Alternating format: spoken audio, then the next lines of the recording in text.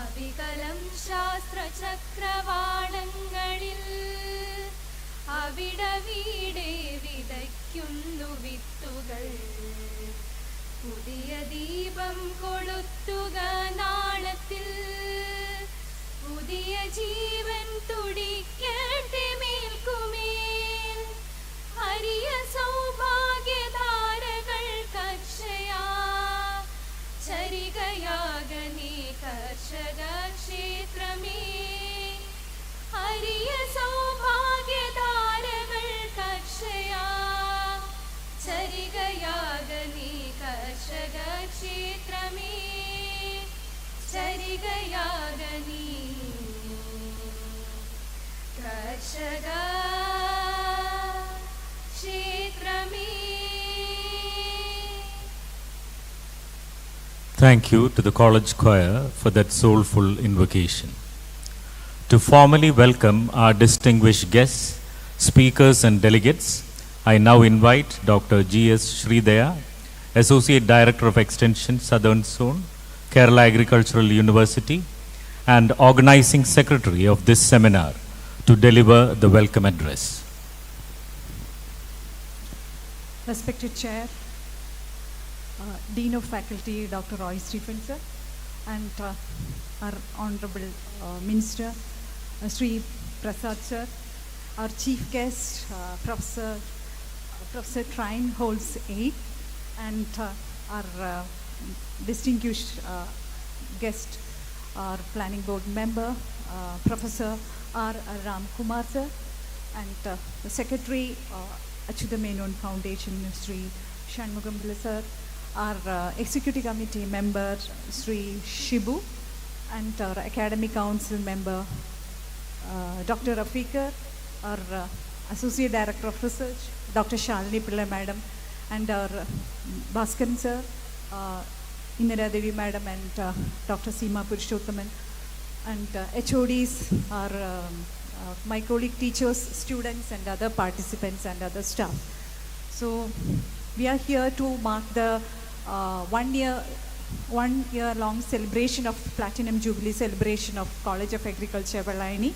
And today is the beginning day, and we begin with the international seminar on sustainable urban and peri-urban agriculture. As you know, as already told, this institution has shaped a lot of excellent and brilliant scientists, agriculture scientists and leaders, and I'm so much proud. I'm a proud alumni, and as the organizing secretary, I humbly dedicate this international seminar to this my alma mater. So, as you know, this international seminar, College of Agriculture, Vellaini, we were celebrating the international seminar in this theme on various dimensions for the past 2 years. And last year, the discussion concluded with the initiation of a master's in urban agriculture. And I'm thankful to Dr. Nitya Rao, who was the chief guest last year. And she linked our Professor Trine to KU, because Professor Trine is from Norwegian University of Life Sciences, and Norwegian University is one of the few universities running masters in urban agriculture.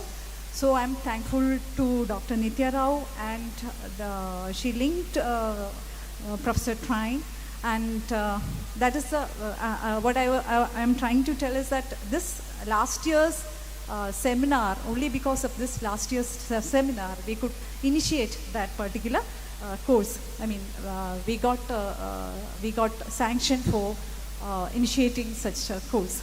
And now, this year's seminar orient on policies as well as some community-led solution for sustainable urban and peri-urban agriculture, which looks for strengthening circularity, resilience, and inclusive nature of urban agriculture. As you know, the circularity means, we have to go for better waste management, for recycling of water, minimum food loss, and also low emission.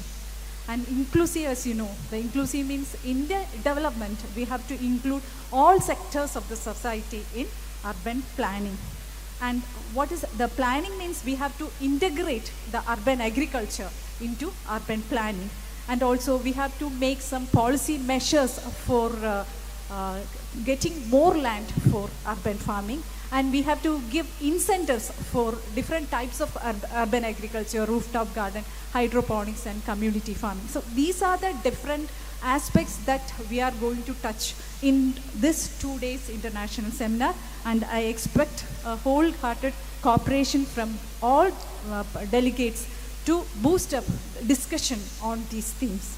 So coming to my duties, so our chair, Dr. Roy Stephenson, was a pillar behind this program and the last 2 days program, last 2 years program, and he was trying hard to get this institution into a highest phase, like ISO certification, etc. So I warmly welcome Dr. Roy Stephenson to this program. And our Honorable Minister, Sri Prasad sir was always there for all this type of program. And as we all know, even before the ministership, he was there in the era of sustainability and agriculture. So he is a famous environmentalist, and I welcome you, sir, for this particular seminar.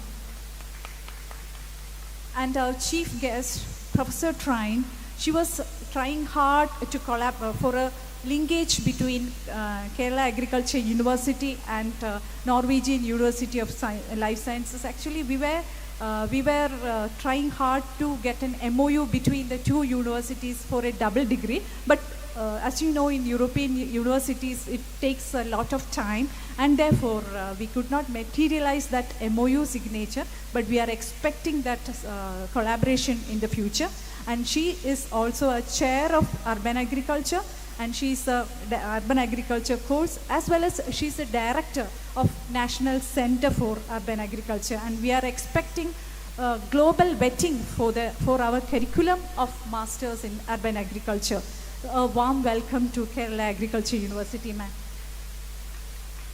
And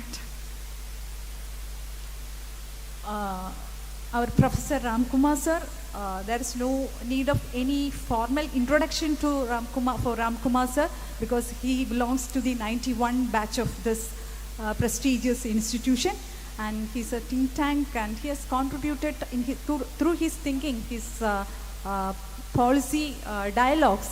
He has contributed a lot to the Kerala's development economy. So very welcome to this particular event, sir. And this particular program, as already announced, is jointly organized by KITE, that is Center for Agriculture Innovation Technology Transfer, College of Agriculture, Vellani, Directorate of Extension, and College of Agriculture, Vellani, in collaboration with two organizations, that is State Horticulture Mission and Achyuta Menon Foundation, a renowned NGO in Kerala. As you know, the State Horticulture Mission was, in the last year also, they were supporting for the conduct of this program along with NABARD. And they are doing a lot of projects in this area of urban agriculture. Especially, as you know, their Arka Gardens, Arka Vertical Garden is very much famous. And their mission director, due to some urgent meeting at Kochi, he has informed that he may not be available. So I welcome their deputy directors there. I welcome deputy director and all the other delegates from State Horticulture Mission. And another, Achyuta Menon Foundation NGO. It's the first time we are collaborating with an NGO for conduct of this seminar. And Achyuta Menon Foundation, it's an NGO in the field of social science research. They are publishing a journal, Social Science in Perspective, for the last 15 years. And they were conducting a center for IGNO, a study center for IGNO. And I remember I personally participated in many of their seminar. In last seminar, Medha Patkar was the chief guest. So they have contributed, even being an NGO, they have contributed rupees 5 lakhs to this for the conduct of this seminar. And I am personally thankful to all the foundation president, secretary, and other foundation members for their support. So I welcome Sri N. Shanmugam Pillai, Secretary of Achyuta Menon Foundation, to this seminar. I welcome Sri Shibu, the Executive Committee member, to this seminar. I also welcome Dr. Rafiqa, our Academic Council member, to this seminar. And I also welcome our Associate Director of Research, Dr. Shalini Pillai Madam, to this seminar. And I welcome our distinguished guest, Dr. C. Bhaskaran sir, Dr. Indira Devi Madam, Dr. Sheetal Patel, to this program. I also welcome the delegates of State Horticulture Mission and Achyuta Menon Foundation to this program. I welcome my HODs and colleague teachers and other staff members, students and participants to this program. Thank you very much. Thank you, Dr. Sridhar ma'am, for setting the tone with your warm and thoughtful words of welcome.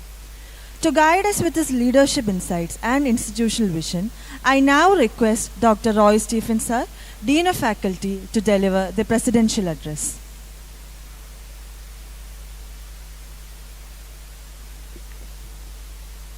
Honorable Minister for Agriculture and Farmers Welfare, Sri P. Prasad, our distinguished guest, Professor Tran from Norwegian University of Life Science, Professor Ramkumar, Sri Shanmugan Pillai, Secretary, Achyuta Menon Foundation, Sri Shibu, Dr. Rafikar, Dr. Shalini Pillai, Dr. Sridhar, other respected teachers, colleagues and my dear students. So it's a very important day for this prestigious institution. As for the understanding of those who have come from other institutions and other states. So College of Agriculture Vellaiyani was established in 1955, which later as the first college of the state of agriculture. And it was converted to, or it became a constituent college of Kerala Agriculture University when the university was established in 1972. So now we have almost 1,400 students, 1,435 students as on date, and 85 faculty members. So we offer programs starting from diploma, postgraduate diploma, then the prestigious BSc Agriculture course, BTech Biotechnology, then MSc and PhD programs in 19 academic departments.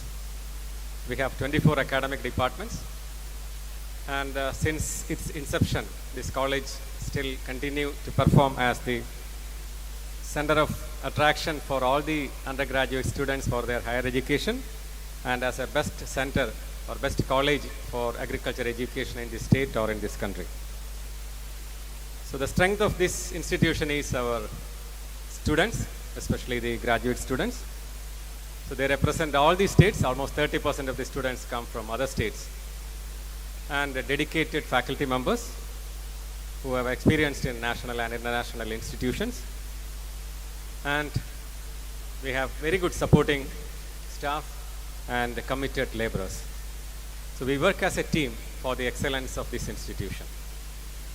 And as Dr. Sridhar has said, to excel or for continued improvement, we are now targeting to get the ISO 21001 certification, which is the best certification for an educational institution. And first level audit is over, and we are approaching that to be the first agriculture college in this country to get the ISO standard for the educational standards that an institution should meet, including the services that we offer to the stakeholders. And our next 5-year plan is to make this institution to be the center of excellence in agriculture extension, agriculture innovations, and agriculture education. So for that, we are now celebrating the 70th year. Very proudly, we organize multiple programs, and Honorable Minister will be inaugurating the 1-year-long Platinum Jubilee celebration of this prestigious Royal Green Institute.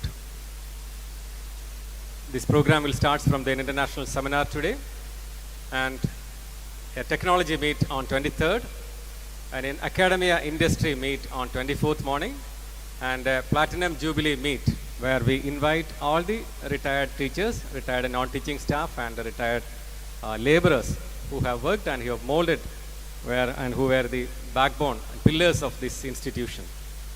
And we require their help for planning for the next 5 years to make our institution, make this College of Agriculture Vellaiyani as the center of excellence in agriculture education. And this particular topic is very relevant and very important. As Dr. Sridhar said, it's a continuation of 2-3 national and international events which we have organized for the last 2-3 days. So urban agriculture, which is a very unique program which Kerala state, as far as Kerala state is concerned, because we don't have a demarcation between urban and rural. So being the agriculture college of this capital city, I think we should take lead in identifying a chair as our chief guest from Norwegian Institute. So we also require a chair so that they can coordinate all the specific activities, because the research which we need to focus on is very unique for an urban agriculture system. Because in undergraduate program we normally study the fertilizer recommendations per hectare basis, and all the plant protection activities, management activities, etc. as a uniform land area. But whereas in urban agriculture, it's tailor-made. So based on the available land, maybe it can be terrace, it can be a balcony, or wherever it is. So we need to concentrate and we need to tailor the needs of the farmer, especially the urban farmers.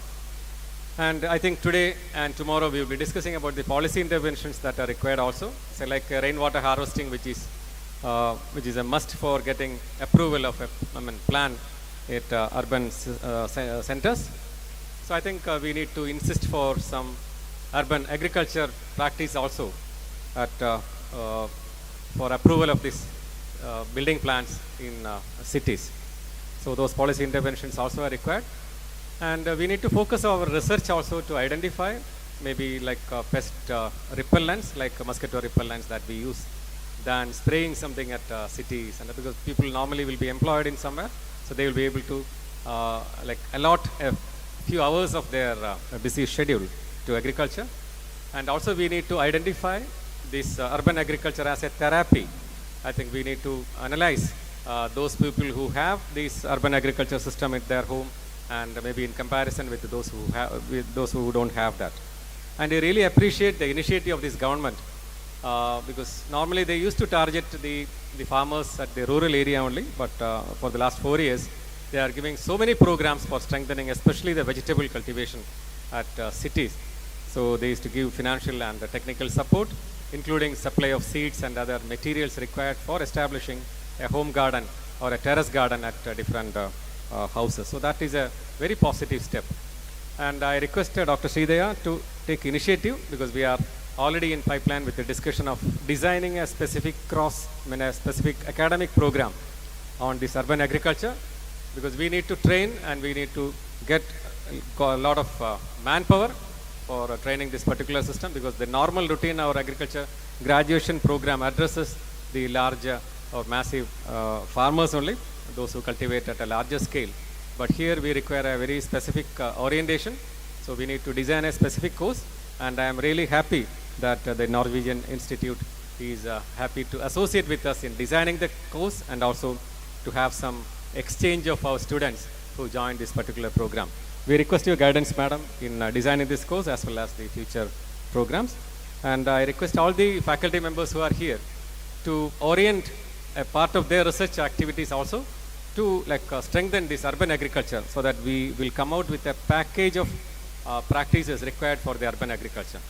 Because we know, like in a larger area where soil is abundant, so we need not worry about the supply of micronutrients and all, where because of the normal weathering process, the micronutrients which are required for the plants, which will be supplied. But normally in cities, we normally grow the plants in containers where the amount of soil available is less. So the nutrient supply by normal weathering, as we study in soil science, so that will not be sufficient to support the plant growth. So we need to understand the nutrient dynamics, the water resources, water use efficiency, etc. So to cater the plant growth and to get maximum output from this urban agriculture. And we need to now cash on the environmental impact of this urban agriculture system, because the reflectants and all will be different, the carbon emission will be different, the food system which is produced under this urban agriculture system is also different, because we don't need to transfer things, because the priority area now is the sustainable agriculture based on the sustainable development goals proposed by United Nations. So I think this is a very good opportunity for Kerala Agriculture University also.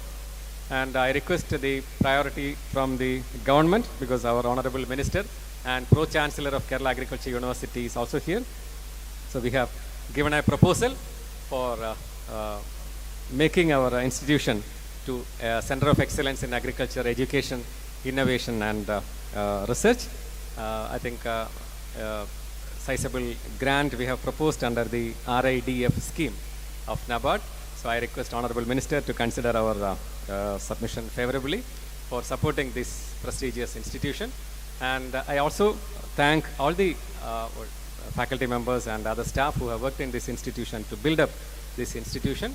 And we thank all the alumni also, because it's a brand actually, the College of Agriculture Vellayanagi. People used to keep it very close to their heart. So wherever we go, we can meet our alumni, and the performance of our graduates are comparable with any other graduates of any other institution. So we are really proud to be this brand of College of Agriculture Vellayanagi, and we look forward to work as a team to make our institution as the center of excellence, at least in the next 3 to 5 years. So thank you. I wish all success for this particular program. Thank you. Thank you, sir, for your inspiring words and for affirming the commitment of Kerala Agricultural University to advancing sustainable urban agriculture. We now have the formal inauguration of the event. We are deeply honored to have with us Shri P. Prasad, Honorable Minister for Agriculture Development and Farmers Welfare, Government of Kerala. May I invite the Honorable Minister to inaugurate the Platinum Jubilee celebration of the College of Agriculture Vellayanagi and this seminar by watering the mango sapling and deliver the inaugural address.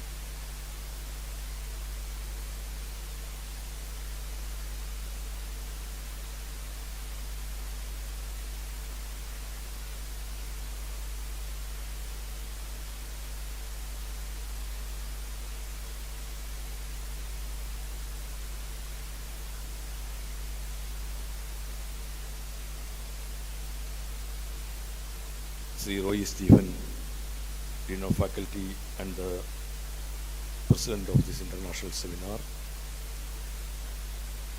Professor Train from the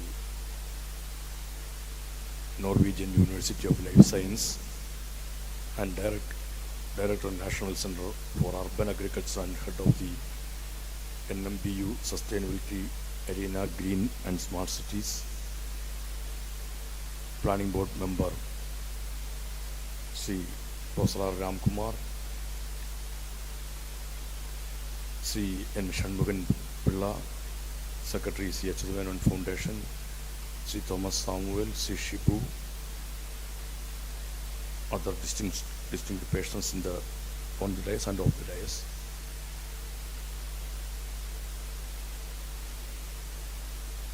It is with immense pride and joy that I stand here today to inaugurate this international seminar on innovative policies and community-led solutions for sustainable urban and peri-urban agriculture. This event holds special significance as we celebrate the 70th years, that is the Platinum Jubilee of Vellayanagi College of Agriculture, Vellayanagi Agricultural College, marking 70 years of its remarkable contributions to agriculture, education, research and innovation. I extend a heartfelt welcome to the dignitaries, especially Dr. Train, to this international seminar on sustainable agriculture and sustainable urban and peri-urban agriculture. It is a coincidence that she is coming from Norway to present the keynote address here. Her former Prime Minister, I don't know the exact pronunciation of the name, Graham Brundtland. Is it true? Brundtland, Graham Brundtland. She was firstly used the word sustainable development. At that time, I believe that was in 1972. The UN appointed her as the chairperson of that World Commission on Development and World Commission on, I don't know the exact name of that commission. Broadband Commission. Broadband Commission. She was the chairperson of that commission. World Commission on Development and Environment. Okay. Other name World Commission on Environment and Development. She was the chairperson of that commission. In that report, she used the word the sustainable development. She was the first female Prime Minister of Norway. ഞാൻ മലയാളത്തിലേക്ക് കയറുന്നതിൻ്റെ ആചാരങ്ങൾ പറയാൻ sustainable ഡെവലപ്മെൻറ്റിനെ Graham ബ്രണ്ട്ലാൻഡ് അവതരിപ്പിക്കുമ്പോൾ ബ്രണ്ട്ലാൻഡ് commission ആ റിപ്പോർട്ടിന് കൊടുത്ത പേര് അവർ common future എന്നായിരുന്നു, നമ്മുടെ പൊതുഭാവി എന്നായിരുന്നു. That was in 1972. സ്റ്റോക്ക്ഹോം കൺവെൻഷനിൽ പങ്കെടുത്തവർ ഈ കാര്യത്തെക്കുറിച്ചെല്ലാം സൂചിപ്പിച്ചതിൻ്റെ ഭാഗമായിട്ടാണ് ഇത്തരം ഒരു കമ്മീഷനിലേക്കെല്ലാം എത്തിയത്. സ്റ്റോക്ക്ഹോം കൺവെൻഷനിൽ at that time Indira Gandhi was the prime minister of India. She participated in that convention, the Stockholm Convention. After that, our country made a significant role and significant some achievements are also made. നമ്മുടെ ഭരണഘടനയിൽ തന്നെ മാറ്റമുണ്ടായി. 42ാം ഭരണഘടനാ ഭേദഗതിയിൽ പരിസ്ഥിതി Indian ഭരണഘടനയുടെ ഭാഗമാവുന്നത് ഇതിന് ശേഷമാണ്. വളരെ വലിയൊരു തുടക്കമായി നമ്മൾ കണ്ടു. പക്ഷേ ഇപ്പോഴും നമുക്ക് ആ സസ്റ്റൈനബിലിറ്റിയിലേക്ക് എത്താൻ കഴിഞ്ഞില്ല. 2023 the UN published a report on the sustainable development goals. There is 17 goals in the SDGs. എങ്ങനെ അത് അച്ചീവ് ചെയ്യും, അതിൻ്റെ ലക്ഷ്യങ്ങളെക്കുറിച്ചെല്ലാം നമ്മൾ പറയുന്നുണ്ട്. സസ്റ്റൈനബിൾ ഡെവലപ്മെൻറ്റ് ഗോൾസിൻ്റെ അവതരണം 2023 അവതരിപ്പിച്ച അതിൻ്റെ ഒരു പശ്ചാത്തലത്തിൽ നിന്നുകൊണ്ടാണ് നമ്മൾ ഈ ഇൻ്റർനാഷണൽ സെമിനാറിനെയും കാണേണ്ടത്. ഇവിടെ ഏറ്റവും പ്രധാനപ്പെട്ടൊരു പ്രശ്നം നമ്മുടെ ഭക്ഷണത്തിൻ്റെ കാര്യമാണ്. 2050 ലോകത്തിലെ ജനസംഖ്യ 1000 കോടിയിലേക്ക് എത്തുമെന്ന് കണക്ക് കൂട്ടുന്നുണ്ട്. അപ്പോൾ എങ്ങനെയായിരിക്കും നമ്മുടെ ഭക്ഷണം ഉണ്ടാവുക? ഒരു വലിയ ഗ്യാപ്പ് പറയുന്നു. 60-70% ഇൻക്രീസ് ഉണ്ടായെങ്കിൽ മാത്രമേ ഭക്ഷണത്തിൻ്റെ കാര്യത്തിൽ പറ്റുകയുള്ളൂ എന്നാണ്. അതിനേതാണ്ടൊരു 596 മില്യൺ ഹെക്ടർ ലാൻഡ് അഡീഷണലായി വേണ്ടിവരും എന്ന് പറഞ്ഞു. ഞാൻ എത്രമാത്രം കാർബൺ എമിഷൻ ഉണ്ടാവും അതിലേക്കൊന്നും ഞാൻ കടക്കുന്നില്ല. അവിടെയാണ് ഈ കാര്യങ്ങൾ നേടാൻ വേണ്ടി എല്ലാം മണ്ണിൽ നിന്ന് എല്ലാം ചെയ്യാൻ പറ്റുമെന്ന് അറിയില്ല. ഏറ്റവും അതിവേഗത്തിൽ നഗരവൽക്കരിക്കപ്പെട്ടുകൊണ്ടിരിക്കുന്ന കേരളത്തിൽ നമ്മൾ അർബൻ അഗ്രികൾച്ചറിനെ കുറിച്ച് പറയുമ്പോൾ ഏതാണ്ട് കേരളം തന്നെ ഒരു നഗരമായി മാറിക്കഴിഞ്ഞിരിക്കുന്ന ഒരു സാഹചര്യത്തിൽ, അല്ലെങ്കിൽ മാറിക്കൊണ്ടിരിക്കുന്ന ഒരു സാഹചര്യത്തിൽ എല്ലാ ഇടങ്ങൾക്കും ഇതിനകത്ത് ഈ തരത്തിൽ കാണേണ്ടതുണ്ട്. അതിനനുസരിച്ച് തരത്തിലൊരു പ്ലാനിങ്ങിലേക്ക് നമ്മൾ പോകേണ്ടത് അത്യന്താപേക്ഷിതമാണ്. എങ്ങനെ നമുക്കതിനെല്ലാം വിനിയോഗിക്കാൻ പറ്റും? അത് ഈ മേഖലയിലെ ജനങ്ങളുടെ കൂട്ടായ്മയോടുകൂടി രൂപപ്പെടുത്താൻ പറ്റും. ഓരോ വീടുകൾ കേന്ദ്രീകരിച്ച് അതിനെ കൊണ്ടുവരാൻ പറ്റും. അതിനായി പ്രത്യേകമായ സഹകരണ സംവിധാനങ്ങളെ രൂപപ്പെടുത്തിയെടുക്കാൻ പറ്റും. അങ്ങനെയെല്ലാം നമുക്കാവശ്യമായ ഭക്ഷണം നമുക്കതിനെ ഉൽപ്പാദിപ്പിക്കാൻ കഴിയുമോ എന്ന് നമ്മൾ നോക്കേണ്ടതുണ്ട്. അതല്ലാതെ എല്ലാത്തിനും നമുക്ക് മറ്റുള്ളവരെ ആശ്രയിക്കുന്ന തരത്തിലേക്ക് എത്തുമ്പോൾ അത് വലിയ പ്രതിസന്ധിയും നമുക്ക് തീർക്കുന്നുണ്ട്. ആരോഗ്യമുള്ള ഒരു സമൂഹത്തെ വാർത്തെടുക്കാൻ ആരോഗ്യമുള്ള ഒരു പ്രകൃതി അത്യന്താപേക്ഷിതമാണ്. അത്തരമൊരു പ്രകൃതിയെ കൂടി കണക്കിലെടുത്തുകൊണ്ട് മാത്രമേ ഈ വികസന ലക്ഷ്യങ്ങളിലേക്ക് എത്താൻ പറ്റുള്ളൂ. ഈ കാര്യം വളരെ നേരത്തെ തന്നെ കണ്ട ഒരാളാണ് ശ്രീ C. അച്യുതമേനോൻ എന്ന മനുഷ്യൻ. അത് നമ്മുടെ സംസ്ഥാനത്തിൻ്റെ പദ്ധതികളിൽ എങ്ങനെയാണ് അത് പ്രതിഫലിക്കേണ്ടത് എന്ന് അച്യുതമേനോൻ എന്നെ വളരെ ദീർഘവീക്ഷണത്തോടുകൂടി കണ്ടു. അതുകൊണ്ടാണ് കേരളത്തിൽ നമുക്കൊരു അഗ്രികൾച്ചർ യൂണിവേഴ്സിറ്റിയുടെ തുടക്കക്കാരനായിട്ട് അദ്ദേഹം വരുന്നത്. അതൊരു യൂണിവേഴ്സിറ്റി കാര്യത്തിൽ മാത്രമല്ല, കാർഷിക മേഖലയിലേക്കുള്ള ഇപ്പം 1957 ഗവൺമെൻറ് രൂപീകരിക്കുമ്പോൾ കൃഷിക്ക് പ്രത്യേകമായ വകുപ്പ് പറയലും കൃഷിയുടെ വകുപ്പ് ചുമതല സി അച്യുതമേനോനായിരുന്നു. അന്നാണ് നമ്മൾ പറയുന്ന വലിയ പ്രതിസന്ധികൾ നമ്മൾ നിൽക്കുന്നിടത്ത് നമ്മൾ കാണുന്ന ശീമക്കൊന്ന വാരം ഒക്കെ ആചരിക്കുന്ന തരത്തിലേക്ക് എത്തിയത് മുഖ്യമന്ത്രി സഭ VMS അടക്കമുള്ളവർ ആ പരിപാടിയിൽ പങ്കാളിയാവുന്ന തരത്തിലേക്കും കേരളത്തിൻ്റെ ഇത്തരം പ്രതിസന്ധി നിൽക്കുന്നിടത്ത് എങ്ങനെയാണ് ഇത്തരം ക്രൈസിസുകളെ മാനേജ് ചെയ്യുക നമ്മൾ കണ്ടതെല്ലാം. അപ്പോൾ ഇവിടെ ഒരു സസ്റ്റൈനബിൾ ഡെവലപ്മെൻ്റ് എന്ന് ലോകം പറയുന്നൊരു കാര്യത്തിനകത്ത് ഇതിനൊരു പൊളിറ്റിക്സ് ഉണ്ട് എന്ന് കണ്ട് ആ ഒരു പൊളിറ്റിക്സ് തീർച്ചയായിട്ടും ഒരു മുതലാളിത്ത വികസന പാതയിലൂടെ നമുക്ക് അത്തരം കാര്യങ്ങളിലേക്ക് എത്താൻ പറ്റില്ല. മുതലാളിത്ത വികസന പാത എല്ലായിടത്തും ലാഭം ലാഭം ലാഭം എന്നാണ് നോക്കുന്നതെല്ലാം. അപ്പോൾ എല്ലാത്തിലും ലാഭം മാത്രം ദർശിക്കുന്ന ഒരു മുതലാളിത്ത വികസന പാതയ്ക്ക് ഒരിക്കലും ഒരു സസ്റ്റൈനബിൾ ഡെവലപ്മെൻറ്റ് ഗോൾസ് അച്ചീവ് ചെയ്യാൻ പ്രയാസമായിരിക്കും. ഏറ്റവും വലിയ ഒരു ഒന്നാമത്തെ SDG തന്നെ പറഞ്ഞത് പോവർട്ടിയുടെ കാര്യമാണ് പറയുന്നതെല്ലാം. അപ്പോൾ ഇങ്ങനെ ഹെൽത്താണ്, ആരുടെയാണ് ഹെൽത്തിൻ്റെ കാര്യം പറയുക? സമൂഹത്തിൽ ഏറ്റവും സാധാരണക്കാരായ മനുഷ്യരുടെ വരെ ആരോഗ്യത്തെ കണക്കിലെടുക്കുമ്പോൾ അങ്ങനെ മാത്രമേ ഒരു സസ്റ്റൈനബിൾ ഡെവലപ്മെൻറ്റ് ഗോൾസിലേക്ക് എത്തുകയുള്ളൂ. അങ്ങനെ എത്തണമെങ്കിൽ നമ്മൾ കാണുന്ന ഒരു മുതലാളിത്ത വികസന പാതയിലൂടെ അങ്ങോട്ട് മുമ്പോട്ട് പറ്റില്ല. അത് നമുക്ക് എത്രയോ ഉദാഹരണങ്ങൾ നമ്മുടെ മുമ്പിൽ, അനുഭവങ്ങൾ നമ്മുടെ മുമ്പിലുണ്ട്. അതുകൊണ്ട് ഇതിനെ കണ്ടിട്ടാണ് ഇത്തരമൊരു ഭരണക്രമത്തിൽ നിന്നുകൊണ്ട് തന്നെ എങ്ങനെ അതിനെ ഇടപെടാൻ പറ്റുമെന്ന് അച്യുതമേനോൻ കാണിച്ചു തരുന്നത്. അതിൻ്റെ ഭാഗമായി കാർഷിക മേഖലയിൽ തന്നെ ഇടപെടൽ എങ്ങനെയാണ്, ആധുനിക സാങ്കേതികതകളെയും ആധുനിക സംവിധാനങ്ങളെയും നമുക്ക് ഉപയോഗപ്പെടുത്തേണ്ടതുണ്ട്. അപ്പം മെക്കനൈസേഷൻ ഒരു പ്രധാനപ്പെട്ട കാര്യം. എൻ്റെയൊക്കെ ഒരു സ്കൂൾ കോളേജ് കാലത്ത് കുട്ടനാട്ടിലേക്ക് ഏറ്റവും വലിയ പ്രശ്നം കൊയ്ത്തിന് ഇറങ്ങാനുള്ള ആൾക്കാരുടെ ബഹളമാണ്. കൊയ്ത്തിന് ജോലി കിട്ടണമെന്ന് ആൾ നിൽക്കുന്നില്ല. ഇന്ന് കൊയ്യാൻ ആളില്ല നമുക്ക്. കാരണം ഇവിടെയാണ് യന്ത്രവൽക്കരണത്തിൻ്റെ കാര്യത്തിൽ വളരെ ദീർഘവീക്ഷണത്തോടുകൂടി അച്യുതമേനോൻ കാണുന്നത്. ഇപ്പോൾ കാംഗോ ഉണ്ടാവുന്നതൊക്കെ അതിൻ്റെ അടിസ്ഥാനത്തിലാണ് ഒരു സംവിധാനത്തൊക്കെ രൂപപ്പെടുത്തി എടുക്കുന്നതെല്ലാം. അപ്പോൾ ഇങ്ങനെ ആധുനിക രീതികളെ ഇപ്പോഴും നമുക്ക് അതിനനുസരിച്ച് കൊണ്ടുവരണ്ടേ? ഇപ്പം സെൻസറുകൾ, ഇൻ്റർനെറ്റ് ഓഫ് തിങ്സ്, നമ്മൾ ആർട്ടിഫിഷ്യൽ ഇൻ്റലിജൻസ്, ഈ ബിഗ് ഡാറ്റാസ്, നമ്മൾ പറയുന്ന ഡ്രോണ്, ഇതെല്ലാം ഉപയോഗപ്പെടുത്തിക്കൊണ്ടുള്ള ഒരു സ്മാർട്ട് ഫാമിങ്ങിലേക്ക് നമ്മൾ പോകേണ്ടതുണ്ട്. ആ സ്മാർട്ട് ഫാമിംഗ് ആണ് നമുക്കൊരു സുസ്ഥിരതയെ സംഭാവന ചെയ്യാൻ വേണ്ടി ഇപ്പോൾ ഉപയോഗിക്കാൻ പറ്റുമോ? എങ്ങനെയെല്ലാം ഉപയോഗിക്കാൻ പറ്റും? ഇപ്പം നഗരകേന്ദ്രീകൃതമായിക്കൊണ്ടിരിക്കുന്നൊരിടത്ത് കൃഷി എങ്ങനെയാണ്? പൂർണ്ണമായി നമുക്ക് മണ്ണിനെ മാത്രം, ഞങ്ങളിപ്പം മാവിന് നനയ്ക്കുമ്പോൾ ഞാൻ പ്രൊഫസർ രാംകുമാറിനോട് പറഞ്ഞു, നമുക്ക് പ്രസിഡന്റ് ഫാമിങ്ങിന് തുള്ളി തന്നെയാണ്, തുള്ളി തന്നെ എത്ര തുള്ളി വേണം അതനുസരിച്ചാണ് നമ്മൾ, പക്ഷേ ഉദ്ഘാടനത്തിന് നമ്മൾ കൊടുക്കുന്നുള്ളേ ഉള്ളൂ. അപ്പോൾ എത്ര ഒരു സസ്യത്തിന് വേണ്ട എത്ര വെള്ളത്തിൻ്റെ അളവ്, ഇതെല്ലാം കണക്ക് കൂട്ടിക്കൊണ്ട് നമ്മുടെ മൊബൈൽ ഫോണിൽ ഇപ്പോൾ ഓഫീസിലേക്ക് പോകുന്ന ഒരാൾക്ക് ആ ഓഫീസിൽ പോയി ഇരുന്ന് പോലും തൻ്റെ അല്പമെങ്കിലുമുള്ള ഒരു കൃഷിയിടത്തെ നിയന്ത്രിക്കാൻ പറ്റുന്ന തരത്തിലേക്ക് IoTയുടെ സാധ്യതകളൊക്കെ അനന്തമായ സാധ്യതകളുള്ള ഒരിടത്ത് അങ്ങനെല്ലാം ഓരോരുത്തർക്കും പങ്കാളികളാവാൻ പറ്റും. അങ്ങനെ പങ്കാളികളായി നമുക്കൊരു സുസ്ഥിരതയെ നമ്മുടെ നഗര കേന്ദ്രീകൃതമായി നിൽക്കുന്നൊരിടത്ത് ആ ഒരു സുസ്ഥിര കൃഷിയിലേക്ക് എത്താനുണ്ട്. ആ സുസ്ഥിര കൃഷി ഒരു ആരോഗ്യത്തിൻ്റെ സുസ്ഥിരതയെയും ഭാവിയെ സുസ്ഥിരമാക്കുന്നതിനും ഉപകരിക്കുന്ന തരത്തിലേക്ക് കൊണ്ടുവരിക എന്നുള്ളതാണ്. അതിനാവശ്യമായ സഹായങ്ങൾ എങ്ങനെയെല്ലാം ചെയ്യാൻ പറ്റും, എന്തെല്ലാം മാതൃകകൾ നമുക്ക് സ്വീകരിക്കാൻ പറ്റും. നമുക്ക് ആ മാതൃകകൾ സ്വീകരിക്കുന്നിടത്ത് മനുഷ്യൻ്റെ ആരോഗ്യവുമായി ബന്ധപ്പെടുത്തി പറയുമ്പോൾ ഇപ്പോൾ ICMRൻ്റെ തന്നെ ഏറ്റവും 2024 2024 October or November they published a letter that was the latest report from the ICMR. അത് നാഷണൽ ഇൻസ്റ്റിറ്റ്യൂട്ട് ഓഫ് ന്യൂട്രീഷനുമായി ചേർന്നുകൊണ്ട് നടത്തിയൊരു സ്റ്റഡി റിപ്പോർട്ടാണ്. അതിൽ പറഞ്ഞത് 56.4% രോഗങ്ങളുടെയും കാരണം അൺഹെൽത്തി ഡയറ്റ് എന്നാണ് പറഞ്ഞിരിക്കുന്നത്. അപ്പോൾ ഈ അൺഹെൽത്തി ഡയറ്റിനെ എങ്ങനെയാണ് അഡ്രസ്സ് ചെയ്യാൻ പറ്റുക?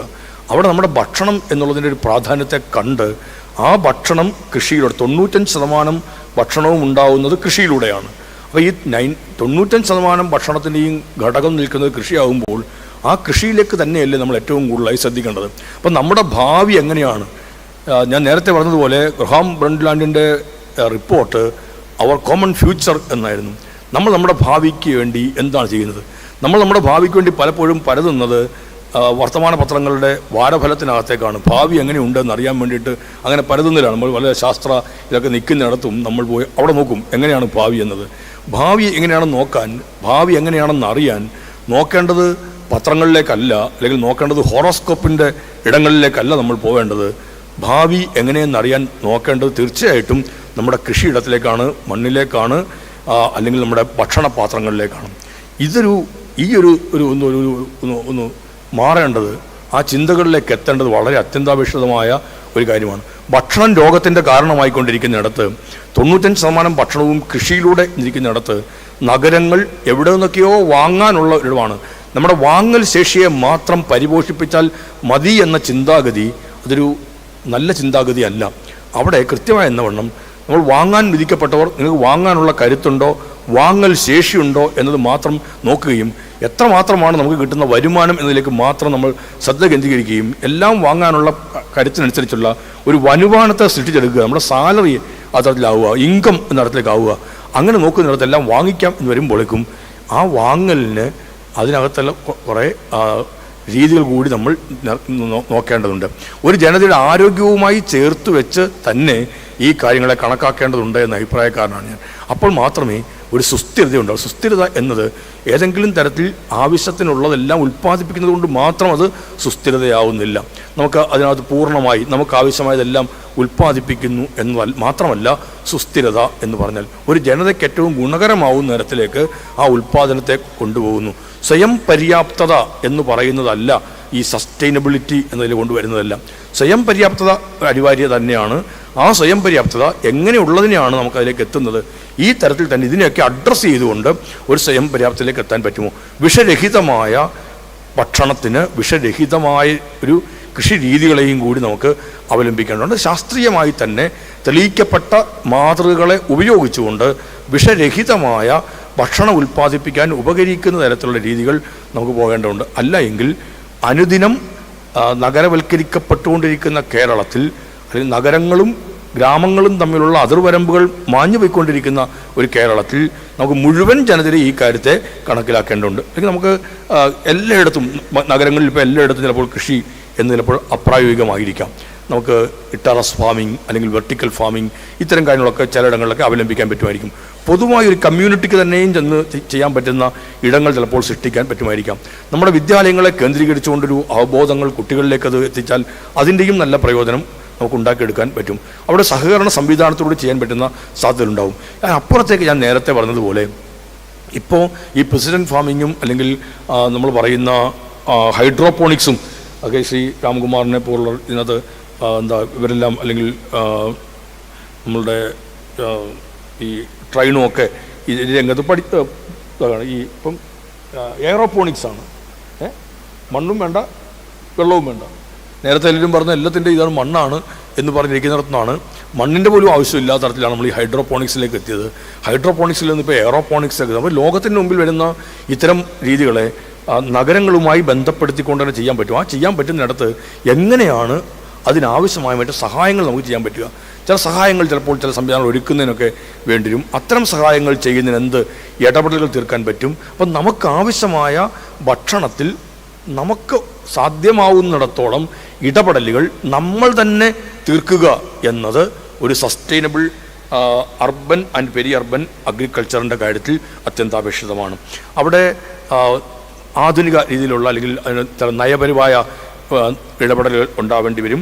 അതേപോലെ തന്നെ സമൂഹത്തിൻ്റെ മൊത്തത്തിലുള്ള ചില സംവിധാനങ്ങളുടെ ഏർപ്പെടലുകൾ ഉണ്ടാവേണ്ടി വരും.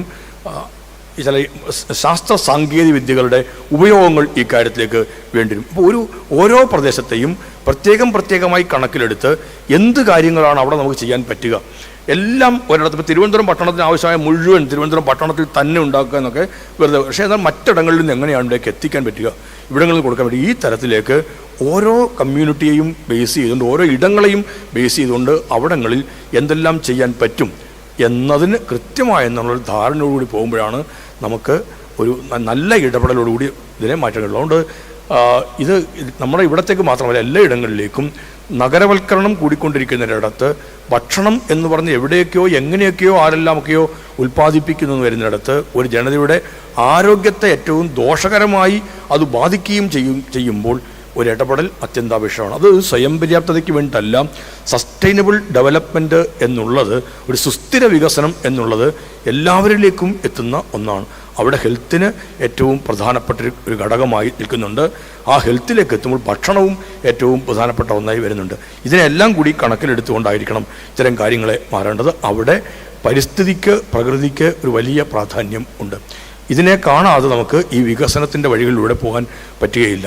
അതുകൊണ്ട് തന്നെയാണ് ഇത് നാളേക്ക് കൂടി വേണ്ട ഒന്നാണ്. സുസ്ഥിരത എന്ന് പറയുന്നത് ഇന്നിൻ്റെ ആവശ്യകതയെ നാളേക്ക് വേണ്ടിയുള്ള, അല്ലെങ്കിൽ നാളേക്ക് ഒരു ബുദ്ധിമുട്ടും ഉണ്ടാവാത്ത തരത്തിൽ നമുക്കെങ്ങനെ അതിനെ എടുക്കാൻ പറ്റുമെന്നുള്ളതാണ് ഒരു സസ്റ്റൈനബിൾ ഡെവലപ്മെൻറ്റ് എന്നതിൽ കണക്കാക്കുന്നത്. ഇന്ന് നിലനിൽക്കുന്നവരുടെയും എല്ലാ ആവശ്യങ്ങളെയും പരിഹരിക്കാൻ ഉപകരിക്കുന്ന തരത്തിലുള്ള ഇടപെടലുകളെല്ലാം നടത്താം. ആ ഇടപെടലുകൾ നാളെ വരാൻ പോകുന്ന ഒരാൾക്ക് പോലും ബുദ്ധിമുട്ടാവുന്ന തരത്തിലേക്ക് ആവരുത്. എന്ന് വെച്ചാൽ ഈ പ്രകൃതിക്ക് പരിക്കേൽപ്പിക്കാതെ അല്പം പോലും ഒന്നും എടുക്കാൻ പാടില്ല, ഒരു മണ്ണിൽ പോലും തൊടാൻ പാടില്ല, ഒന്നും എടുക്കാൻ പാടില്ല, ഒരു മരം പോലും എടുക്കാൻ പാടില്ല എന്നൊന്നുമല്ല. അതൊക്കെ ഒരു ചില മൗലികവാദങ്ങളുണ്ട്.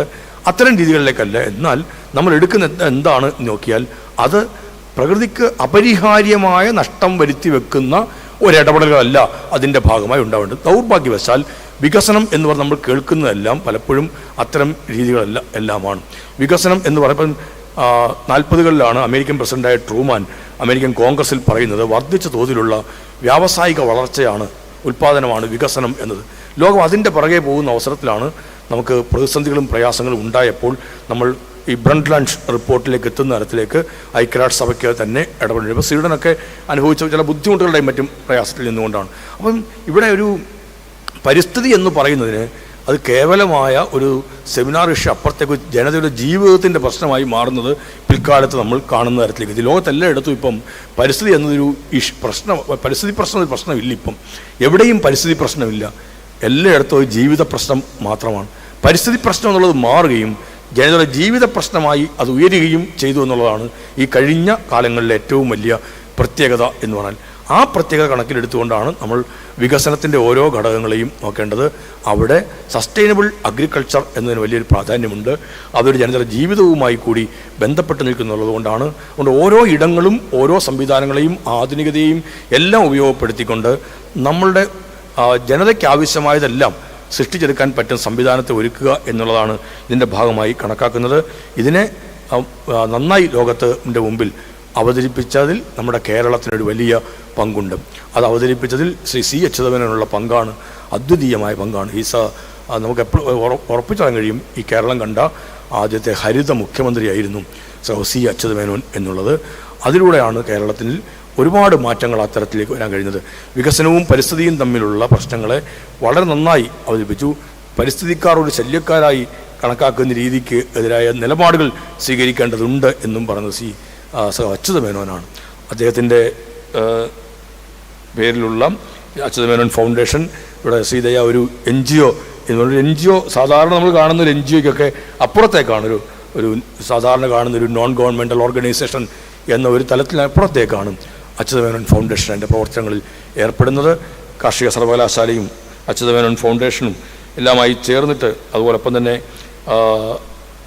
Centre for agriculture innovations and technology transfer അത് CAITTയും എല്ലാം കൂടി ചേർന്നിട്ട് ഈ സെമിനാർ സംഘടിപ്പിക്കുമ്പോൾ വളരെ സന്തോഷമുണ്ട്.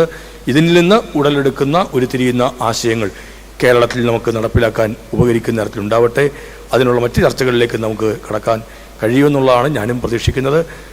ഒരിക്കൽ കൂടി എല്ലാ സന്തോഷവും രേഖപ്പെടുത്തിക്കൊണ്ട് ഞാൻ എൻ്റെ വാക്കുകൾ അവസാനിപ്പിക്കുന്നു. ഈ സെമിനാർ ഔപചാരികമായി ഉദ്ഘാടനം ചെയ്തതായി അറിയിക്കുന്നു. Thank you, sir.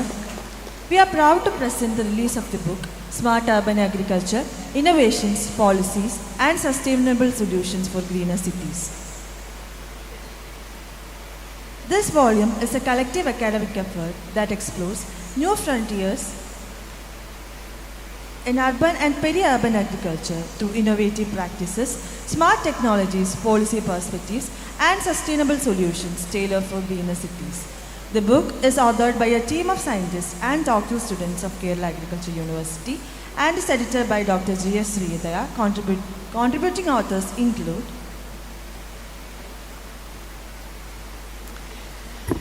Thank you very much.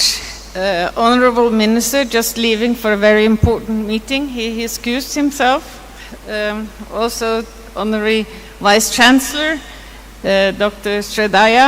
I'm very honored to be here and speak to you, the rest of you, the distinguished guests and faculty and students of Kerala Agricultural University.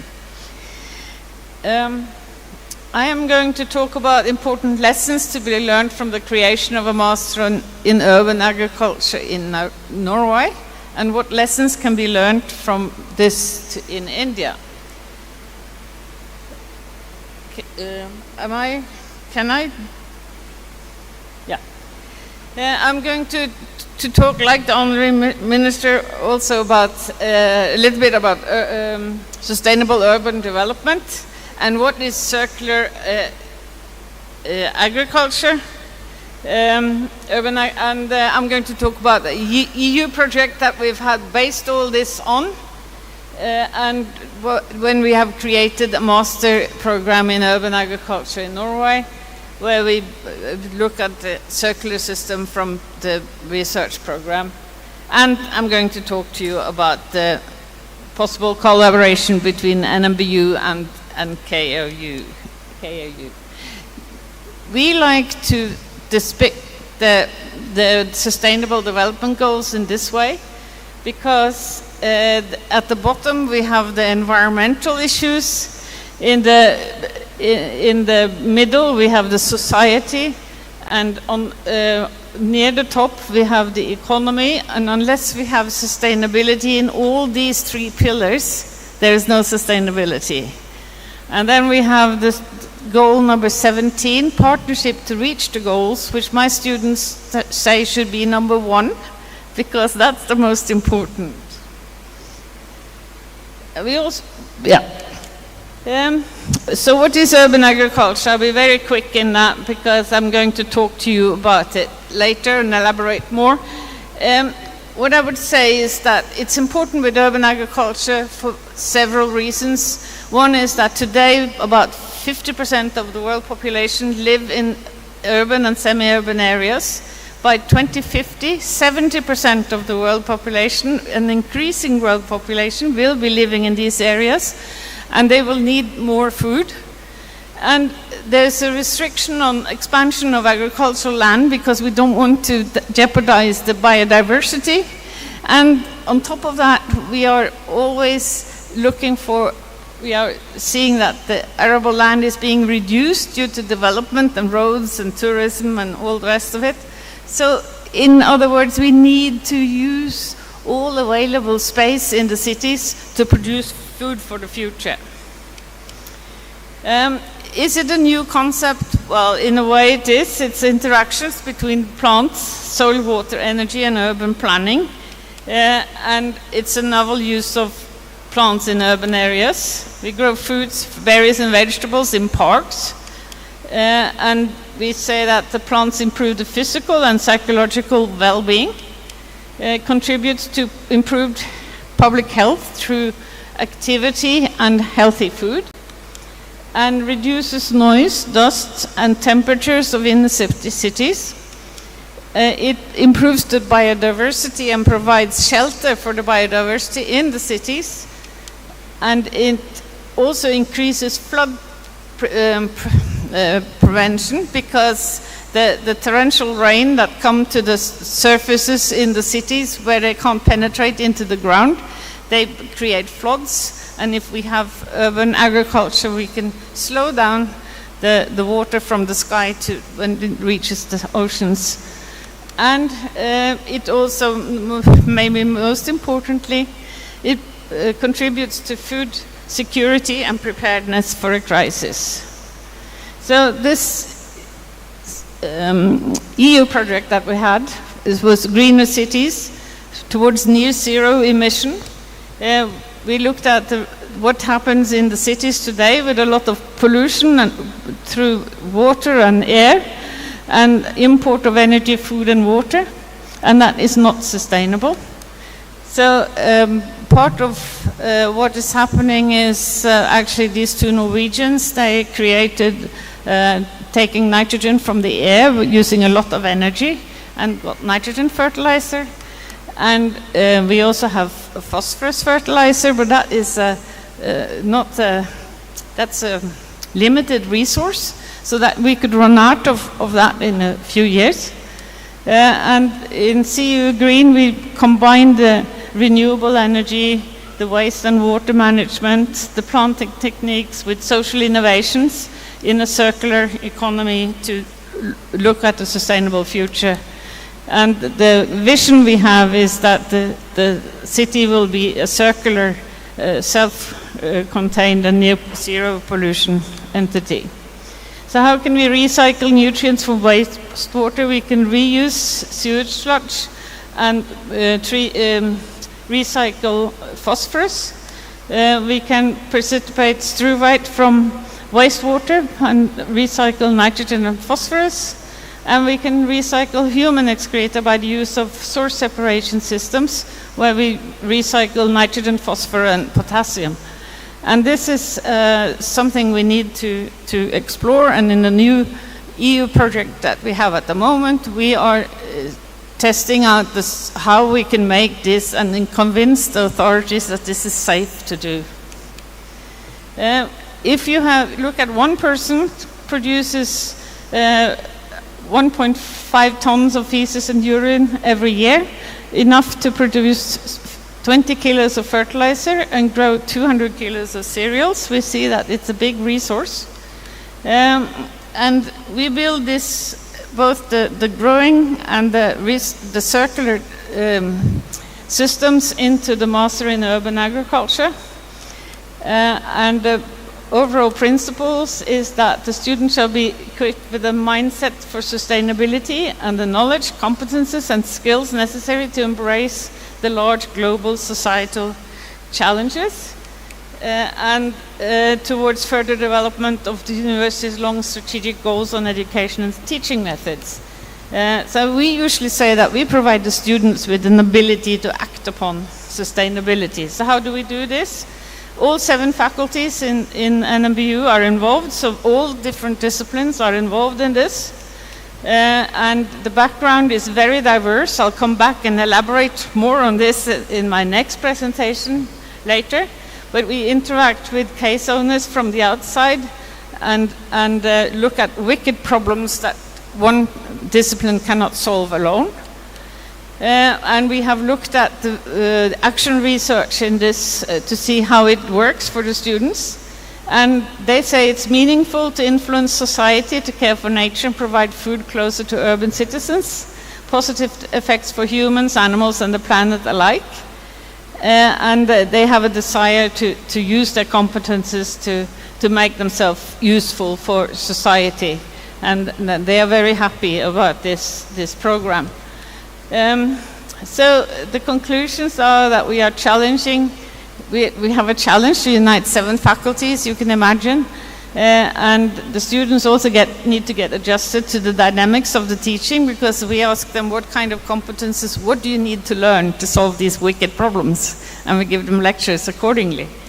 And the core teachers need to be present, and evaluating the master thesis is actually a huge problem, because all the disciplines are very narrow in their examination, and they don't see the whole picture. So we have to train the examiners too. But on the other hand, the students have high satisfaction rates. They learn not only the facts and disciplines, but how to combine them. They value the diversity in the class, and let me add, if we have an exchange with Kerala Agricultural University, you will provide another dimension of diversity in the class, which is very valuable. And the case owners are also value the input from the students. So what implications does this have for collaboration? We opened up for international students last year, and for example, we have an Italian student who came to us because he said that this is the only master in urban agriculture in Europe. And so the diversity in the classroom increases, and the international perspectives becomes more and more important. And the exchange goes both ways. Our Norwegian students are very interested to come to Kerala, and I've spoken to students here. They are very interested to come to Norway. So it's a very good foundation for this, and we should aim for an MOU where your students can be given a double degree for a full year program, or another option is to come for a semester or 2 during their master's degree here, and then come back and fulfill their master's here. Yeah. So your students are very welcome and will bring valuable enrichment to our study program. Thank you very much. Thank you very much, Professor Trine Ose Eid, for her encouraging keynote address. She is the program chair for the Master's Program in Urban Agriculture, Norwegian University of Life Sciences, and Director of the National Center for Urban Agriculture, Norway. She is also a leading voice in global sustainability education and city resilience. Her presence today marks the beginning of a valuable academic partnership with Kerala Agricultural University. Now, may I invite Professor A. Ramakumar, Professor at the Tata Institute of Social Sciences and non-ministerial member of the State Planning Board, Government of Kerala, to kindly offer his reflections. എല്ലാവർക്കും നമസ്കാരം. അടുപ്പിച്ച് 2 തവണ സംസാരിക്കാൻ നിങ്ങളോട് ആവശ്യപ്പെടുമ്പോൾ അതിലേതെങ്കിലും ഒരെണ്ണം 2 മിനിറ്റിൽ കൂടരുത് എന്ന് പണ്ടേ പഠിച്ചിട്ടുള്ളതാണ്. അപ്പോൾ അടുത്ത ഒരു സെഷനിൽ കൂടി സംസാരിക്കേണ്ടതുള്ളത് കൊണ്ട് 2 മിനിറ്റിൽ കൂടുതൽ സംസാരിക്കാൻ ഞാൻ ഉദ്ദേശിക്കുന്നില്ല. ഒന്നാമതായിട്ട് 70 വർഷം പൂർത്തിയാക്കുന്ന ഞാൻ എൻ്റെ ജീവിതത്തിൻ്റെ ഏറ്റവും നല്ല ഭാഗം ചെലവഴിച്ച ഈ വിദ്യാലയത്തിലേക്ക് മടങ്ങി വരാൻ സാധിച്ചതിലുള്ള അങ്ങേയറ്റം സന്തോഷം, അഭിമാനം ആദ്യം തന്നെ രേഖപ്പെടുത്തിക്കൊള്ളട്ടെ. ക്ഷണിച്ച ഡോക്ടർ റോയ് സ്റ്റീഫൻ അദ്ദേഹത്തിനോടുള്ള എൻ്റെ നന്ദിയും ആദ്യം തന്നെ രേഖപ്പെടുത്തിക്കൊള്ളട്ടെ. നമ്മളൊക്കെ വളർന്നു വരുമ്പോൾ നമ്മൾ പഠിച്ചിട്ടുള്ളൊരു കോട്ടാണ് മഹാത്മാഗാന്ധിയുടേത്. ഇന്ത്യയുടെ ആത്മാവ് ജീവിക്കുന്നത് ഗ്രാമങ്ങളിലാണ് എന്ന് നമ്മളെപ്പോഴും പറഞ്ഞു കേട്ടിട്ടുണ്ട്. പക്ഷേ അടുത്ത കുറച്ച് വർഷങ്ങൾക്കുള്ളിൽ മഹാത്മാഗാന്ധി പറഞ്ഞത് എക്സ്പയർ ആയി പോകും എന്നാണ് പൊതുവിൽ എല്ലാ കണക്കുകളും നമ്മളോട് കാണിക്കുന്നത്. ഇന്ത്യയുടെ ആത്മാവ് നഗരങ്ങളിലാവും കൂടുതലും ജീവിക്കുക അടുത്ത കുറച്ച് വർഷങ്ങൾക്കുള്ളിൽ. ലോകത്ത് 2050 ആകുമ്പോഴേക്ക് ഏകദേശം 68 മുതൽ 70% വരെയുള്ള ജനത ജീവിക്കുന്നത് നഗരങ്ങളിലാവാൻ സാധ്യതയുണ്ട്. ഈ പുതുതായി നഗരങ്ങളിലേക്ക് വരാൻ സാധ്യതയുള്ള ജനങ്ങളിൽ 90% ജീവിക്കാൻ പോകുന്നത് ഏഷ്യ അല്ലെങ്കിൽ ആഫ്രിക്ക എന്നീ 2 ഭൂഖണ്ഡങ്ങളിലായിരിക്കും. അപ്പോൾ വലിയ രൂപത്തിലുള്ള നാഗരികവൽക്കരണത്തിൻ്റെ ഒരു വളർച്ച ലോകമെമ്പാടും ഉണ്ടാവും എന്നുള്ളത് തീർച്ചയാണ്. ഇന്ത്യയുടെ കാര്യമെടുത്താൽ 2030 ആകുമ്പോൾ തന്നെ ഏകദേശം 40% ജനത ജീവിക്കുന്നത് നഗരങ്ങളിലാവും എന്നാണ് പ്രൊജക്ഷൻസ് നമ്മളോട് പറയുന്നത്. ഈ ഒരു സാഹചര്യത്തിൽ നമ്മൾ നോക്കുമ്പോൾ ഏകദേശം 68 കോടി ജനങ്ങളോളം നഗരങ്ങളിൽ ജീവിക്കുന്ന ഒരു രാജ്യത്താണ് നമ്മൾ ജീവിക്കേണ്ടി വരിക എന്ന് ഓർക്കുമ്പോൾ ഗാന്ധിയെ മറക്കുക മാത്രമല്ല, മറിച്ച് പുതിയ ചില വെല്ലുവിളികൾ നമ്മുടെ മുൻപിൽ ഉയർന്നു വരുന്നുണ്ട് എന്നുള്ളതാണ് ഏറ്റവും പ്രധാനം. കാരണം ഈ 68 കോടി ജനങ്ങൾ ഇന്ത്യയിൽ നഗരങ്ങളിലാണ് ജീവിക്കുന്നതെങ്കിൽ അവർ ഭക്ഷിക്കേണ്ട ഭക്ഷണം ആരുൽപ്പാദിപ്പിക്കും, എവിടെ ഉൽപ്പാദിപ്പിക്കും, എങ്ങനെ ഉൽപ്പാദിപ്പിക്കും, എത്ര ഉൽപ്പാദിപ്പിക്കും എന്ന വളരെ അടിസ്ഥാനപരമായ ചോദ്യങ്ങൾ നമ്മുടെ മുൻപിൽ ഉണ്ടാവും. അതിന് ഉത്തരം കണ്ടെത്തുക എന്നതാണ് ഈ ഇന്നത്തെയും നാളത്തെയും സെമിനാറിൻ്റെ ഒരു പ്രധാനപ്പെട്ട ചോദ്യമായിട്ട് ഞാൻ എൻ്റെ മനസ്സിൽ കാണുന്നത്. രണ്ടാമത്തേത്, ഈ നഗരവൽക്കരണം വളരെ വേഗത്തിൽ നടക്കുമ്പോഴും ഈ നഗരങ്ങളിലെ ജനങ്ങൾ എന്ന് പറയുന്നത് അവർ ആവശ്യത്തിന് ഭക്ഷണം കഴിക്കുന്നുണ്ടോ എന്ന് ചോദിച്ചു കഴിഞ്ഞാൽ ഇല്ല എന്നാണ് ഉത്തരം. വലിയ രൂപത്തിലുള്ള സ്ത്രീകൾക്കിടയിലെ അനീമിയ ആയാലും, കുട്ടികൾക്കിടയിലെ പോഷകാഹാരക്കുറവായാലും, അണ്ടർവെയ്റ്റ് ആയിട്ടുള്ള കുട്ടികളുടെ എണ്ണം എടുത്താൽ, സ്റ്റണ്ടഡ് ആയിട്ടുള്ള കുട്ടികളുടെ എണ്ണം എടുത്താൽ, വേസ്റ്റഡ് ആയിട്ടുള്ള കുട്ടികളുടെ എണ്ണം എടുത്താൽ അതിൽ വലിയൊരു വിഭാഗം ജീവിക്കുന്നത് ഗ്രാമങ്ങളിലുണ്ട് എങ്കിൽ പോലും നഗരങ്ങളിൽ കൂടിയുണ്ട് എന്നുള്ളതാണ് ഏറ്റവും പ്രധാനം.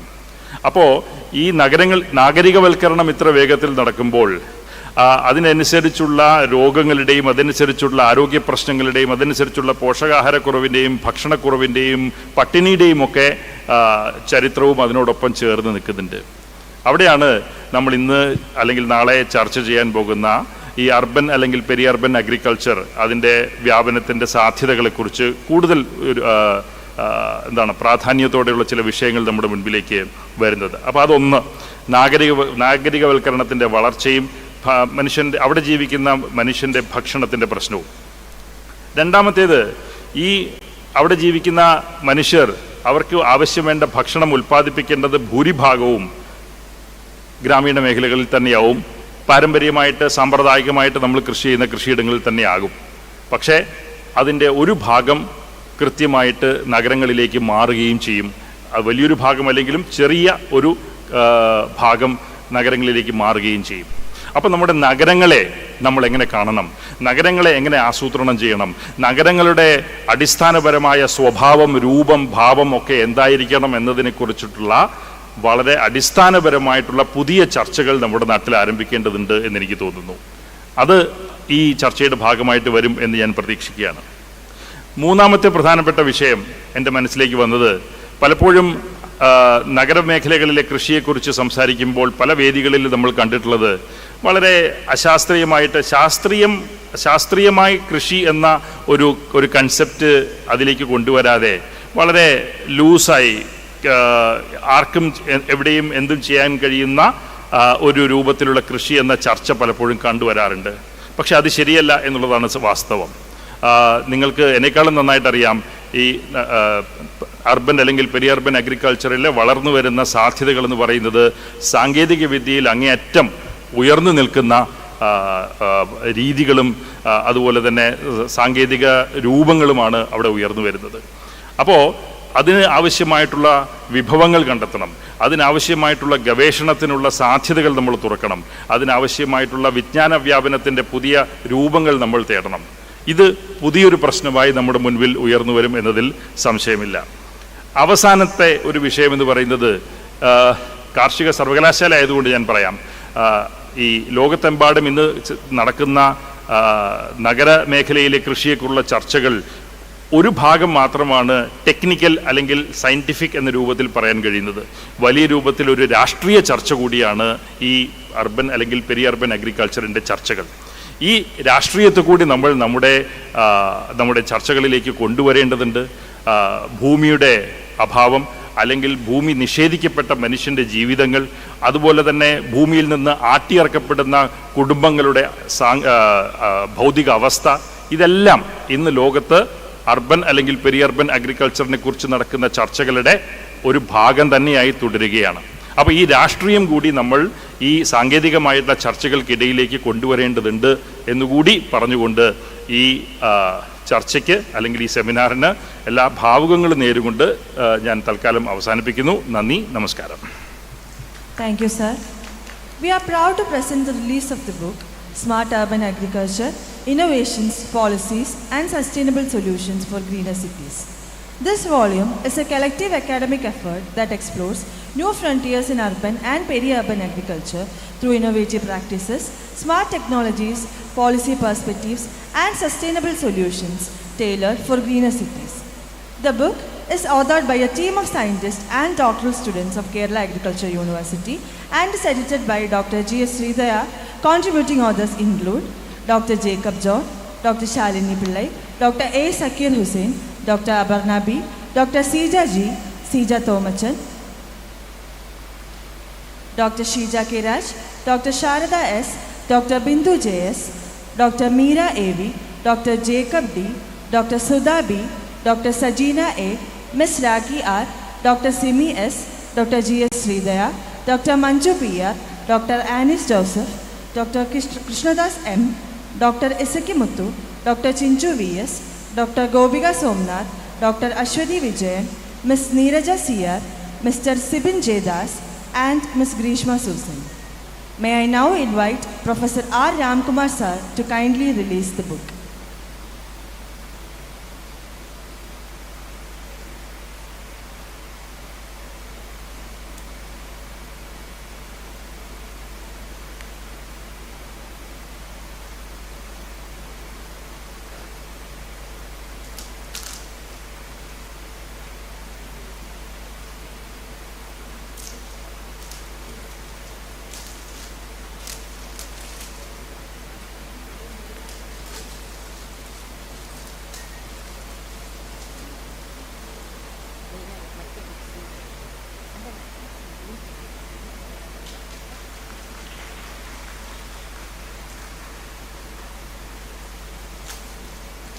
Now we have the release of the proceedings of this seminar. May I request Professor Trine Uze Eid to release the seminar proceedings.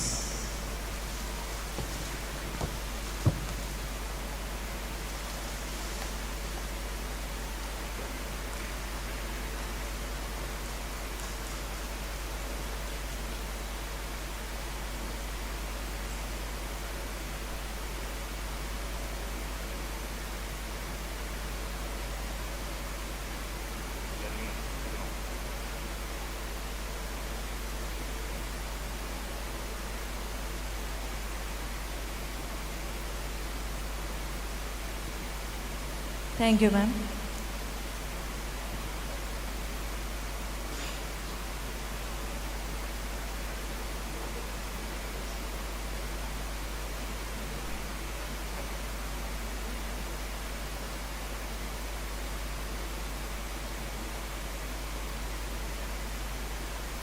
For the special address, I now invite N. Shanmugam Pillai Sir, Secretary of Sri Achyuta Menon Foundation, Thiruvananthapuram, an institution dedicated to democratic governance, inclusive development and public policy research, to deliver the special address.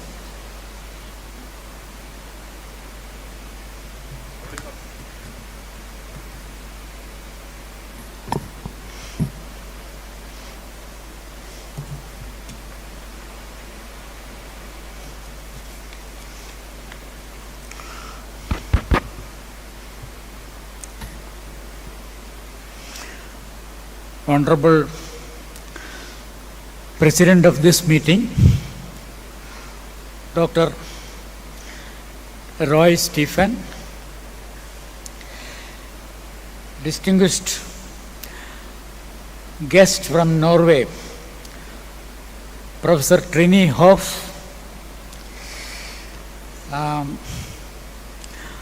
Professor Ram Kumar, Dr. Sridhaya,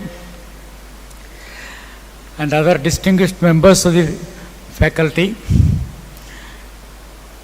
my dear colleagues from the Sri Achyuta Menon Foundation, my dear students, and all others very dear to this seminar.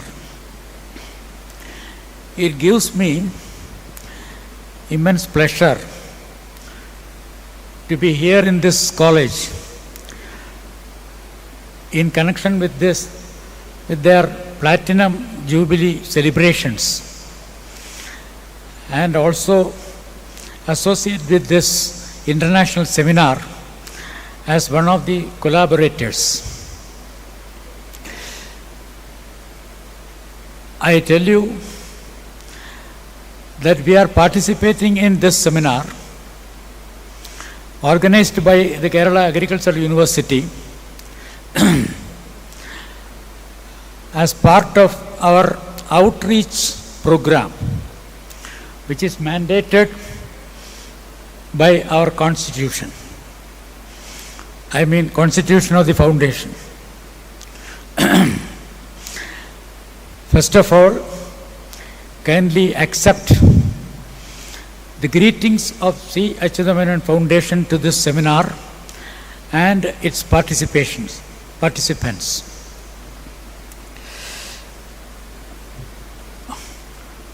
We are participating in this seminar as the foundation. A few words about the foundation.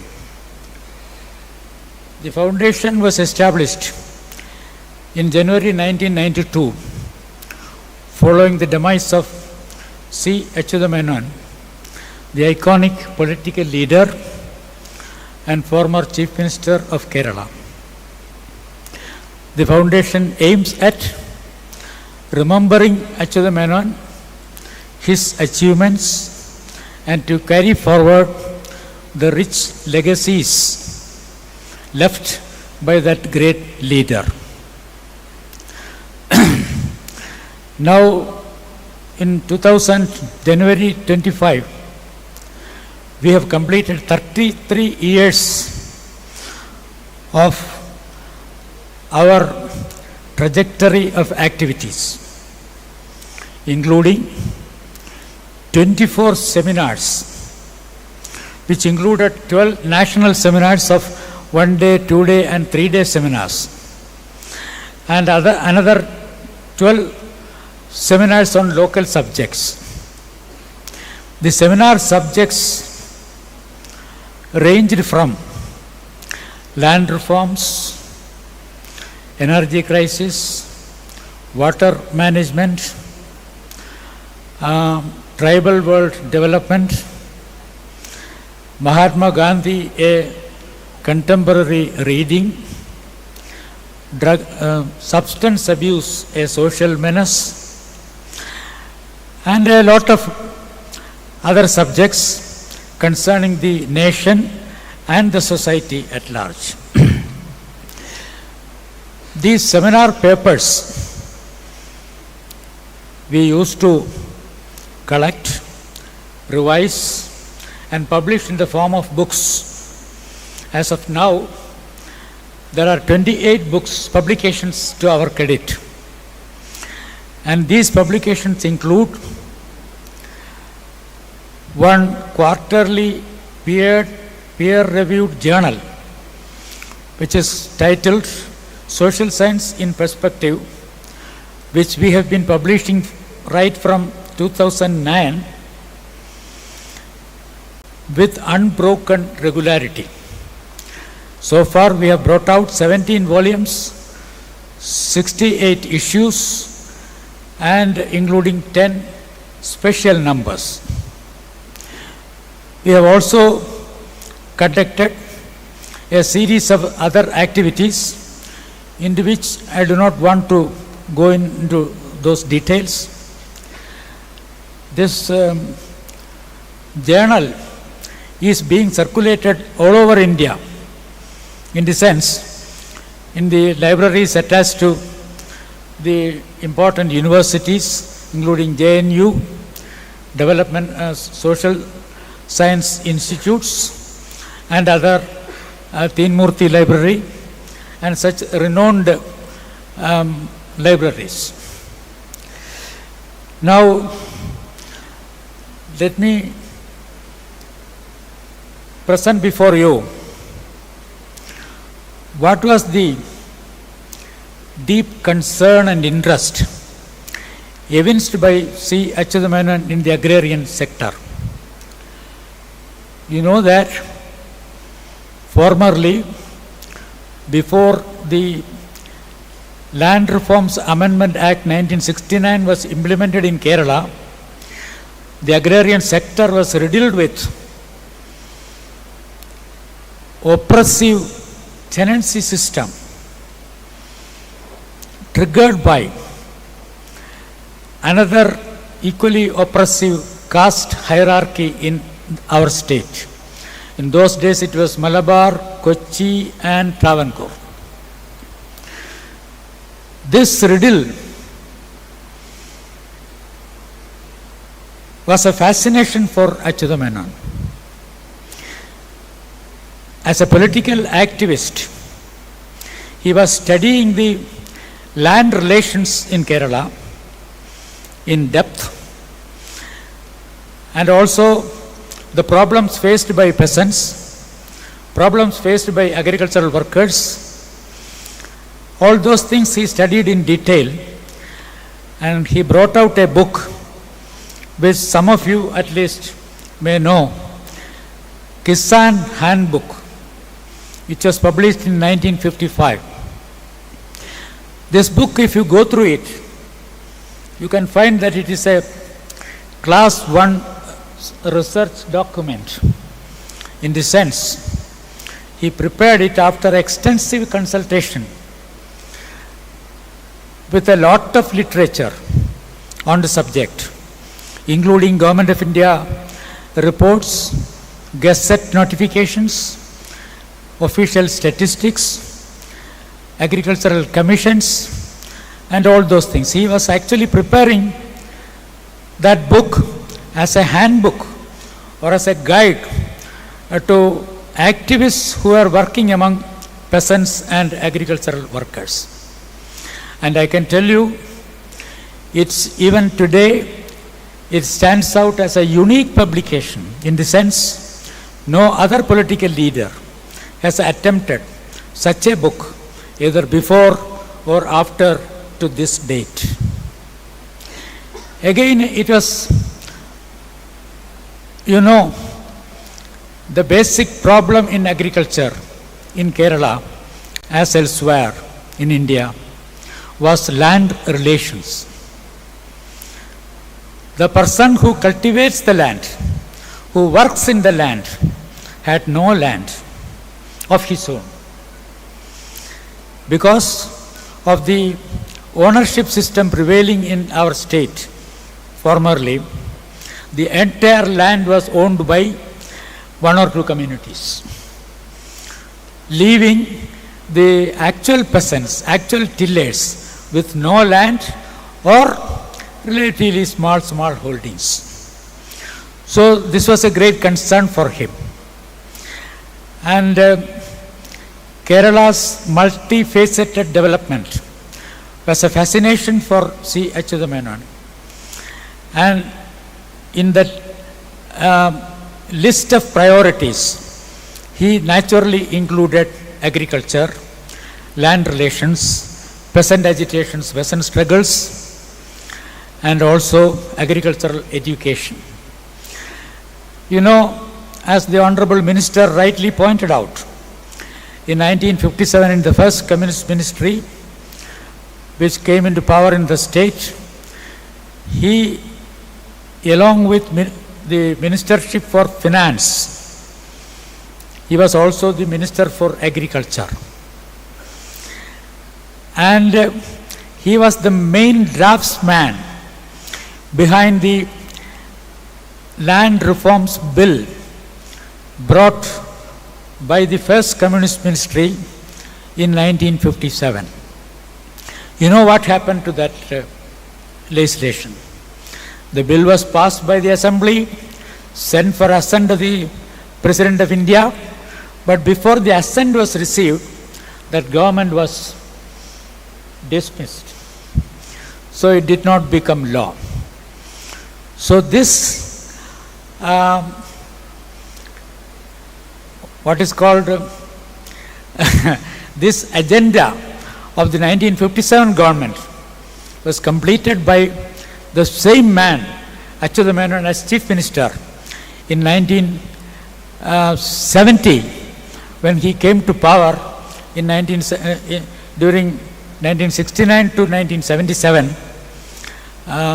He was implementing the bill, implementing the Land Reforms Amendment Act 1969 from January 1st, 1970.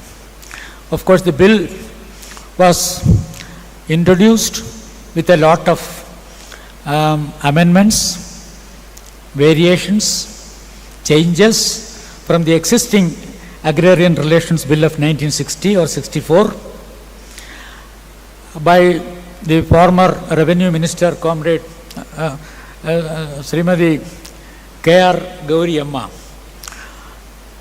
whose name was repeatedly mentioned by C. Achyutha Menon in his speeches made as Chief Minister, because the credit was given to her for piloting that bill in the 1967 ministry and passing it and getting assent of the President. You know, the phenomenal changes brought about in our country because of the implementation of the Land Reforms Amendment Act. Tenancy system was completely abolished. I don't go into the other details. Tenancy system was completely abolished. But now, tenancy has come back. Tenancy system has re-emerged in the state in another form. Why? Because the Land Reform Act bestowed a lot of land on rich owners, rich tenants of the former era. But they were not interested in agriculture. They were only owners of the land. The real peasants, the real agricultural worker or the real tiller had either no land or only small holdings. Therefore, they had to lease in land from owners holding large holdings. So that is why I said tenancy system has come back in another form. Next priority of Achyutha Menon as Chief Minister was to pass the Agriculture University Bill on 24th February 1971, and as somebody pointed out, the prestigious Agricultural University went into function. It became functional from 1972 onwards. Am I right?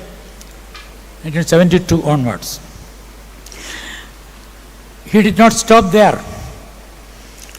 During his tenure, he had established 53 institutions, including public sector undertakings, planning board, Sri Chitra Medical Center in the health sector, introduced several other reforms, as you know, high schools in all panchayats, primary health centers in all panchayats, and along with that, he did not forget to establish 4 public sector undertakings in the agrarian sector. Number 1, Coconut Development Corporation. Number 2, the State Farming Development Corporation. Number 3, as the Honorable Minister was hinting, Kerala Agro Machineries Corporation, shortly called CAMCO. He introduced the machinery in the agricultural sector. Then in the Kuttanad and other areas, bunding is necessary for undertaking agriculture. There, with that objective, he established Kerala Land Development Corporation. So, the 4 corporations were also introduced during his tenure as Chief Minister. Now, coming to the topic, I congratulate the organizers for having taken up this subject, because as the Honorable Minister as well as the Professor Ramkumar rightly pointed out, our villages are fast disappearing. I come from a very calm, serene village called Ochira. Whenever I get time, when I go back to Ochira, I don't find my former village there. I find a highly developed township. So, in the context of increasing urbanization, the only option for agricultural experts and agricultural institutions like this college and university is to opt for urban agriculture and peri-urban agriculture. I don't want to take much of your time. I think even now I have crossed more than 10 minutes. Is it? You can take 2 more minutes. I am only a layman, and I am not able to give a fine blueprint of how to go about with urban agriculture. But I am sure the deliberations here today and tomorrow will give you a very clear roadmap as to how to go forward with the topic under discussion. But in my layman's view, I will give you 3-4 sentences. I will give whatever is in my mind. In urban areas, only rooftop farming or homeyard farming or or cultivation in the vacant lands available with the government offices, university, colleges, schools and other institutions. In my own locality at Peri-urban, I am coming across a lot of barren land, waste land, without any kind of cultivation, but there is hanging a board, plot for sale, giving a mobile number also. You can contact if you want to buy that land. Those are former paddy fields, landfilled, spending a lot of money and violating the certain other rules and regulations also. These lands can also be considered for cultivation in the urban areas. Of course, you will have to go for some kind of leasing from the owners for a temporary period. Of course, you cannot have a permanent farm or a permanent venture there.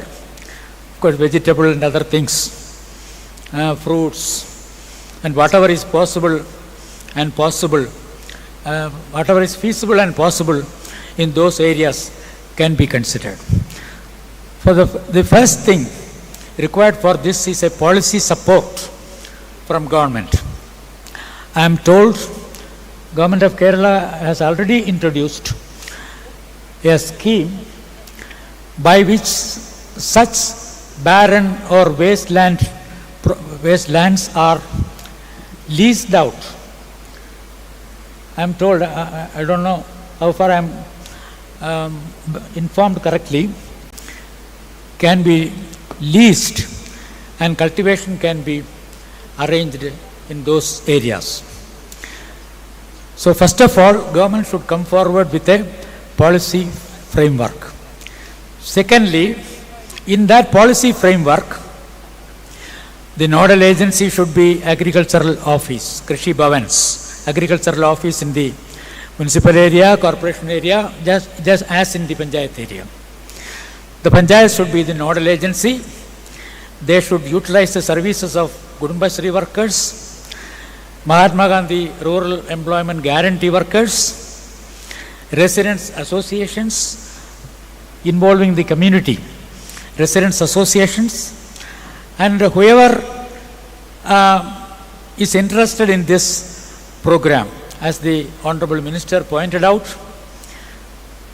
today and tomorrow we are faced with the problem of food security.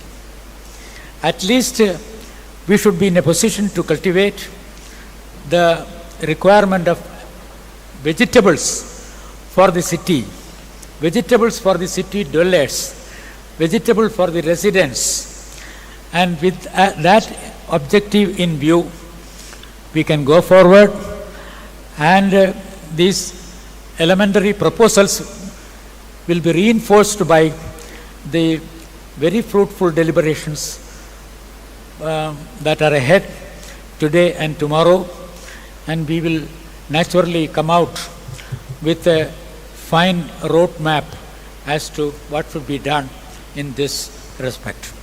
I wish the seminar all success, and I also request the organizers to come out with publishing these deliberations for use of the community, use of the country, and also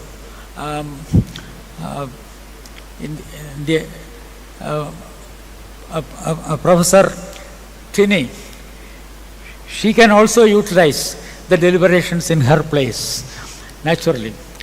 I am thankful to the organizers for giving an opportunity to make this address, and on behalf of the C. Achuthamenon Foundation, I again greet you and thank you for this opportunity. Thank you again. Thank you, sir, for your address. ആശംസകൾ അറിയിക്കുന്നതിനായി വെള്ളായണി കാർഷിക college instructional farm ജീവനക്കാരനും സർവകലാശാല ഭരണസമിതി അംഗവുമായ ശ്രീ ഷിബു SLനെ ബഹുമാനപുരസ്സരം ക്ഷണിക്കുന്നു.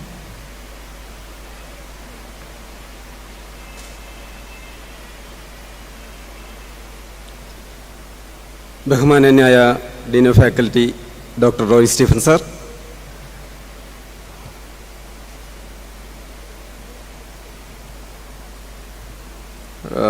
Professor Trini ഹെൽഫ് എയ്ഡ് മാഡം, ബഹുമാനന്യായ professor doctor Ramkumar sir,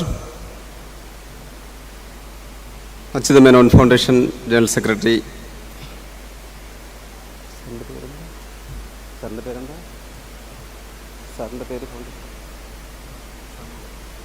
Shanmughan sir,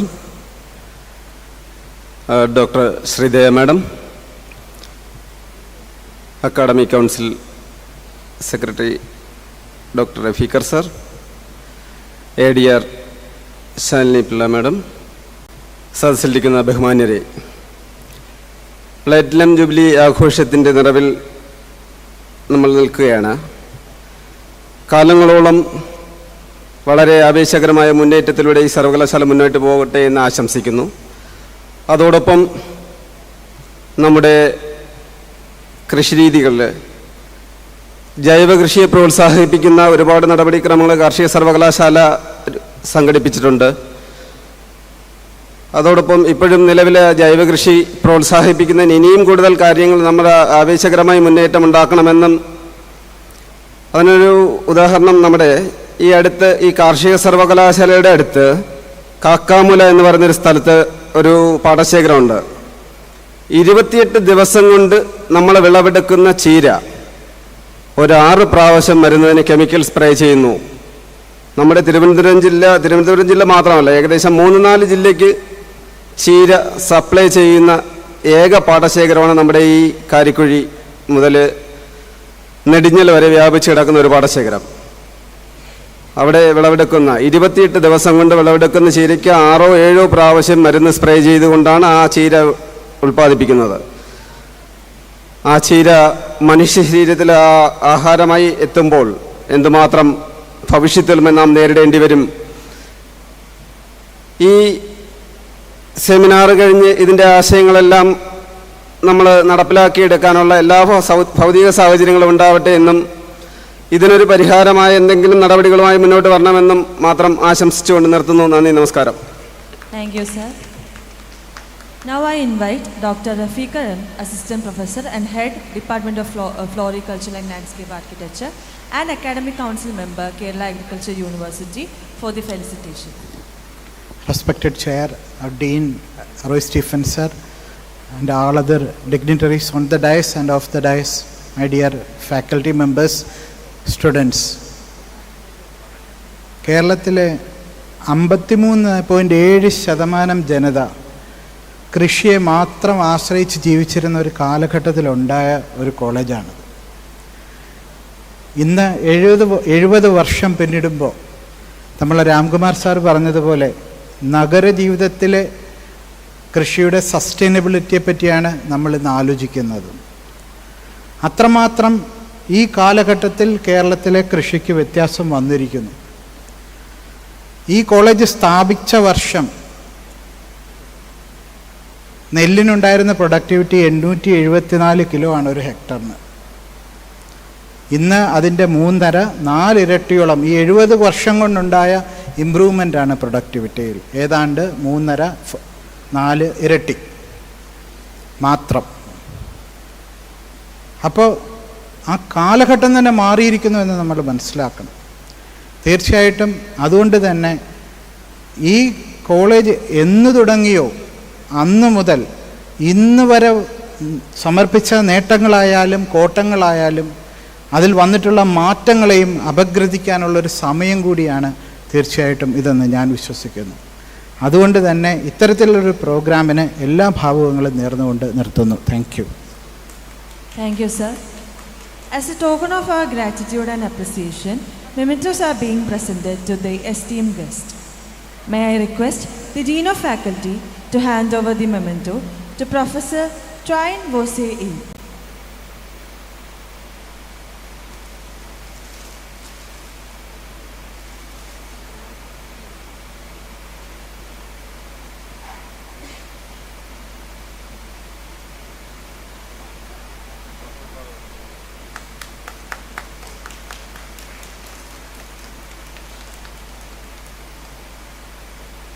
Thank you, ma'am. May I request the Dean of Faculty to hand over the memento to Professor R. Ramkumar, sir.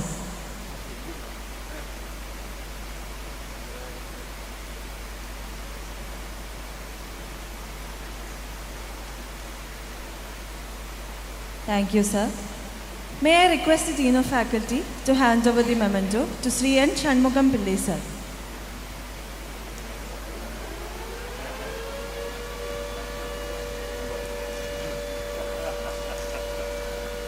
Thank you, sir. To formally express our gratitude and appreciation to all those who made this day possible, may I now request Dr. Shalini Pillai, Associate Director of Research, RARS Southern Zone, Kerala Agriculture University, to propose the vote of thanks.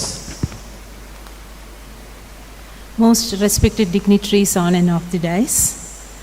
So here we are to conclude the inaugural session of the two-day international seminar on innovative policies and community-led solutions for sustainable urban and peri-urban agriculture. And at the same time, we are flagging off the Platinum Jubilee celebrations of this prestigious College of Agriculture, which started off way back in May 1955 as the Agriculture College and Research Institute with just 7 core departments, and which has grown into the status of the College of Agriculture under the aegis of the Kerala Agricultural University with 24 prestigious departments.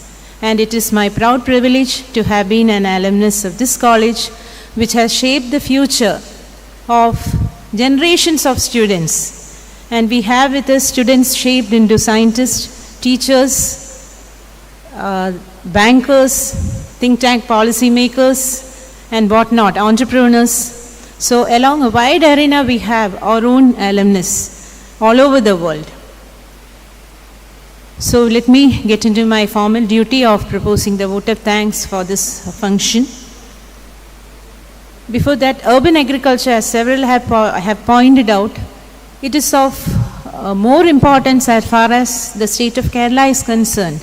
Why? Because the term village is getting confined into mere revenue documents, because all of our areas are either urban or in the stages of peri-urban stages.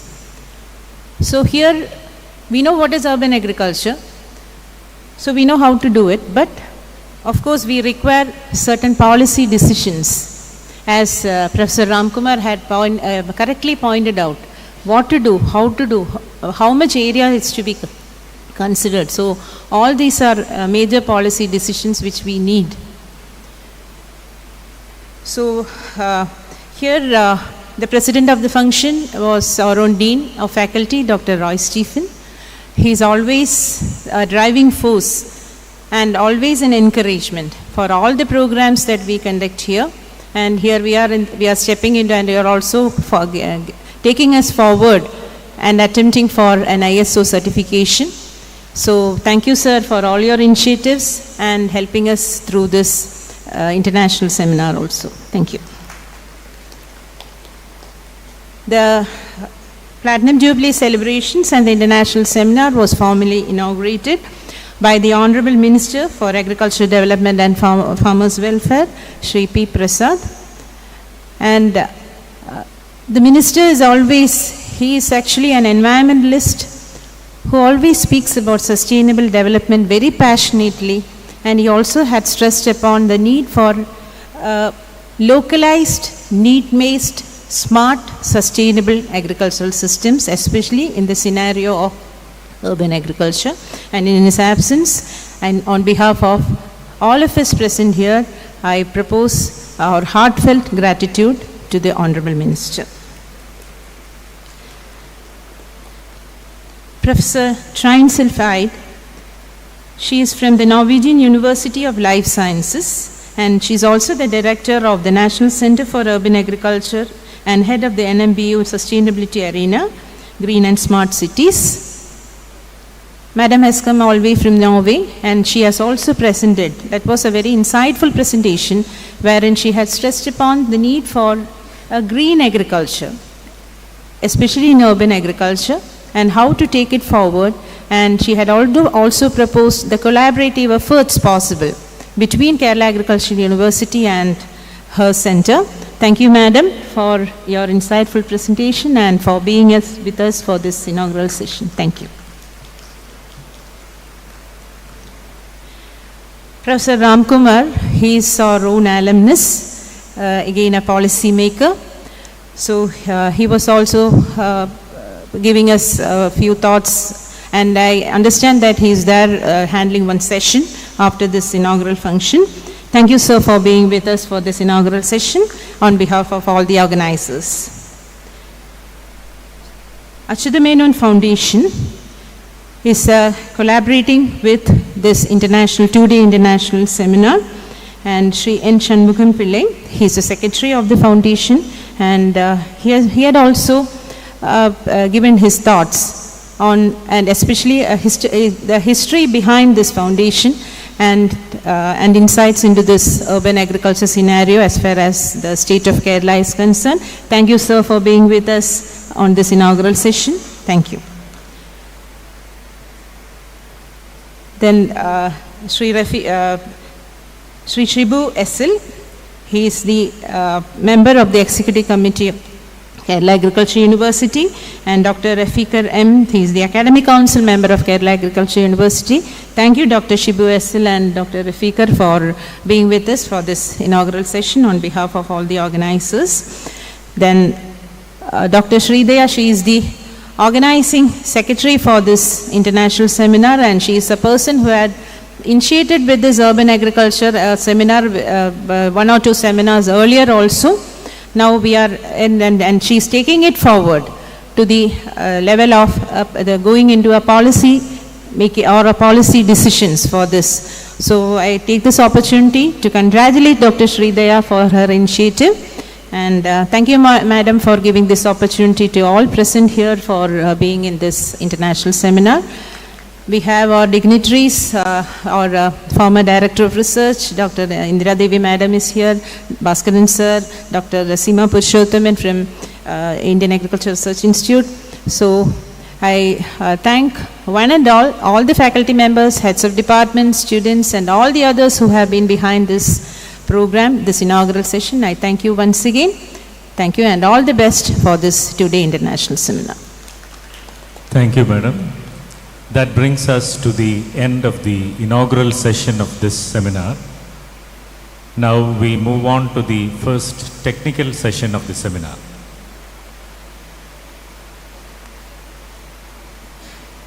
Sport registration facility is about to be closed. Any of the participants desires to register, they may kindly register at the sport registration desk immediately. So we resume the technical session. We have 2 lead talks in this technical session. The first lead talk will be by Professor R. Ramakumar.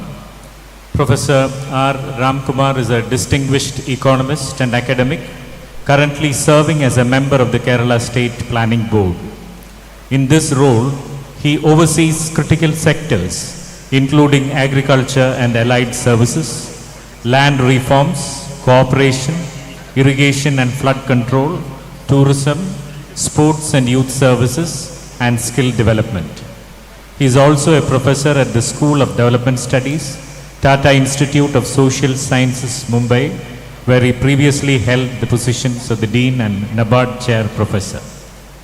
Now he will deliver his talk on agricultural policy and food security in the context of urbanization. Over to you.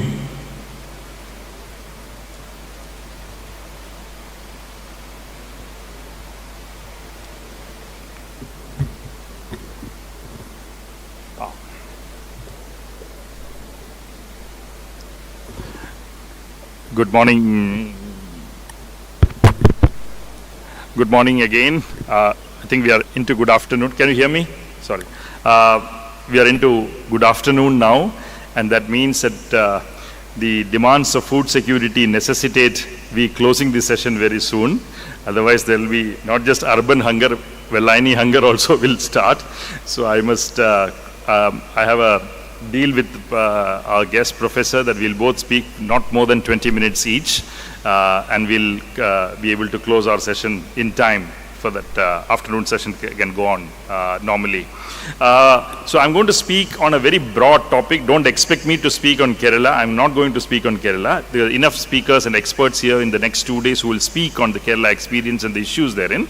So I'm going to stick to some broad issues which come up in a review of literature on urban agriculture, and I'm going to speak to the topic not just from a technical perspective but also from a socio-economic perspective, which is where I largely come from.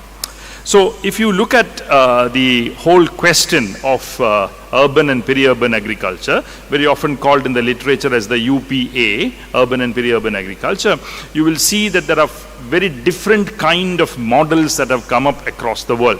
Some of them have been successes, some of them have been failures. Some of them provide us with some best practices, some of them provide us with some not so best practices which we must make sure not to follow when we take up those examples in our own precincts.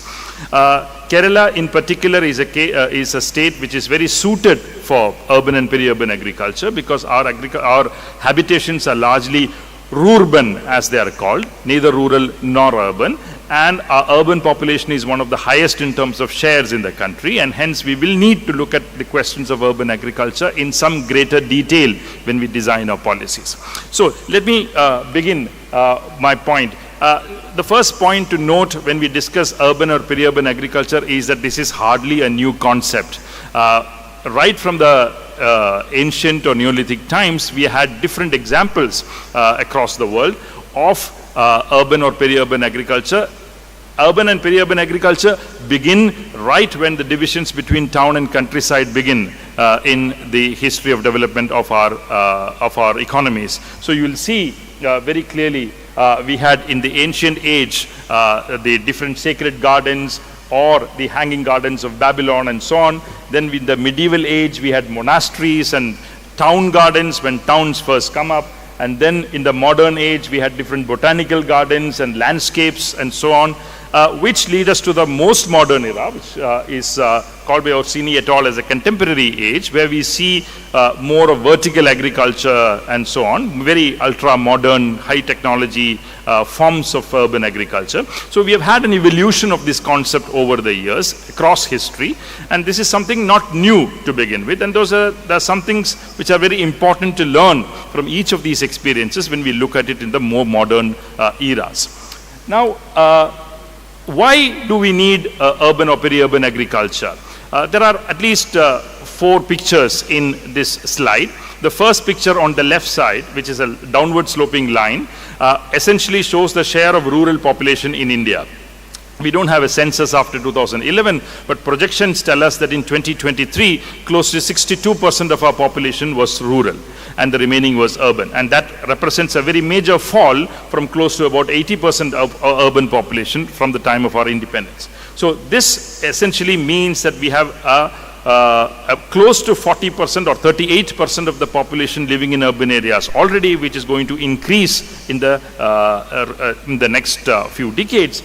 And that must be seen alongside the fact that most of this urban population that we are talking about are not living in apartments or single houses as we see in Trivandrum or in any forms of modern, comfortable accommodation.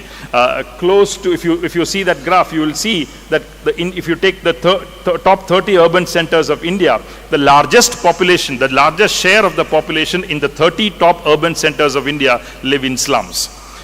This is likely to increase further because India does not have a social housing scheme to speak about, and hence the livelihoods of these populations which live in slums is something that we need to focus on in a very important way. Now this has to be read along with the fact that hunger is an everyday phenomenon in Indian society, and hunger is no more an urban phenomenon. Anemia is no more an urban phenomenon. Malnutrition is no more a rural phenomenon. All of these are urban phenomenon also. Increasingly so, in urban areas, hunger, malnourishment, and the prevalence of underweight, stunted, wasted children are concentrated in clusters where the poor are ghettoized in urban areas, which are basically the slums in the urban areas of India. So we basically have hunger everywhere, but in urban areas we see hunger concentrated in these ghettos of poor, and FAO reports very clearly have started in the more recent years to speak about urban hunger in some very fundamental ways. Earlier we used to speak about rural poor and their hunger, but now FAO reports are saying there are at least 2.4 billion hungry people living in urban areas, a number which is likely to increase in the in the next few years or decades. So the why of UPA is very clear. we need new forms of production coming into urban areas which will meet the food requirements of these people living in these ghettos or slums, primarily because one of their important problems is absence of access to food, more so absence of access to quality food. That is something which is very important in these urban areas that we are talking about. Now, the motivations of UP are very clear. Professor Trier also spoke about it in her short presentation. I'm sure she'll speak more about it in her following talk. Most importantly, it is seen as an enterprise or a vocation that supplements the incomes of the urban poor. It does not just supplement the incomes of the urban poor, it also provides them therein with very important source of good nutrition. That is a second important reason why we need urban or peri-urban agriculture. It allows for a sustainable use of resources, again something that she spoke about in her short presentation. It opens spaces. Urban areas are piles of waste today, piles of garbage today. Most urban areas are uninhabitable, so to say, even if we call them cities or towns. So it opens up spaces to different possibilities of waste to resource conversions and loops therein, which will allow us to not just lower costs of production, but also convert them into more sustainable forms of production in the future. These urban agricultural areas provide important ecological services, ecosystem services. They provide greenness, they provide parks, they provide possibilities of tourism, they provide possibilities of cultural preservation also in very important ways. This is also politically seen, particularly in Latin America or Africa, as a very important form of resistance to the perverse forms in which urban areas are growing in our current neoliberal regimes. Urban areas are largely exclusionary in terms of policy. Urban areas ghettoize the poor. Urban areas do not have housing schemes. Urban areas do not have social security schemes. Urban areas do not have food security schemes. So how do we think of a UPA which essentially meets these requirements that are coming up in the urban areas of today? Can you look up the question of social inclusion by looking at gender concerns in a very important way through UPA? That's something that I shall speak about a little later. And thus, what we are speaking about is a new conceptualization of the urban in our consciousness. Gandhi said, as I said in my earlier intervention, India's heart or India's consciousness lives in the villages. And when we move to urban, does not that urban need a new consciousness? Does not that urban need a new heart? And what will that consciousness or heart look like or be like? That is a discussion that we need to have alongside this technical discussion that we will have on urban and peri-urban agriculture.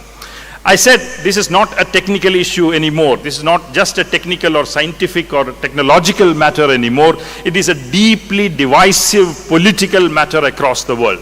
Urban and peri-urban agriculture is no more a matter of building a vertical farm in a very elite locality and speak about it in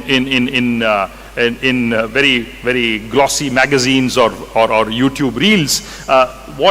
It is a deeply political aspect in the way in which urban areas are growing in today's world. Today, there is a global movement against the corporate control of food, particularly in the period after COVID-19. And in this era, we are basically discussing ways in which we can develop alternatives to the corporate control of food systems in our daily lives. So we need to look at land not as a commodity, but as a part of our commons. Can we do that? That is one question that we need to incorporate into our discussions on urban and peri-urban agriculture. We have experimented much with large-scale corporate production systems, though they don't exist in India in that way. You will see in Europe or United States or Canada, you will see very large production systems, corporate control production systems. Tyson Foods, for example, a corporate giant in the United States. When COVID-19 happened, Tyson Foods had supply chain issues, and a large section of the population which depended on supplies from Tyson Foods lost that access to food. So can we develop an alternative to these huge global systems of food, transport and mobility? And can we think about, at least in places where the poor are ghettoized, Can we think about local food systems which meets the local needs of nutrition, income, and so on? That is another experiment that is thought about. Can we think about, while designing the food systems, who designs our food systems, who decides what we eat and who decides what we should not eat?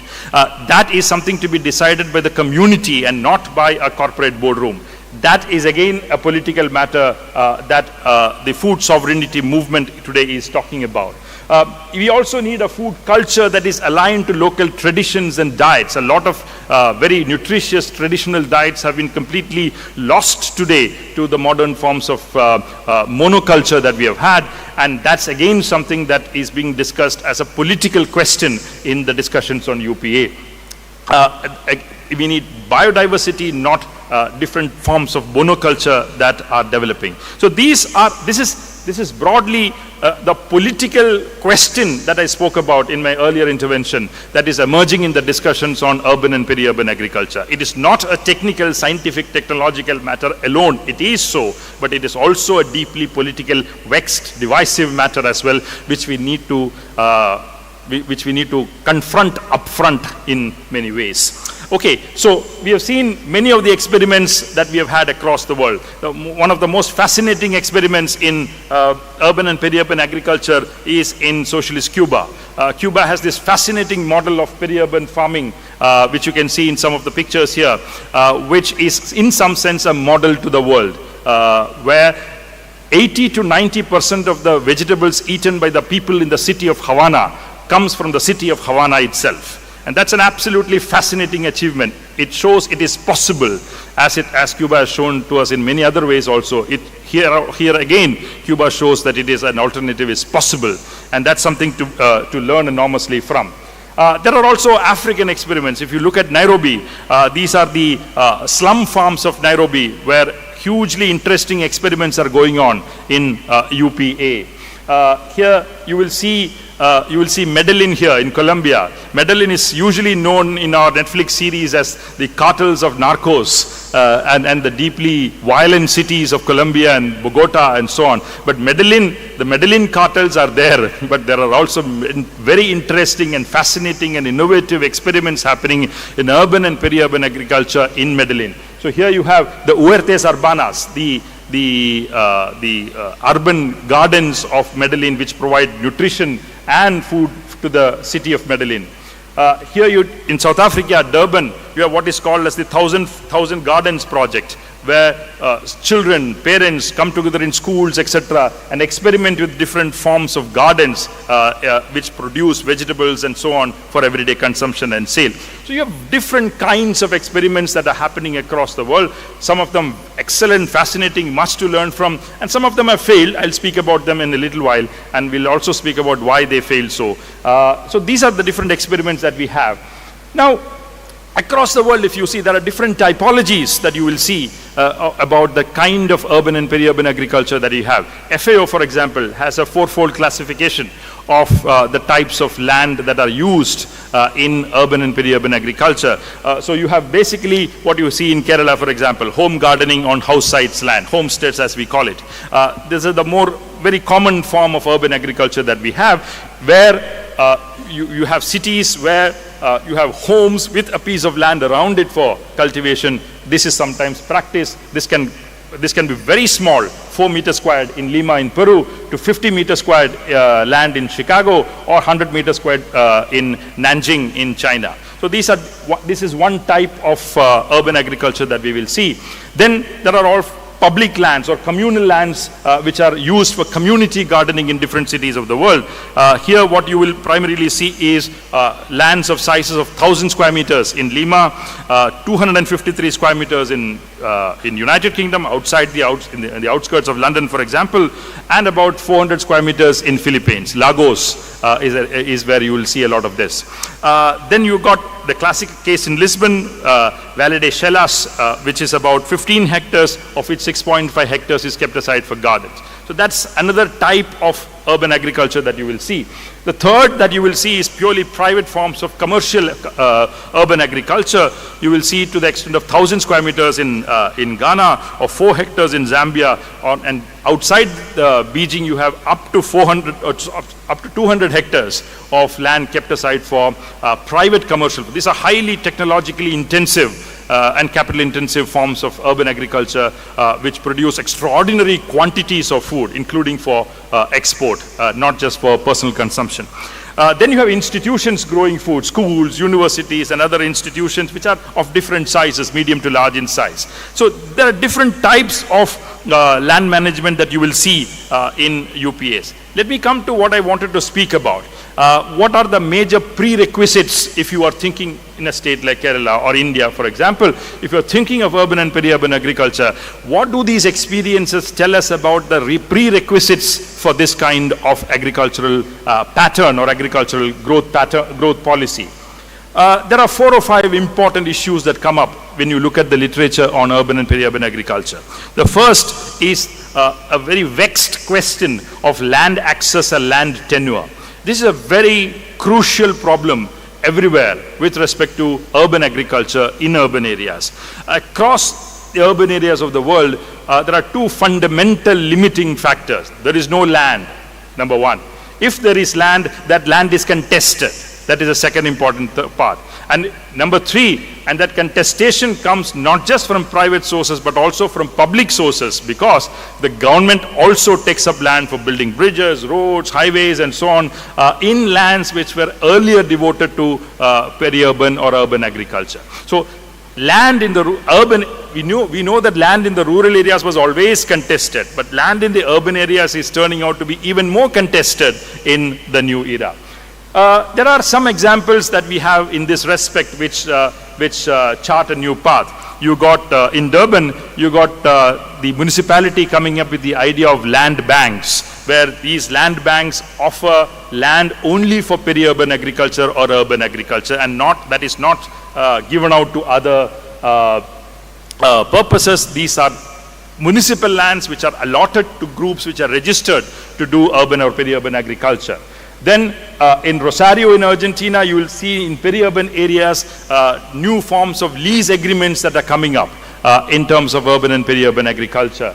Then in Nairobi, you have community trust-based ownerships of land in urban areas, which are now newly experimenting with land control in the contested space that we are talking about. So there are different experiments that are going on in different parts of the world to ensure the land tenure is secure, land that is devoted to peri-urban agriculture or urban agriculture stays in agriculture and is not converted to some other purpose or activity.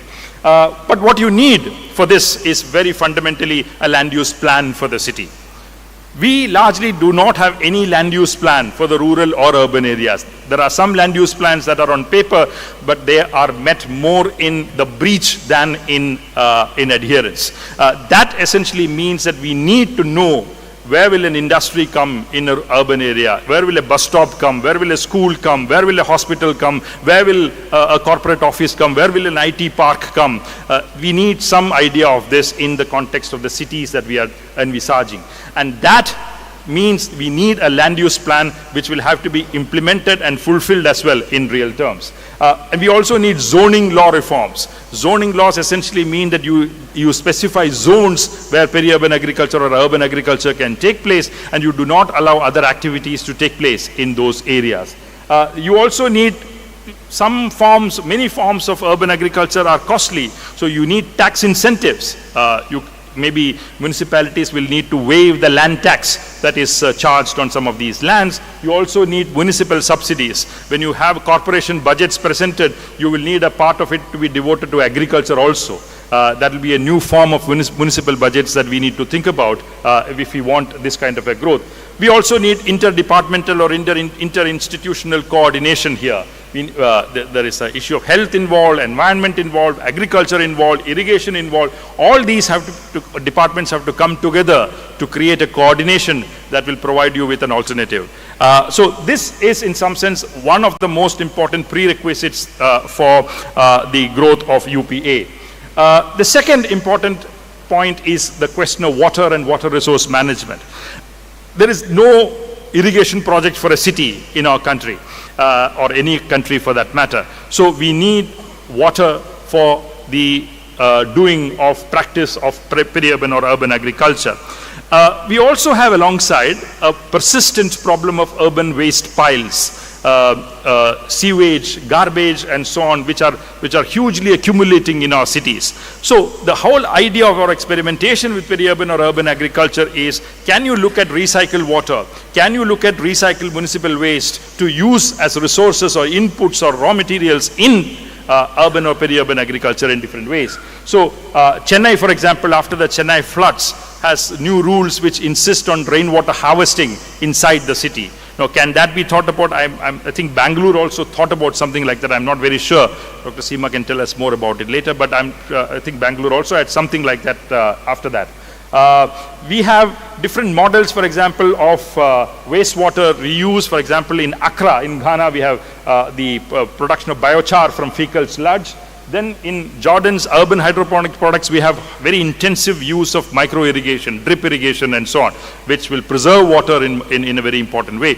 So these are different ways in which urban agriculture tries to generate enough water for its use. But here again, you need institutional coordination.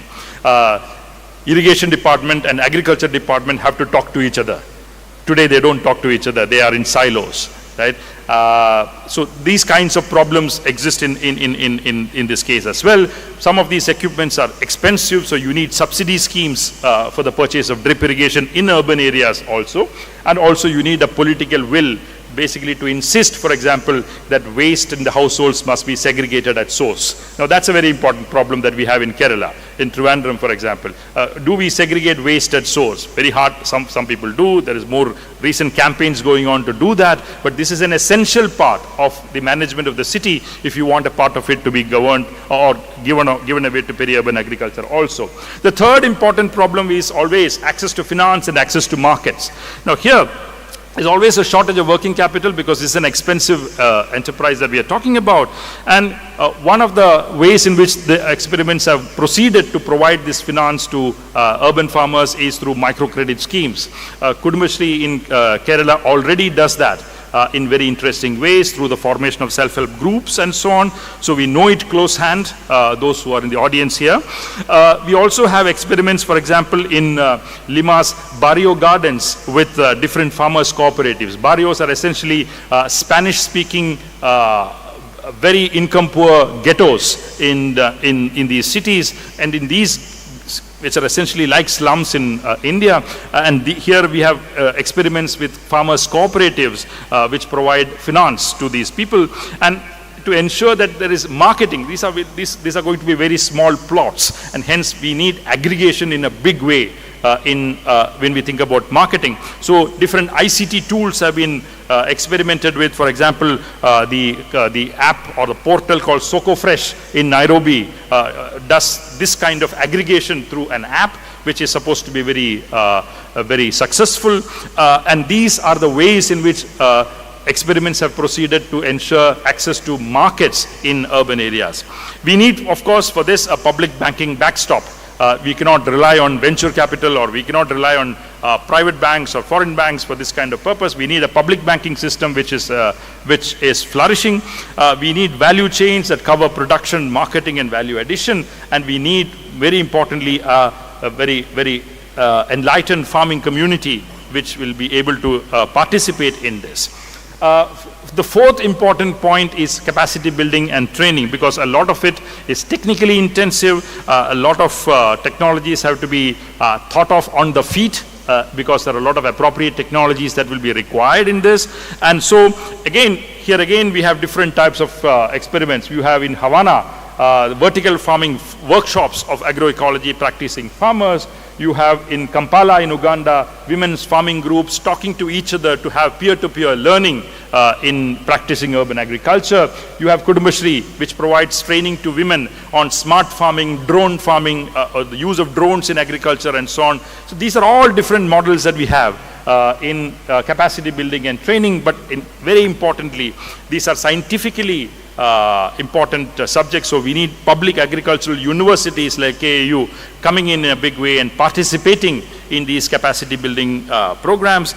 We need modules that do not just talk about technology, but also talking about how to manage that technology, how to economically viably do farming. That's also very important to be included into these modules. And you need a strengthening, of course, of public extension infrastructure, because there will always be feedbacks that will be required. The last point is, in any practice of urban and peri-urban agriculture, you need a culture of social inclusion. You need a culture of gender equity that have to be built into these programs. We have patriarchal societies everywhere, and women have particularly the problems of lack of access to land, particularly land ownership, lack of access to finance, lack of access to decision-making processes and so on. And this is something that we need to ensure happens in urban experiments in agriculture. So we have examples of gender sensitiveness programs. For example, the NGO Seva practices urban agriculture in Gujarat. They have some gender sensitiveness programs. We have collective farming models in the community gardens of Zimbabwe, and in many Indian states of West Bengal, Tripura and so on, we had experiments of joint patas. When land reform laws are implemented and land is redistributed, the land is not given to the male member of the family, it is given jointly in the name of the man and the woman, the husband and the wife, for example. This is something that has to be embedded into the practice of urban agriculture if we need to think about gender equity. So we need a gender-friendly state very clearly. We need legal reforms. For example, joint patas are required. We need legal reforms to ensure ownership is equally divided here. And we need, of course, all this has to happen within a political climate of which promotes the need for egalitarian land distribution. That is extremely important in this particular context. I'm coming towards the last part of what I wanted to say to you today. How do you finance urban and peri-urban agriculture? This is a very fundamental problem that scholars across the world, practitioners across the world have spoken about or tried to speak about. One, of course, we need public funding as a central component of the practice of peri-urban agriculture. We need public funding and subsidies, so we need to think about municipal grants as it is practiced in Medellin, or we need state bank assisted loans very clearly for this purpose. Kisan credit cards are available in India. Can we think of Kisan credit cards for urban or peri-urban agriculture? Who will recognize a slum dweller as a farmer and provide him with a Kisan credit card in India? That is something that you need to think about when you think about financing UPA. We have different experiments, for example, in public-private partnerships to promote urban and peri-urban agriculture. For example, you don't need to support it politically, but Unilever does it anyway. Unilever uses its CSR funding, for example, to sponsor aquaponics clubs in Jakarta, for example. Infosys has a scheme through its CSR funding to support rooftop farming in Bangalore. And you have different corporates, for example, in Philippines, they come in and adopt gardens. They have an adopt a garden scheme. So these are also ways in which you can practice this financing. Then you have microcredit and cooperative loans. I've already spoken about Kudumbashri in Kerala, which is an excellent example for the globe. We also have other examples. For example, in Nairobi, you have micro loans through an app called Kiva. That is again something that is experimented with. You have rotating savings club like chit funds of India, which provide credit to slum farmers of Nairobi. They call it the Chama system there. So this is another way in which finance is provided. Then you have crowdfunding and digital platforms. You have agri-fintech apps and firms coming in and trying to generate money from the public at large. So you live in the city, you are enjoying all the modern amenities in the city. What do you have to give back to the city? So can you contribute to a crowd fund? Can you subscribe to a bond, for example, which will use that money for urban agriculture and its growth? So these are the different other forms of experiments that you see. MOFCA, this is a urban farming group in Mumbai which practice this. You pay upfront, like an advance, 10,000 rupees to the company, and the company will ensure that that 10,000 rupees worth vegetables are provided to you over the next 2 months through a connection with, through a sort of portal that connects farmers with the urban areas. Then you have different market mobilizations which are very large in number. We can think of green bonds for urban farm expansion. They happen in Brazil, in Sao Paulo. Then you got other examples. For example, the company called Agricultrure recently raised $30 million for what is called container farming. You use these abandoned containers from ships that you have. You bring them to cities, put them in a corner, and you have agriculture. So that's another type of urban intervention that you have there. So these are different kinds of financing methods that we have.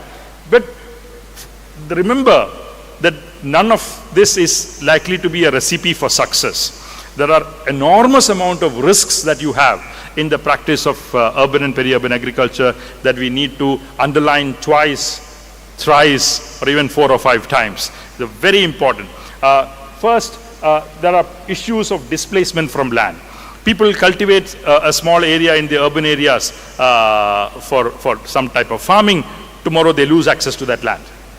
So they cannot continue. It was a very important part of their livelihood, but they lose it in a year or two because they have been displaced from land, or that land has been acquired for an urban project, or the city project, a river bank. Bangalore had a few. When IT parks came in Bangalore, a lot of river banks in Bangalore were lost where some kind of urban agriculture was happening. So these kinds of displacements and evictions and loss of access to land happen very regularly in urban areas, and that becomes impossible if to have a sustainable policy of urban and peri-urban agriculture. You can have rooftops, but if urban areas keep on redeveloping with high-rise apartments and so on, you again lose access to not just the land but also to the rooftops. So that is yet another problem that is there across the world. The second important problem of risk is high levels of inequalities and elite captures that you see. And this is something that you see in Kerala, for example. It's a very middle class idea. In Kerala, the urban agriculture in Kerala is seen as is embedded in the minds as a very middle class, upper middle class elite idea to contribute back to the world and so on. So this division between urban middle class and the urban poor is a very important political question in the practice and design of urban and peri-urban agriculture. Many of these technologies are expensive, so urban poor cannot afford many of these technologies. And if there is a conflict, who wins the conflict? In whose side the decision goes? It certainly goes to the urban rich or urban middle class, and certainly not towards the urban poor. And that's another risk that you run in urban and peri-urban agriculture. Ensuring economic viability. Many peri-urban agriculture programs or urban agricultural programs are very dependent on donor funding, are very dependent on state subsidies. They are not viable on their own. Tomorrow if the NGO packs up and goes, tomorrow if the foreign funding stops, tomorrow if the government of India stops your foreign funding license, then urban agriculture stops. Now that kind of risk is yet another risk that you see in different parts of the world. Overemphasis on subsistence farming and not having a profit, not insisting on a profit model or revenue model for these farms is another important risk, and lack of linkages with markets. I can produce something on my little plot and I can sell it to few neighbors here or a shops nearby, and I can manage somehow with that kind of future. No, that future is doomed. You need to develop systematically market linkages. Only then you will be able to viably survive in the medium term. Then you have environmental risks, which are very, very important. Wastewater recycling happens, but there is heavy metal contamination, lead, cadmium, etc. are present in very dangerous levels in these waters. In many cities of the world, recycled wastewater has led to outbreaks of diseases. That's again another risk. And then nobody will buy from urban agriculture farms if these problems keep coming up. There is a loss of credibility that is involved here. There are a lot of fake sustainability narratives that you will see. You need to very carefully look at which is a scientific scientifically manage sustainable farm and otherwise. Then you need very clear food safety standards in urban agriculture also, which we don't have at this point of time. Then there is also a very important problem of gender exploitation that happens. You see women as cheap or unpaid labor, which can be used in these farms to make to break even in some sense. And that's another very important risk that you run, usurping of profits by male heads, and hence reinforcing gendered poverty in the process. That's again another risk that has been noted. Then you have a lot of fake climate claims that go on, that this is important for sequestration of carbon, this is important for storage of carbon and so on. That is not necessarily the fundamental purpose or duty of an urban or peri-urban agriculture. These are small farms. Unless you have 400 hectares of thick canopy gardens and so on, you don't contribute to carbon sequestration. You can contribute to some in the soil that you have, but not otherwise. So we should keep away from some of these very romantic claims that are often out there on urban and peri-urban agriculture. We should stick to the basics, we should stick to the science that we have on this, and it is not a substitute for agriculture that happens on a large scale in the rural area. It cannot substitute that in any form. It is not a substitute for your failing food system everywhere else. It is a very important survival strategy, and it must remain so unless we have a better way of doing it very clearly. Many famed UPA projects have failed across the world for these reasons. If you look at the municipal gardens of Harare, they lost out after a while because the donor funding stopped, or there was no storage infrastructure, or the land allocated to them was diverted for urban housing projects. Then in Accra in Ghana, you have contaminated wastewater leading to a collapse of credibility in those farms. There was a health scare among consumers, and safety standards were very poorly enforced. Then you had the peri-urban agriculture in Mumbai, the city where I live in, where real estate sharks and monsters simply capture all forms of open land that are available, and as people consistently lose access to land that they use for this. There is no legal protection for these lands, and there is of course no market infrastructure that is available. Then you had these rooftop gardens of Johannesburg, where they lost out because electricity rates went up, electricity prices went up, and they could not afford power in those farms in any way. There was community disengagement, which ultimately led to a collapse of the project because some thieves came and simply robbed away all the infrastructure and went away. So that is again something that you will see. Guerrilla gardens of Peru. In Latin America, guerrilla gardens are very important. It is not your land. You know you are illegally usurping another person's land. You know that you have no rights to that land, but you go quietly in the evening or the night, cultivate it, and use those vegetables or fruits for your household consumption. That's another important way in which urban or peri-urban agriculture has been growing. And these guerrilla farms are lost to gentrification by city administration, and they face evictions. Then waste to compost initiatives. Many times they lose out because there is no segregation policy that is designed or implemented, and there is no market also. So this is what I was trying to say. If you're looking at urban or peri-urban agriculture in a sustainable, viable, scientific perspective, from that perspective, you will see that all types of urban and peri-urban agriculture must ensure a few things for their success. You need legal protection for resources, land, tenure, etc. You need equitable design, where you embed social equity, social inclusion, gender concerns, etc. into the very design. You need economic viability. You need to be free from dependence on state subsidies or donor funding. You need nutritional security. You need these small farms to cater to specific needs of the ghettoized poor in the urban areas, and not to some nice export market and so on. Then you need ecological regulation in multiple ways to ensure that these farms are run sustainably and they contribute to environment through greening, through conservation, through recreation, tourism, and so on. So you need to see that's my last slide. You need to see urban and peri-urban agriculture as a very core aspect or component of urban planning itself.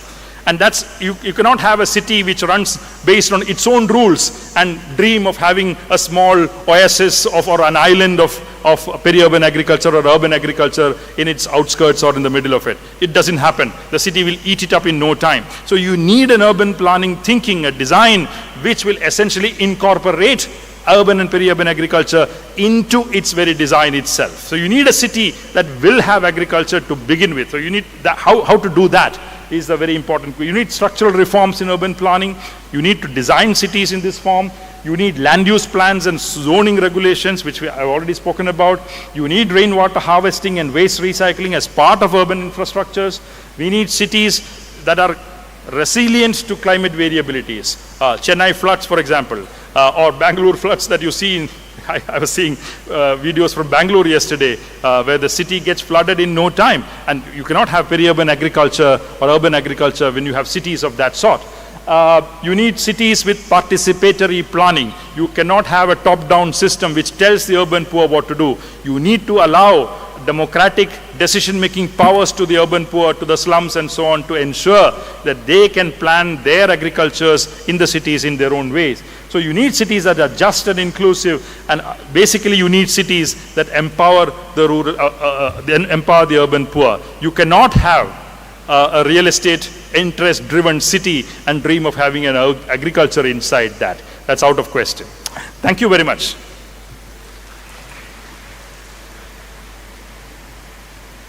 That was a very interesting, insightful and impressive presentation encompassing the global perspective of urban and peri-urban agriculture,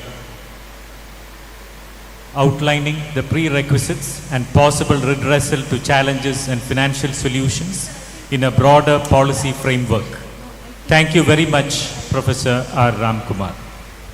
As a token of gratitude, may I now request the Dean of Faculty, Dr. Roy Stephen, to present a memento to Professor Ramkumar. Panel discussion.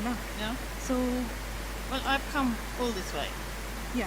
Yeah. So I will have to say what I Now have come to we'll say. yeah, you will continue. Okay. Yeah, okay.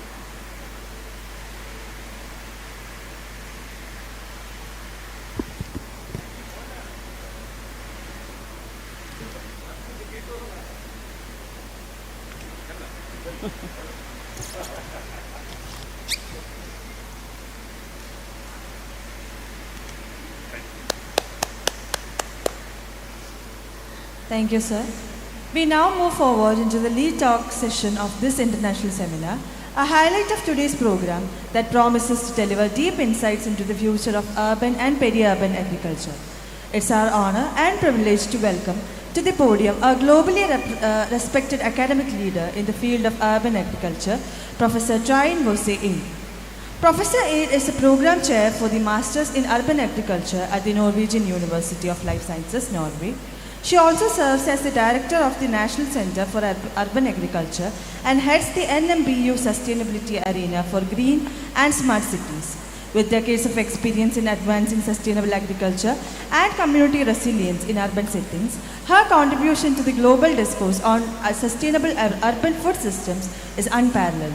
The topic of her address today is Building the Future of Urban Agriculture Through Education, Global Insight for the Community and City Resilience.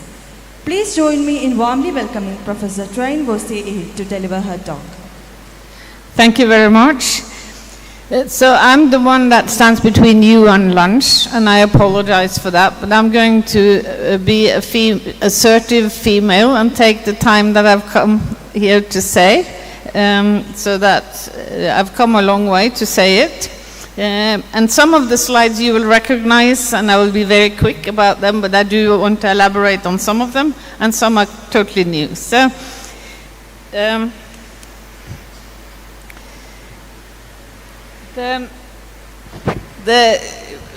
what you see here, oops, no, I didn't want to do that.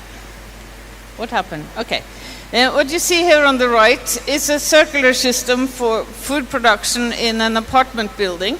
We have this in our university as a demonstration site where the students toilet, the waste and the food waste goes to a biogas reactor producing methane that vehicles can run on, and the biorest in the bioreactor can become fertilizer, as I mentioned earlier.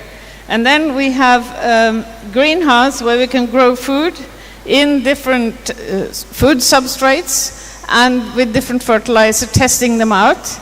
And in this system, we are making sure that the heavy metals that was mentioned by my previous is actually not happening, because the source of the heavy metals in the sewage comes from industrial waste, not from the household waste.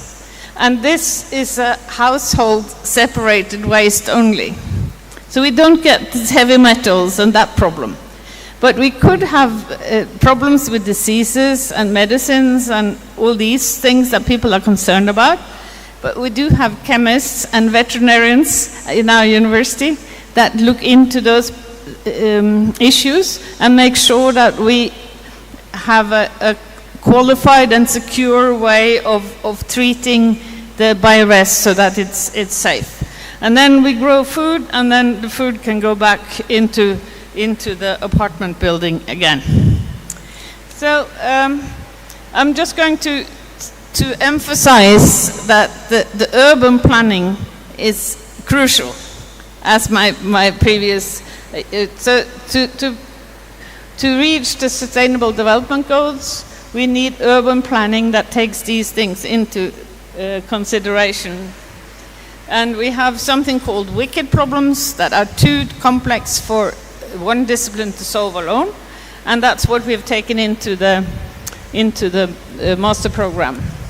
This is how we look at the development goals normally. This is how we look at it, and I've added this, that we have a national strategy for urban agriculture in Norway from 2021. And that actually puts pressure on all the regional governments and all the municipalities to make sure that they plan for urban agriculture. And our students are actually helping the municipalities and the regional governments in doing this planning as part of their education, as a case study.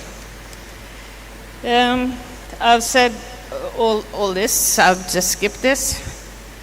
I've said all these. Yeah. But I'd like to say a little bit more about what urban agriculture is in addition to producing food for sale. Because you can produce food for yourself. That's not so common in Europe as it is in the rest of the world where you have subsistence farming. We are promoting subsistence farming also in Europe. From the kitchen bench to the balcony, and pallet gardens in Oslo, and community-supported agriculture. This is in our local community. They cultivate a piece of land together. And rooftop greenhouse in the city in Belgium. Now we are moving into commercial urban agriculture. And the most commercial of them all is this, the biggest greenhouse in the world is 15,000 square meters in Montreal, where they can feed 20,000 families with a basket of vegetable every week. So this is a really good example of what you can achieve if you have the funds and the means. And this area of land was already taken up by the warehouse. So building on top of existing buildings that can withstand the weight is a good way. Okay, I'll move on. I've said all this and all this too. And this and this and this. I'll say a bit more about the Master in Circular Urban Agriculture, because I want you to understand a little bit more about the pedagogic principles and how we make this master into an interaction between the university and the society outside. I said that the strategic plan says that our students should have a mindset for sustainability. But we are also very much contributing to further development of the strategic goals on novel education and teaching methods. And we provide, as I said, the ability to act upon sustainability. So what we do is that our faculties from all the 7 faculties from the business school to the technical, the civil engineers and the veterinarians and the urban planners and the public health and the organic chemists and the life science producers like me come together and together with the Learning Center we have created a master where the students are very soon faced with a real case. And the background of these students, the background is very diverse indeed. They can have a Bachelor of Fine Arts, they can be police, they can be nurses, teachers, they can have a Bachelor in Biology, Plant Science, they can have a Master in Architecture, the Bachelor in Landscape Engineering, Business Administration, Law, Nature Conservation, Geographers, Sociology. We have had such a diverse range, and they all have something to contribute. And these teams are formed as diverse as possible, together with the case owners outside the university, and that's what we call transdisciplinary teaching. And the wicked problem from the case owner is presented to the students, and then they have a possibility to choose which they would like to be working with, but the teachers put together the teams to make them as diverse as possible. And then they have, at the end of the semester, they present to the case owners, and the report is evaluated. And we have a structure like this with very few mandatory courses and a lot of elective courses so that the students can build their own portfolio. And we take students' input into consideration when we plan the lectures. And we have a lot of reflections along the way, which is very useful, and we see that the students are actually growing also personally, not only scientifically. And this is called action learning.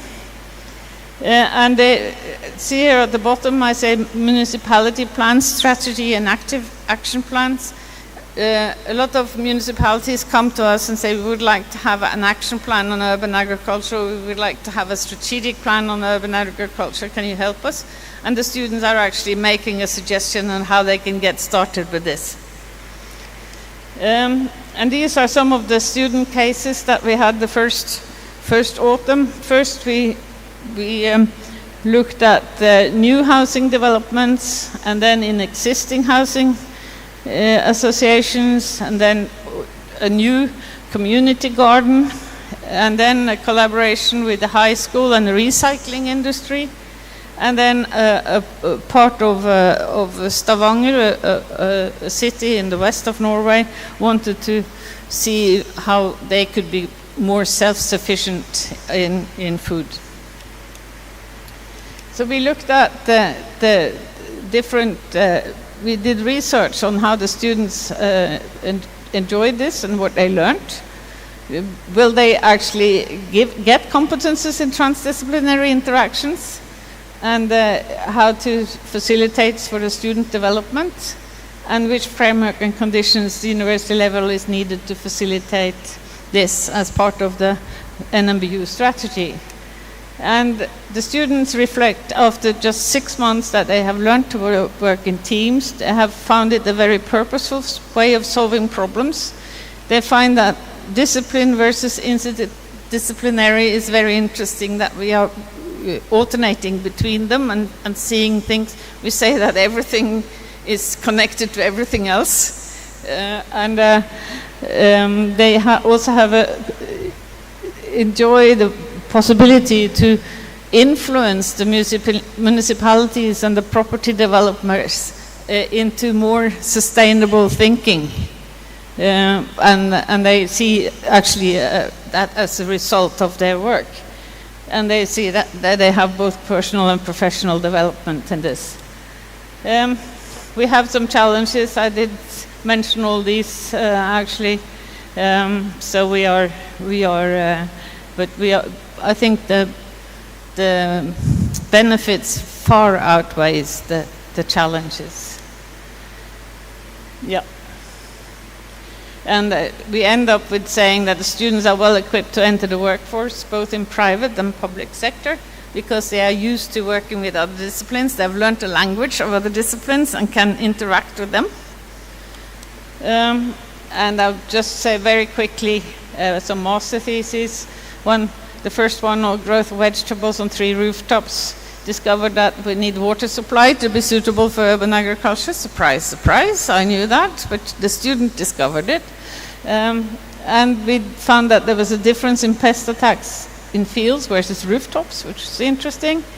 And the garden compost and some vermicompost wasn't enough to fertilize the vegetables, so they need more. This master project was using a combination of garden compost and vermicompost, and she found very interestingly that the black currants had twice the amount of vitamin C in the right composition of the compost.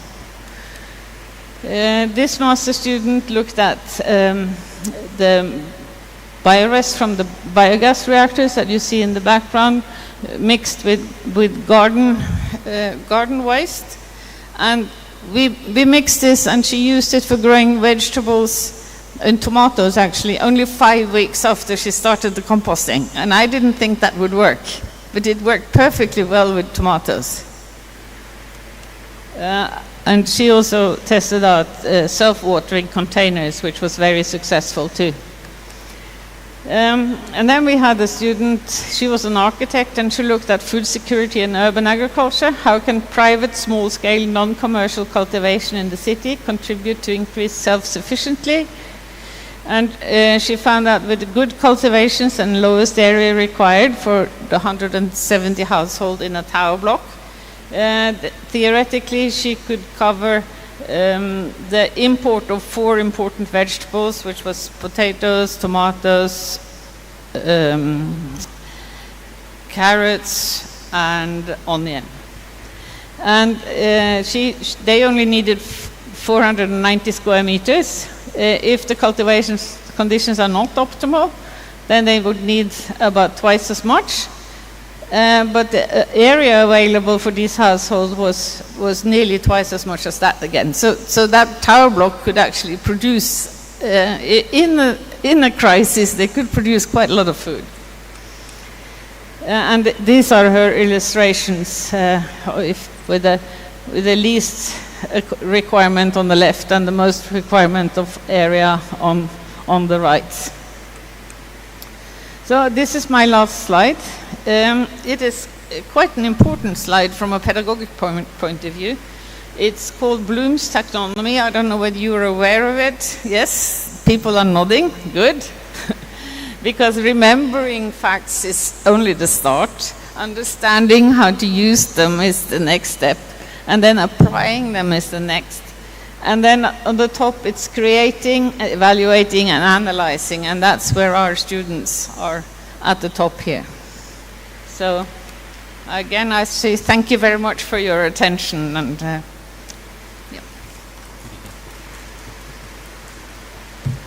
Thank you, Professor Trine Use, for the insightful presentation, stressing on the academic and action research precepts of urban agriculture, stressing on the multidisciplinary approach as practiced in Norway. May I request the Associate Director of Research, RARS Southern Zone, Dr. Shalini Pillai, to present a memento to Professor Trine Use.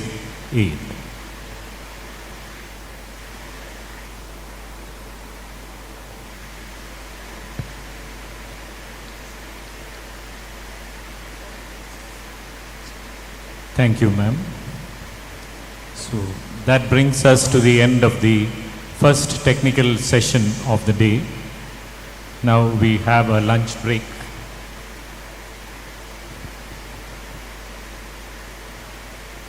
We break for lunch and reassemble by 2:15 for the next session. Kindly reassemble for the next session at 2:15.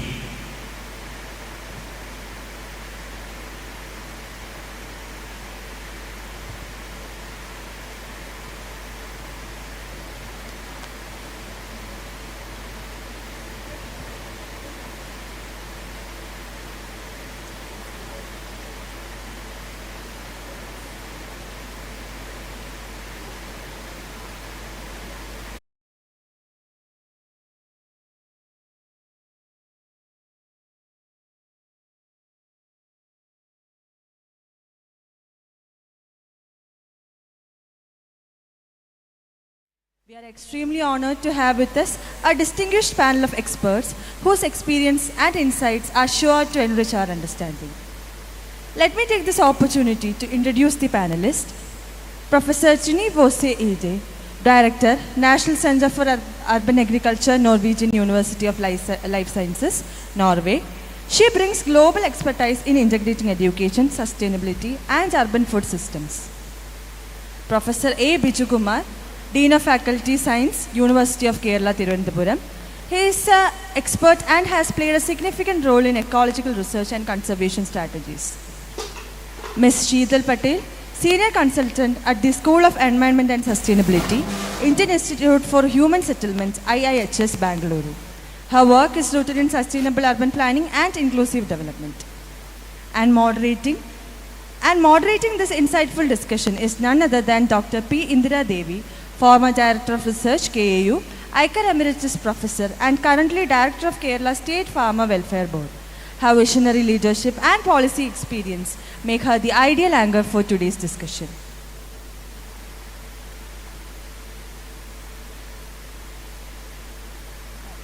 I now invite the esteemed panelists to the stage.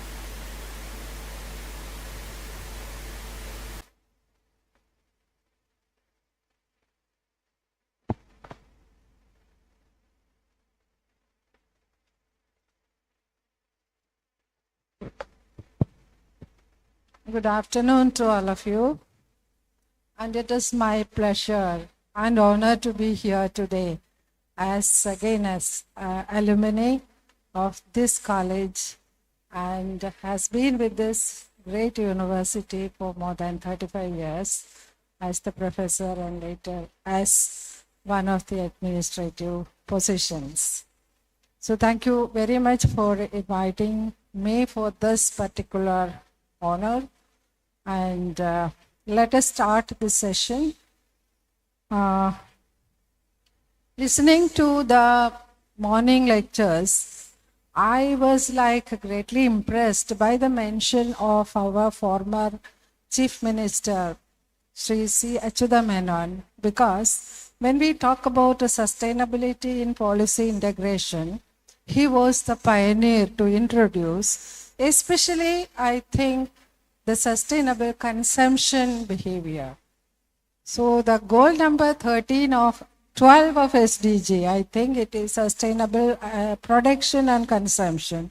So as a person of very modest living, I used to communicate with my students the real example of Gandhiji and Sri Achyuta Menon. Because if you come to Thrissur, you can hear all the stories about him, like traveling in public transport, walking, and having a consumptive behavior which is to the minimum. So it's not only production that is to be ensured as sustainable, it is the consumption too. So sustainable production and consumption is to be equally communicated to the communities, our students, and to the society at large. That's the point number one I just want to remember and remind you at this point. The second one, I was just wondering the urban policy situation in India and Kerala. So urban policy is there for the government of India. It is there for us national policy, but none of the state governments except Kerala has an urban policy in our country. Kerala is the first state to pioneer to adopt a declared urban policy in the year 2023. So that is something very, very important for Kerala, because you have listened to the foreknown speakers who highlighted the state of Kerala as a continuum of urban centers. I think if you travel across India, you can find the distinct difference in Kerala, where it is a continuum of urban and peri-urban settlements rather than absolute rural settlements in that national perspective. So we are the pioneers to come up with an urban policy exclusively for the state. But if you look at the national urban policy and the state urban policy, we have a sustainable urban development, Kerala Sustainable Urban Development Project.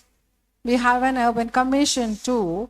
But if you carefully read through these urban policies in India as well as in Kerala, you can see that a lot of emphasis is there on social and economic development aspects like poverty alleviation, like transport, the infrastructure development, solid waste management, all those things. But you can't see specific emphasis on urban ecology. I'm not right now mentioning about urban agriculture per se, but urban ecology in the larger framework of ensuring a safe living environment. Urban ecology is not focused in none of these policy documents, but there are some mention of urban agriculture here and there indirectly. So at the end of this seminar, I request the organizers to come up with a document and converse with the government to include urban agriculture as a prime area to ensure not only food security, but also to meet the three fundamental approaches of ensuring sustainability, that is social sustainability, economic sustainability, and environmental sustainability. That is the point I want to highlight at this point of time. And Kerala Agriculture University has a wide array of experts from forestry, we have climate change college, we have horticulture, we have agriculture engineering faculty. So we have also developed, for your information, I just recollect, we have developed a document for a model for green spaces in urban centers. Pachathuruthu, that's the Malayalam. So we have a model developed by our forestry department to utilize the urban vacant spaces to develop models. So similarly, we can develop urban agriculture models suited for apartments or single villas, institutions, open spaces, etc., etc. So I'm not taking much of your time because we have a very elite audience and a very learned group of speakers. And Professor Train needs no introduction. She has already presented her views onto earlier occasions. And Dr. Biju Kumar, a long-term friend of mine, is there. And Dr. Seema will be giving a separate lecture after this session. So she is not joining in the session.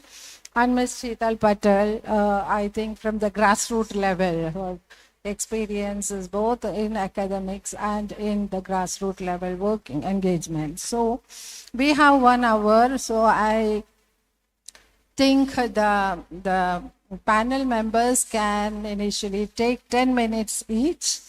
And I'm taking only 5 minutes. and another 5 minutes for conclusion, and 10 minutes we will take a few questions which are very pertinent. Okay, I think that fits in. So I don't think I need to further introduce. Your name is the first one, so I'll start from you over to Madam Professor.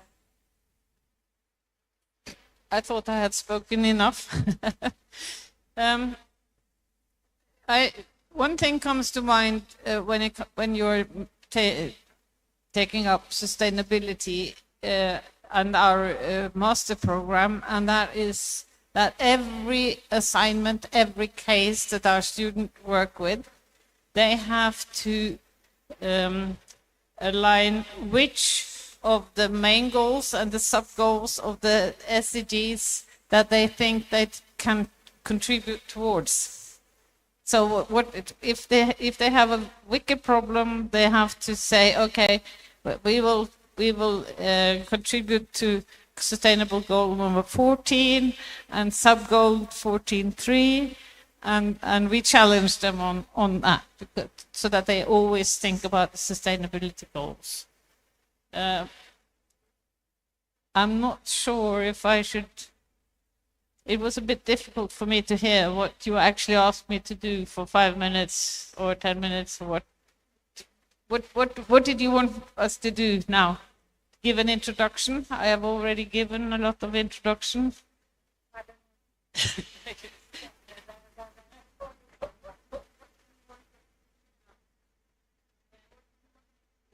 Okay, I thought you got some background out here. This is a panel discussion on the topic. So you can share your ideas, experiences, or observations as an expert in the field to see to what extent the policy integration is there with respect to the ecology, equity, dimensions of urban agriculture. Yeah, I'm touched upon it in my talk, but I think the national strategy for urban agriculture that we have in Norway, that came in 2021, the same year that we started our master program, has been very important for the regional governments and the municipalities to implement into their policies, because they are actually required to implement and make provisions so that urban agriculture is taken into their planning and everything. And our students, whenever the municipalities around us have, or every 4 years, they write a new, what you call that, a new plan for land use plan, I suppose it is. Every 4 years with the new municipality government, and they would send that out for a hearing amongst the population, and then our students will give their contribution during that hearing, and they see that actually the municipalities are listening to their inputs. So that's very fulfilling for them. And another time we were challenged to come up with criteria for, we have something called a blue-green factor for developers to ensure that there are enough penetrable surfaces for torrential rain so that we don't experience flood. And that did not take into consideration whether the land was used for urban agriculture, whether it was a lawn or whatever. And we argue that if you have urban agriculture with a deep soil, you would have much more water retention than if you just had a lawn. And of course, much more than if you have a tarmac. So there we came up with this, or the students came up with some suggestions that was listened to. So yeah, that's how we can influence directly, and the students are very enthusiastic about seeing how short the road is from their ideas and taken into action.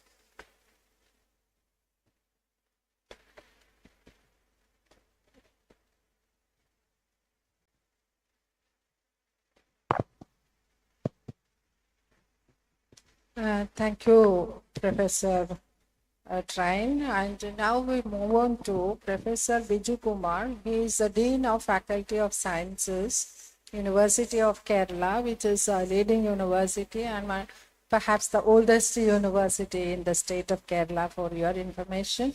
So, Professor Biju Kumar. Yeah, good afternoon. Here in this context of policy integration and with the peri-urban and urban aquaculture, my field of expertise is basically related with fisheries and aquaculture. But I'll try to put forward my views on the gap areas in India as far as promoting this kind of sustainability concept is concerned. And one is, we are speaking about a triad, the ecological sustainability, social and economic sustainability. And the problem is actually mainstreaming the whole idea into the policy framework. And that is where we have some kind of lacuna as far as India is concerned. And definitely when you try to link these whole concepts of urban agriculture into the sustainable development goals per se, there are a lot of challenges. I just forward some of the challenges. And one of the challenges is that, in fact, all these sustainable development goals can be linked with this, primarily because it's actually an issue of food security, basically. Okay. And of course, the livelihood issue. And one of the issue definitely is when you farm in urban areas, one of the challenges definitely is the technological challenges. And second, if you look at the agricultural sector in India, particularly in the urban areas, and who are the main players? And I would say that based on my experience in both agriculture and fisheries, and many of the urban agricultural players are not basically from the agricultural sector, but the people who have the passion for agriculture, including the households and communities. And so one of the major challenges is actually to equip them technologically, because the conventional agriculture or aquaculture practices may not work in that sense. And second, there are some connected issues. For example, the wastage of food material, which is happening in the urban areas. Then this is not directly connected with the agriculture, but it is indirectly connected with food security issue. For example, many of the larger cities in India, the amount of food that is wasted by the community halls and other exercises, and that has to be reduced, especially when you definitely think about sustainability. That is one thing. And second is that, particularly when we think about climate change and the urban heat islands, and then the agriculture can play a very, very important role in the mitigative action. So especially when you have a national framework for climate change adaptation. And in this adaptation framework, we can actually bring in urban aquaculture and agriculture, and that will help in a long way in mitigating the issues. And third is connecting it with the land use policy. Now, as of now, for example, you look at the state of Kerala, and this is in discussion for a longer period of time. And it was actually the revenue department is supposed to finalize that, and it has vetted by many departments, including agriculture department. So unless and until you have a land use policy clearly defined, and then you cannot actually link it with the governance issues in general, especially if you have an idea for promotion of urban agriculture. And that is an issue. So a specific land use policy and with a spatial planning is very much essential as a prerequisite for any kind of promotion of urban agricultural practices. That is one of the issue. And second issue is particularly when you link it with the sustainable development goals, nature-based solutions. And for many of the issues, nature-based solutions are required. For example, if you really wanted to have an integration of urban planning, development and agriculture in that sense.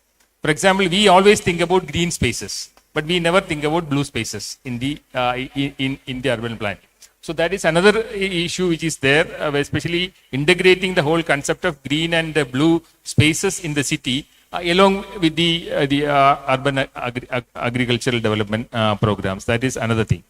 And for example, I know that especially with regard to the integrated farming, including the animal husbandry, fisheries and agriculture. And there we have in many of the urban cities, one of the major demand now is actually the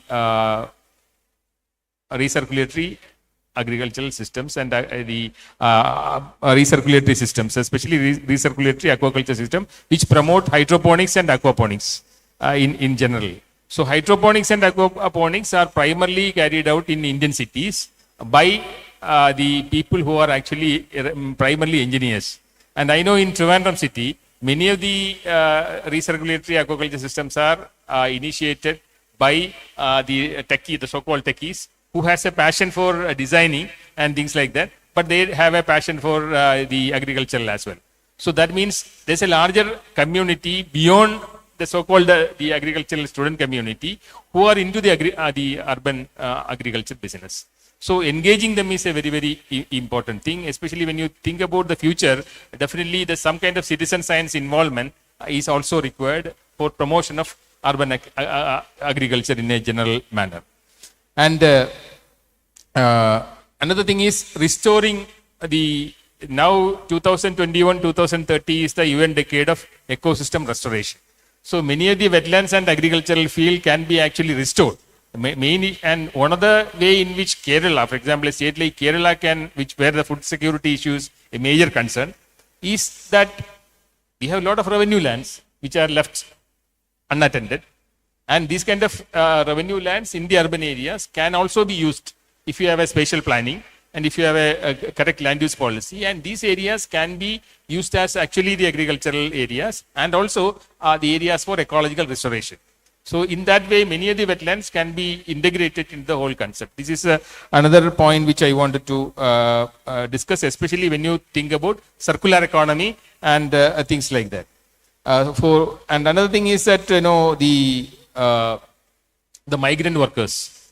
And the migrant workers in Kerala and in many parts of South India can also play a very, very important role in this kind of connectivity, because many of them are more skilled in the agricultural exercises in that sense.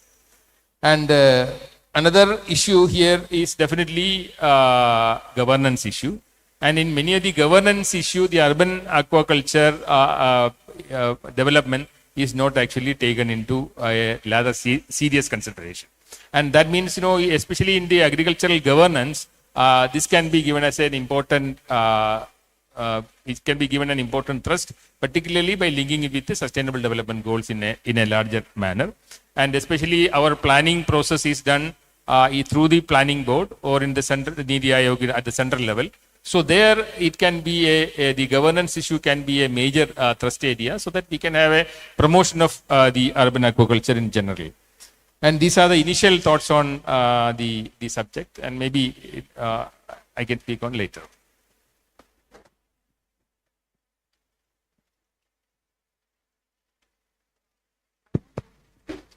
Thank you, Dr. Biju Kumar. I think we will get a lot of questions, and the second round will be there answering the questions. So now we move on to the views by Ms. Sheetal Bhatti. She is a senior consultant in the School of Environment and Sustainability at Bangalore. Thank you very much, and my actually sincere apologies that I missed morning session. It was unfortunate of me that I couldn't be here. Talking in this panel with experts here, I feel like I have very little experience in urban and peri-urban agriculture, but whatever I know, I will try to put it together in a view of, like, you know, what we have found from a couple of projects, research projects that we conducted in multiple cities, looking at, you know, what is the really landscape of urban agriculture in India, and also what it contributes to in terms of people's perceptions, or also in terms of actually kind of a contribution, right? So if we know that food challenges in urban areas are better understood if we know the connection between urban and food systems, because as we shift towards urban living, as Madam Professor Indira Devi also said, we definitely change our relationship with food, right? The way we procure food, the way we buy, the way we consume, how fresh it is, how safe it is, all those things come into picture. However, the urban areas are also hubs of innovations, like even Professor was telling about how there are different opportunities in different kinds of dwellings. how there could be some small intervention in either technology or in the structural kind of a components, and which can make and use those opportunities in urban areas to bring our food closer to us. People in the cities have been looking forward to these alternative kind of food systems in their neighborhoods. So how is it possible and what can be done about it is what we were trying to study in our projects. And then couple of things I just wanted to say about those was like, one of the things we understood was what shapes urban agriculture practices. Like there are so many determinants, so many things that influence how urban agriculture is being practiced in different areas. So when we started looking at different cities, we also realized that actually it is not one kind of a pattern. There is so many different things that are happening. And it's all becoming, related to how people's motivations and aspirations are. In terms of like with the difference in age, difference in gender, difference in what occupation they were part of, based on that their practices change. Sometimes we see in the balconies people are doing, but sometimes we also see that they have kind of mutually have an agreement with the empty plot in their neighborhood and then doing practices there. So there are different scales and different types of urban agriculture, and that is where the different perceptions of contribution comes into picture. Like people who have balcony gardens, they will talk only about how happy they were to just see one tomato on their plant, right? That is what is the satisfaction. But also other people who were doing farming on their backyards and empty plots, they were complaining about how cow comes and eats their kind of a crop. So those kind of different things that we experience, but in terms of determinants or in terms of what shapes, what we categorize them as, demographic kind of a parameters, which includes age and gender, contextual kind of a determinants, which also include space, natural resources and financial resources. And somewhere it was also inherent determinants about like perceptions and knowledge and beliefs, like, what people think about growing their own food. That also shapes how they want to do it. So these three key determinants, which is like age and gender role, shape the motivation, space, resources, and income determine the scale, and belief and knowledge drive the commitment, like, how much they want to commit it to the practices. So moving on from there, we had a couple of other kind of initiatives in terms of like, had a chance to design interventions for certain different spaces in Bangalore and Pune. That is where we saw that it's the policy interventions or even the policy integration has to be at a different scale. Like, at an individual scale, people were talking about their own individual passion or commitment and determination. But when it comes to little higher at a community level or at a, even if it's a small apartment dwelling, it really becomes little tricky, like people start asking questions about, yes, I put an effort, but what is the return for me? That kind of a mentality comes into picture. So that is where we try to understand that the interventions also have to be at a little higher scales. And that is where the policy kind of a potential lies. So we came up with 4 different kind of policy kind of potential, and that is where we called it as an action agenda for any city municipal kind of a body or an urban local body. And we termed it as one of the things was about using urban agriculture as an avenue for generating green jobs in the city. Like, how dignified and decent kind of a work environment could be provided to people who are unemployed, who are actually skilled in doing certain things like agriculture from their native, like what you said about migrants coming to the cities, right? Then the second was about closing the loop between wet waste segregation, composting, and food growing. So that is where some kind of a potential is there about how to reduce waste which is going to the landfills around the city and creating the problem which are related to climate and also related to pollution. Then we also talked about strengthening school kitchen gardens to improve child nutrition and also awareness and sensitivities towards the nutrition of growing children. The third thing we talked about was including urban agriculture in school curriculums. When we are talking about school kitchen gardens, it could be also included in the school curriculum so that primary and secondary schools for environmental sensitization, it will be quite significantly contributing. And then the lastly, like everybody was talking about, is that how it should be a deliberate kind of a urban plan and urban design kind of a intervention, because unless you make that as a mandate or as a like a compulsory thing, many of the things in this space may not be kind of moving forward, which also makes the space for the incentives for sustainable practices such as waste recycling and food growing, because many cities we have also seen that how people get some kind of incentives, and when it is economic incentives, it works much better. Like in Pune, we had seen that people saying that in the property taxes they get rebate if they have the waste recycling unit which makes composting on their apartment complexes itself.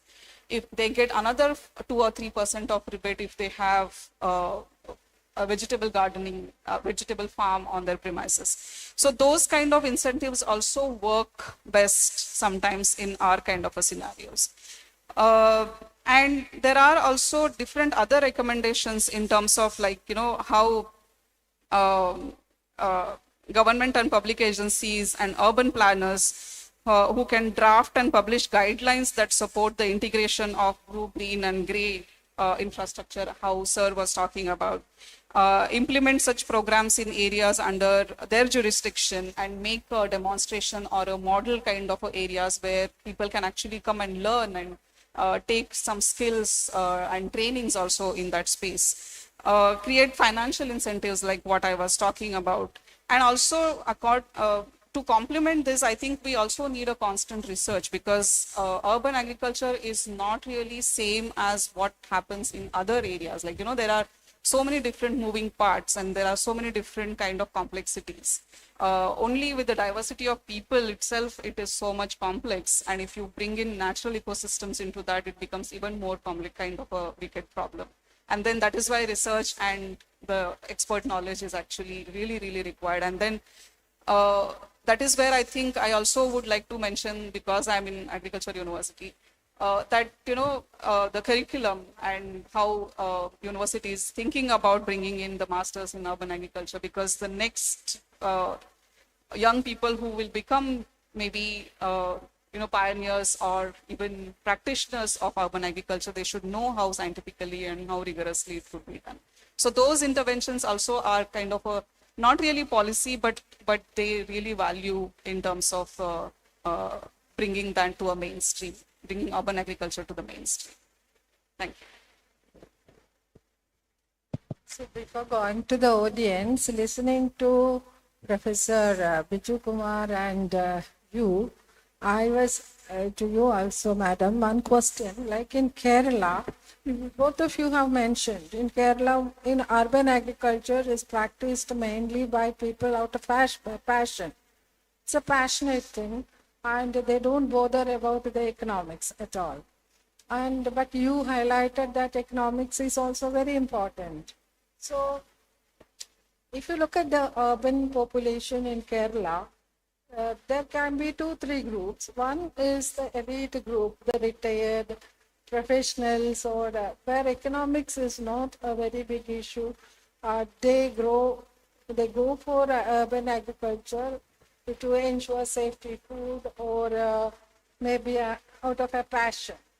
And there is another group, what you call young technocrats. They are highly trained professionals, especially in the modern IT field.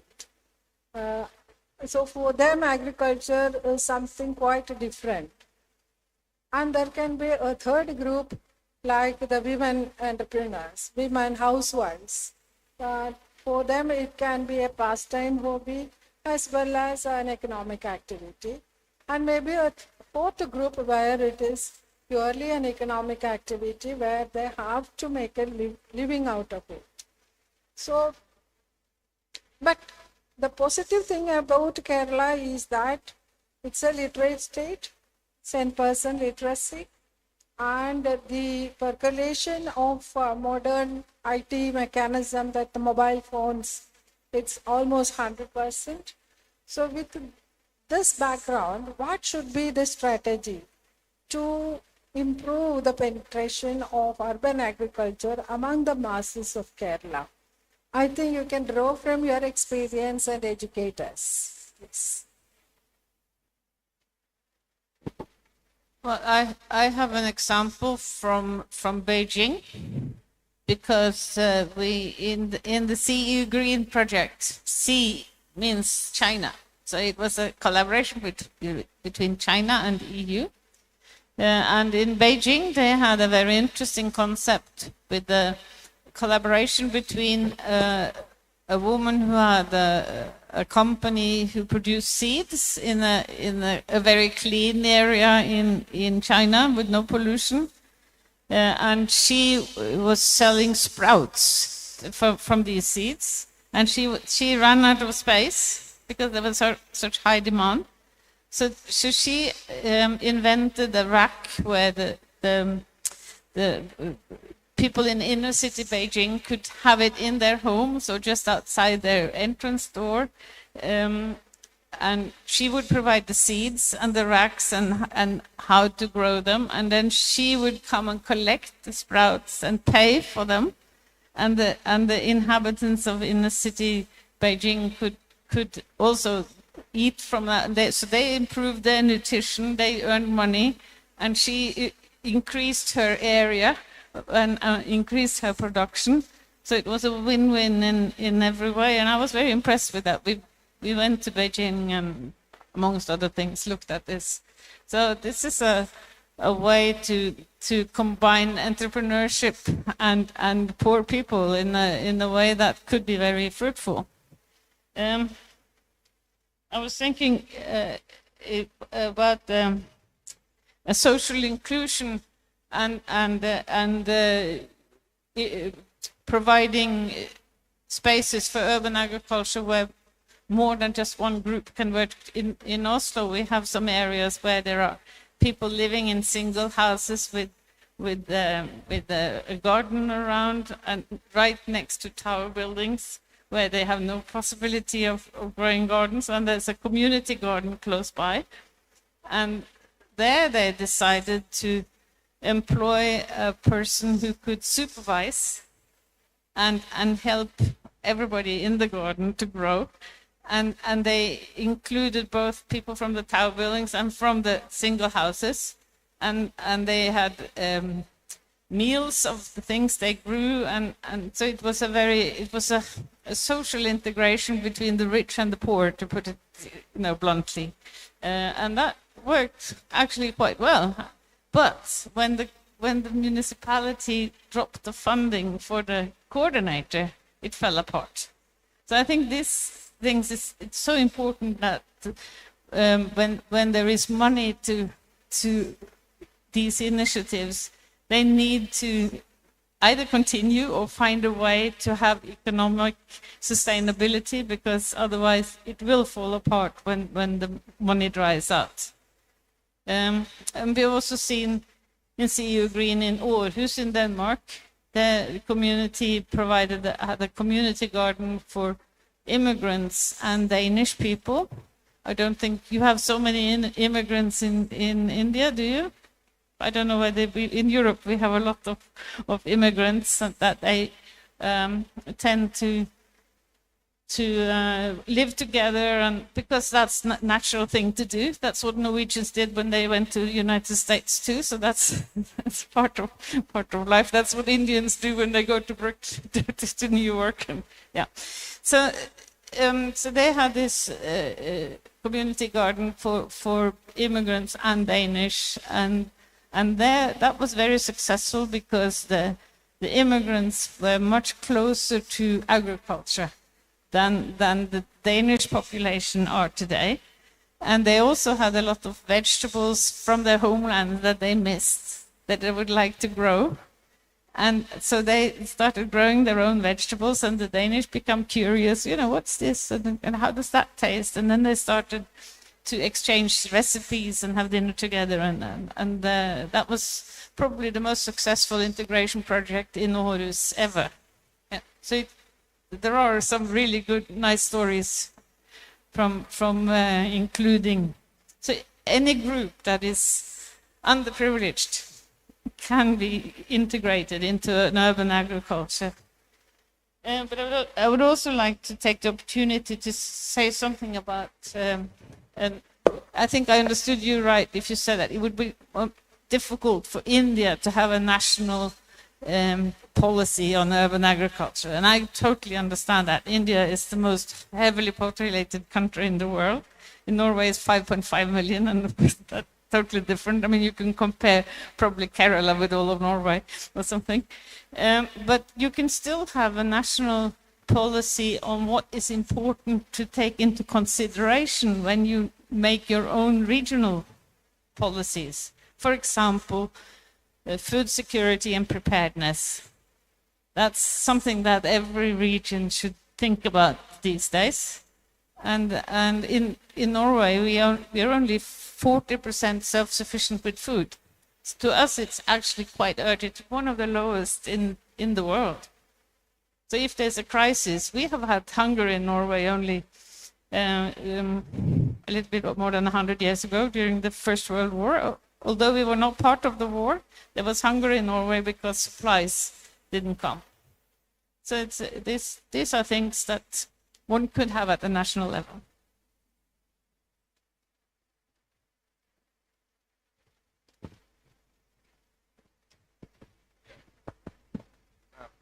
Few points when we come to the policy discussions, and one, of course, the point the professor mentioned just now about the community farms.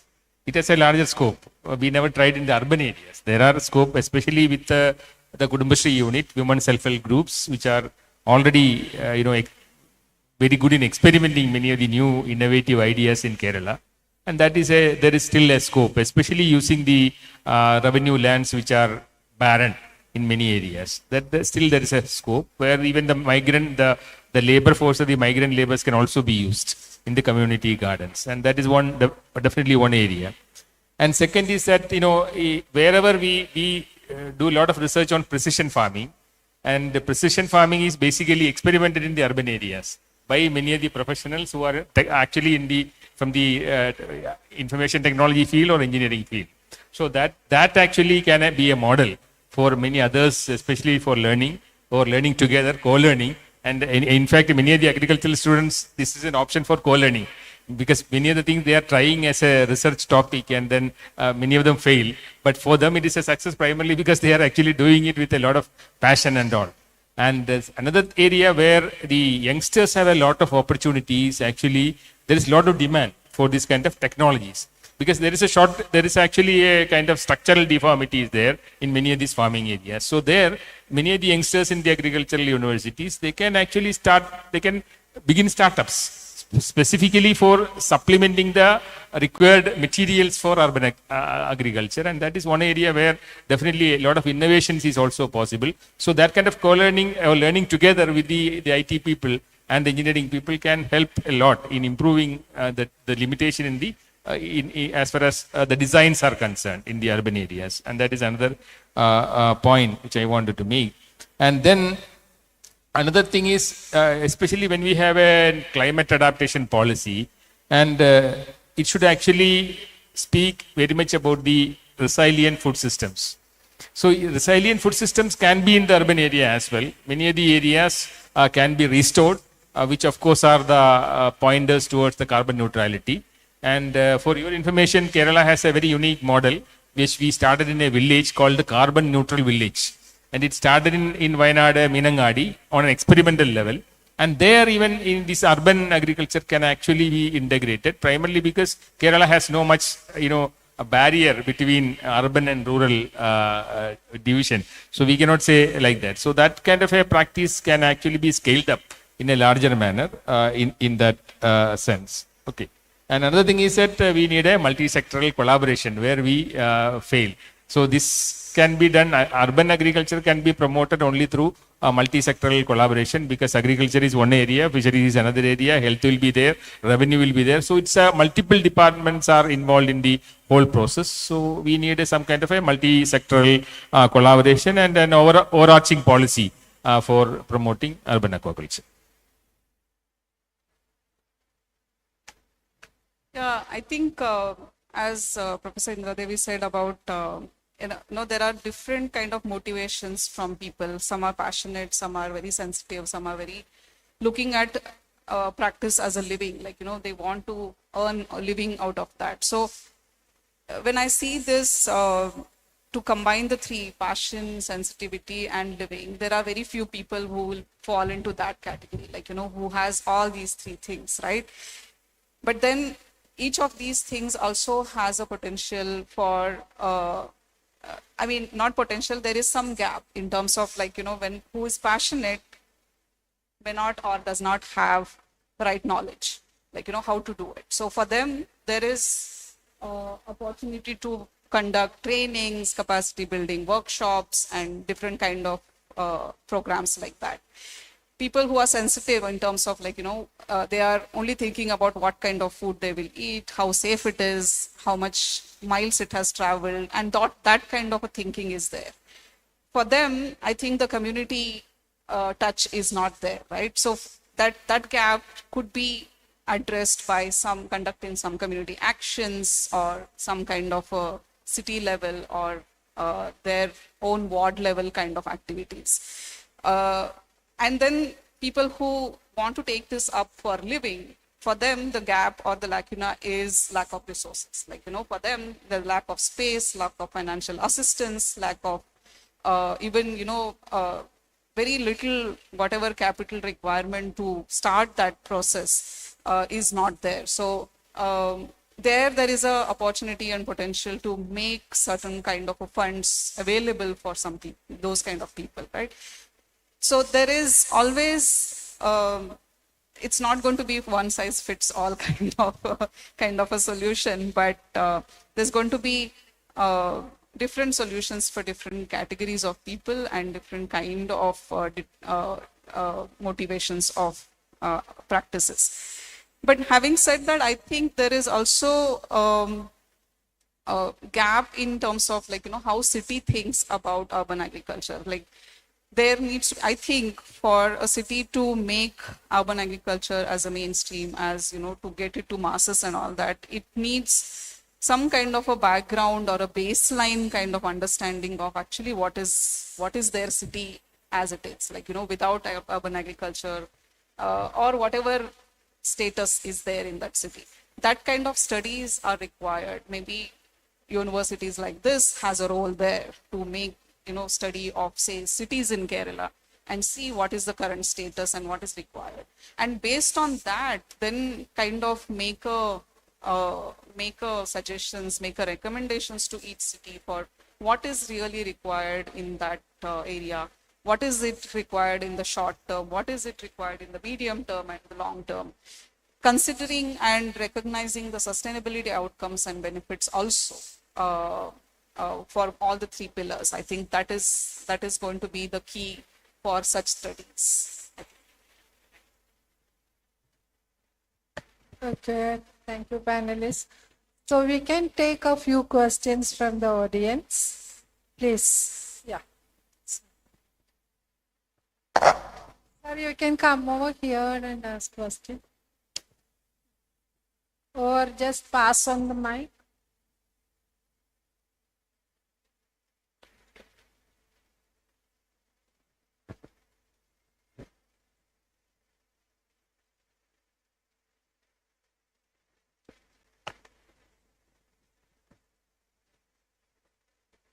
Thank you for the opportunity. I am Bhaskaran. I was working as a professor in the same college, the Department of Agriculture Extension. So it's a very happy homecoming for me.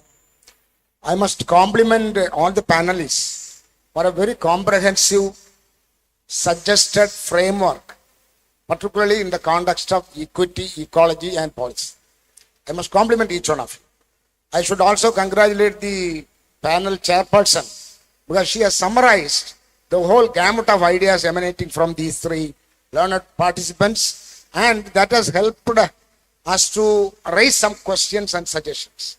That is how I am before you now. I have two specific suggestions which can be integrated into urban agriculture when we talk about policy. One, as Dr. Biju Kumar has mentioned, we have to think about health comprehensively. Unfortunately, we have a system of working in compartments in the name of departments. So comprehension is very difficult, particularly in Kerala. We have been intelligent individual scientists, but we have failed thoroughly to work as teams. So we have to learn a lesson that only by working in an integrated fashion, urban agriculture can improve, because urban agriculture requires integrated agriculture. For that, you must have a focus on the One Health policy, starting from soil health, plant health, animal health, human health, and finally resulting in planet health. For that, every one of us must sacrifice our egos and prepare to work in teams. Second thing is with reference to funding. So when you are talking about policy, particularly in Kerala, we have to make a conjunction about funding also. It's very important. Funding, you may be surprised to know that Kerala government has got a funding support of 2,300 crores for the Kera project. It is a resilient agriculture project. Of course, they are concentrating on many of the things, but the essence is that it is coming from the Green Climate Fund. The Green Climate Fund is a corpus of fund operated by the World Bank to the tune of 1 lakh crores, and 2,000 is pittance. So there is a very big scope to get funding, particularly for Kerala urban agriculture, with proven models and technologies, and a very intelligent and enlightened farmers group, youth group. It is possible to get funding using the Green Climate Fund. I think for the time being, this brief will be enough. Thank you, sir. We can take 2 more questions. 2 or 3 questions more, please. From the student side, I think the students should be more sensitive to such issues which the state is facing right now and also in future. So students, you can either raise a question or just contribute your ideas. Share your views, please. Please, Dr. Anil. Yeah. Thank you for the opportunity. I am Dr. Anil Kuruvula. I am professor in the Department of Agricultural Economics. My question is, what are the barriers faced by marginalized communities or what exclude them from participating in urban agriculture? Is there any barrier for them? Yeah, the question to the panelists is, I think, should I repeat it? Yeah, he was asking what are the challenges to the marginalized, the poor communities in actively participating in urban agriculture activities. Do you want to? Yeah, please. I don't think I'm the right one to talk about poor people, because compared to India, we don't have that fraction of poor people like you do. But there are, of course, a lot of challenges also in Norway between rich and poor people. And one of the challenges is that poor people are so engaged in just surviving that to actually take on growing food as well is that they really need to see the advantage of that before they can take that challenge on as well.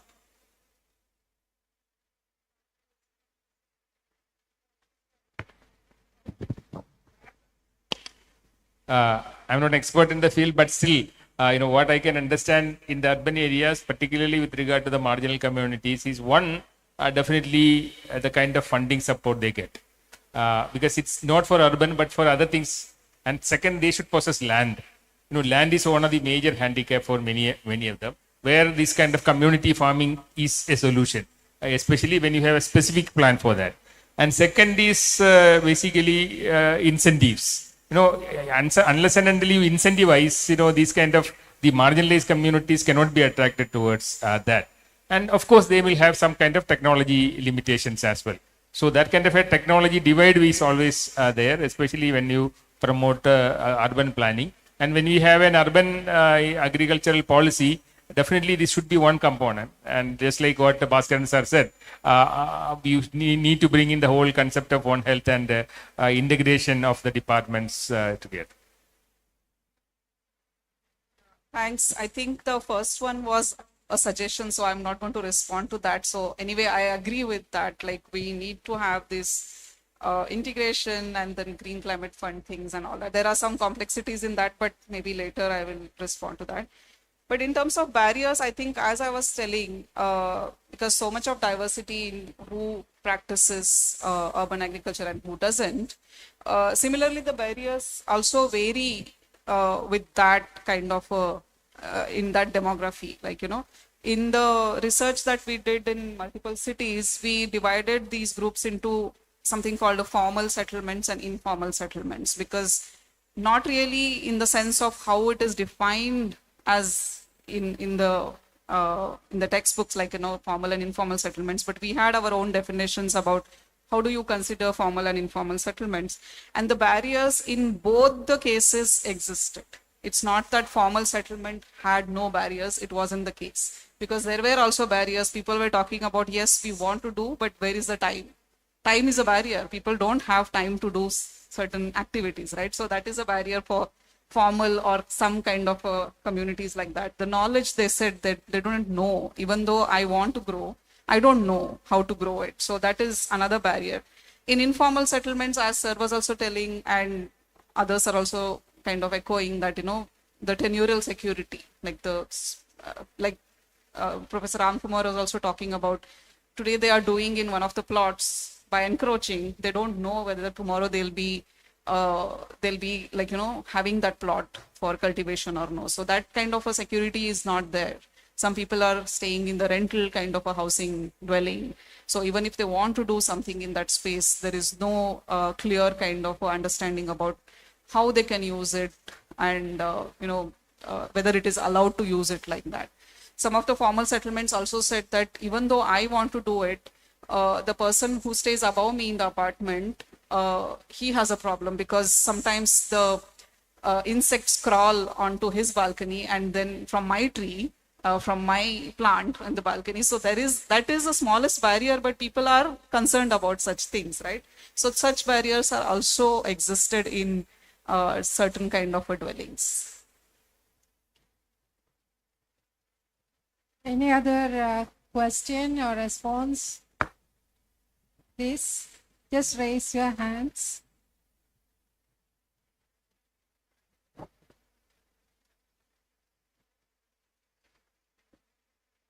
But the panelists have anything to add? Yeah. I could add to the land demand, because in Oslo a couple of years ago there was a big movement challenging the municipality to tell people where they could grow, which areas could be put into use. And of course, those were resourceful people. That they have the resources to demand to get something. But poor people that probably would need it more, they don't have the energy to go on and demand land. But anyway, it led to the municipality making a plan of all the areas that could be used temporarily or for longer, and that was a very good thing to do, I think. But you also mentioned the conflict between the rural and urban farmers, to put it that way. And we see that as well. I mean, when I started with urban agriculture and advocating that, some of the producers of vegetables around the Oslo fjord came to me and said, are you trying to run us out of business? That's no. This is a supplement to what you are doing. It's to have less import. But the European Union is a very good, what you say, they are a very good indicator of what is a problem. And in Europe now they are having calls for research programs where they demand that the research program integrates the rural and urban community, because they see that there is a division and they really could benefit from each other. So that's how they try to do it in Europe. Thank you. I think if there are no more questions or reflections, I'll just conclude the points that were raised or suggested by the experts, taking 2-3 minutes. So the most important thing, I think, was the suggestion on land use planning, land use policy. Both the experts suggested the land use planning and even demarcating areas for specific interventions. But all of them agreed that there should be very specific tailor-made technologies for each group of takers. Like I was also thinking like the senior citizens. Kerala, it's an aging population. So for the senior citizens, we may have to think of service provision to get some of the agricultural activities done, like say plant protection or planting.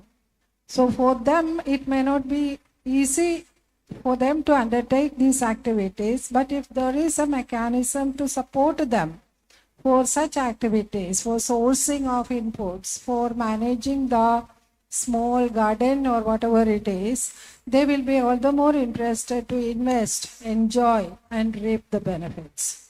Similarly, for the marginalized or what you call the resource poor farmers, we may have to think of policies either to incentivize or to penalize.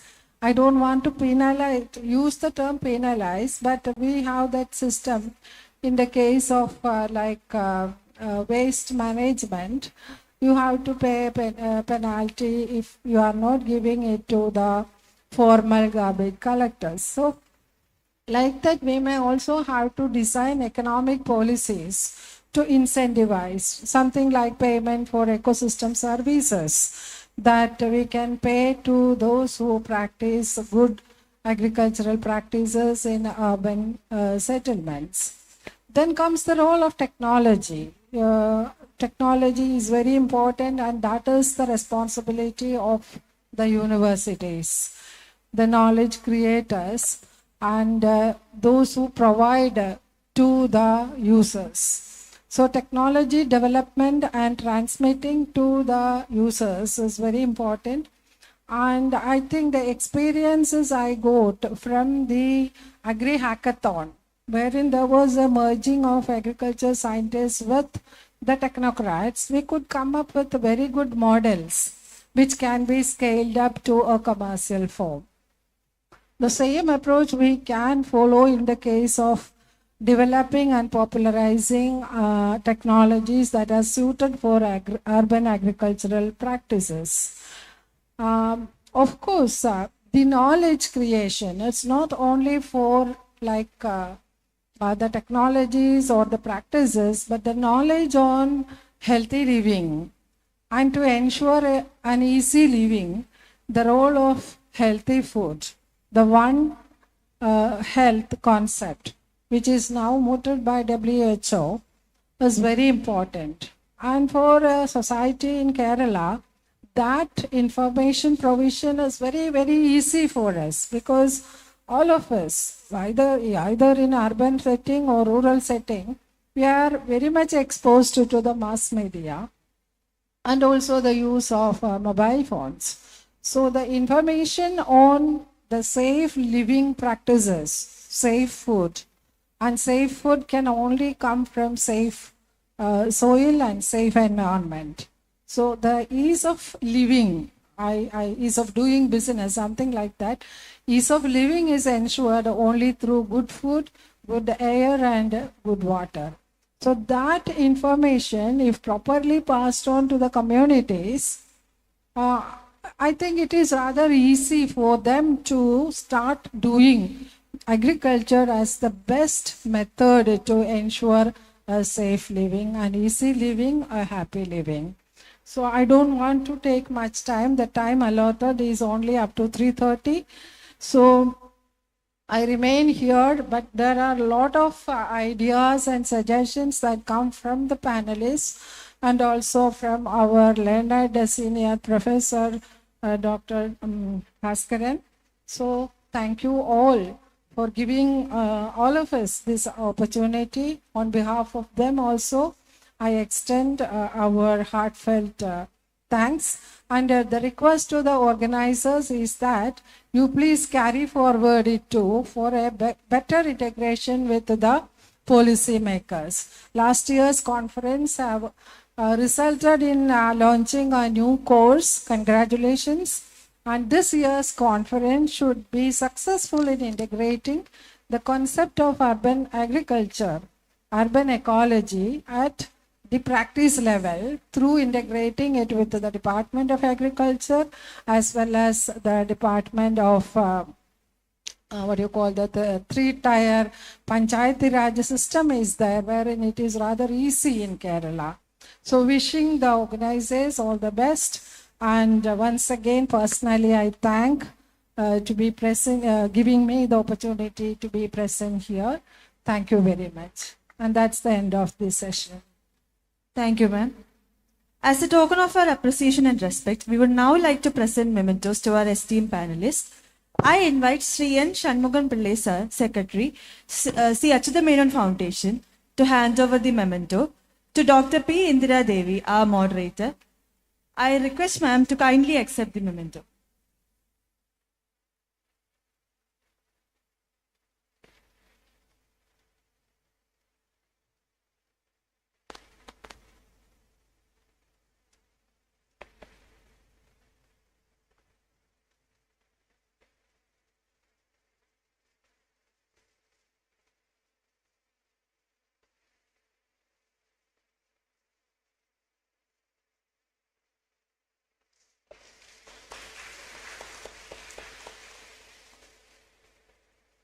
Thank you, sir.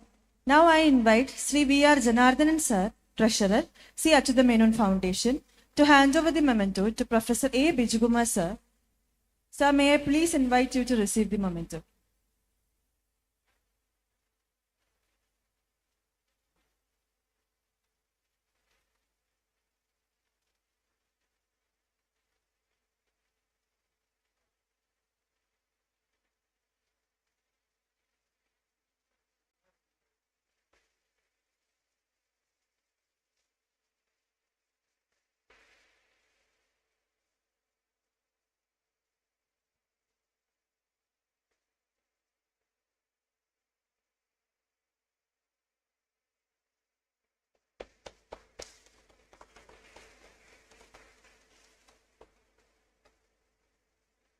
Thank you, sir. Now I invite Dattan sir from C. Achyuta Menon Foundation to hand over the memento to Ms. Sridhar Patel. I request ma'am to kindly accept the memento.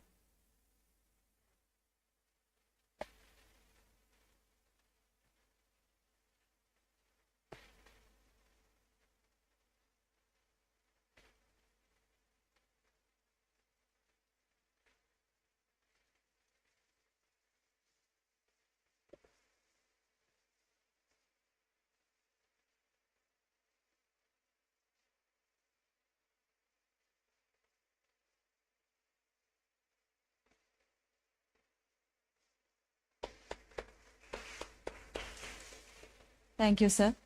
Thank you once again to all the panelists and our moderator for gracing this session and enriching it with your knowledge.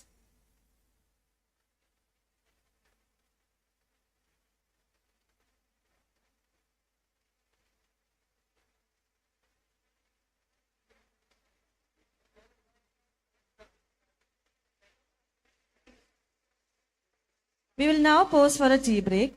Kindly proceed to the refreshment area. We request everyone to assemble by 4 o'clock so we can continue with the next session without delay.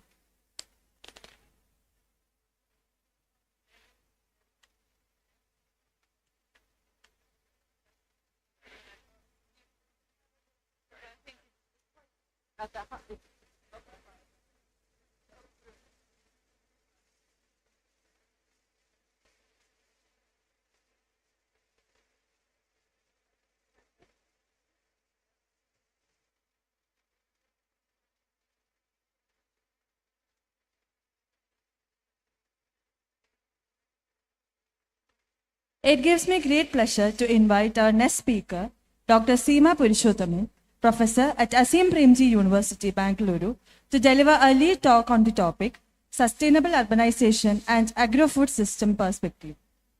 Dr. Seema is widely recognized for her work in ecological economics, sustainability, and the dynamics of agro-food systems. We are delighted to have her with us to share her insights on how urban development and food systems can be shaped in harmony with ecological and social equity. Let us welcome Dr. Seema Purushottaman ma'am to the stage with a warm round of applause.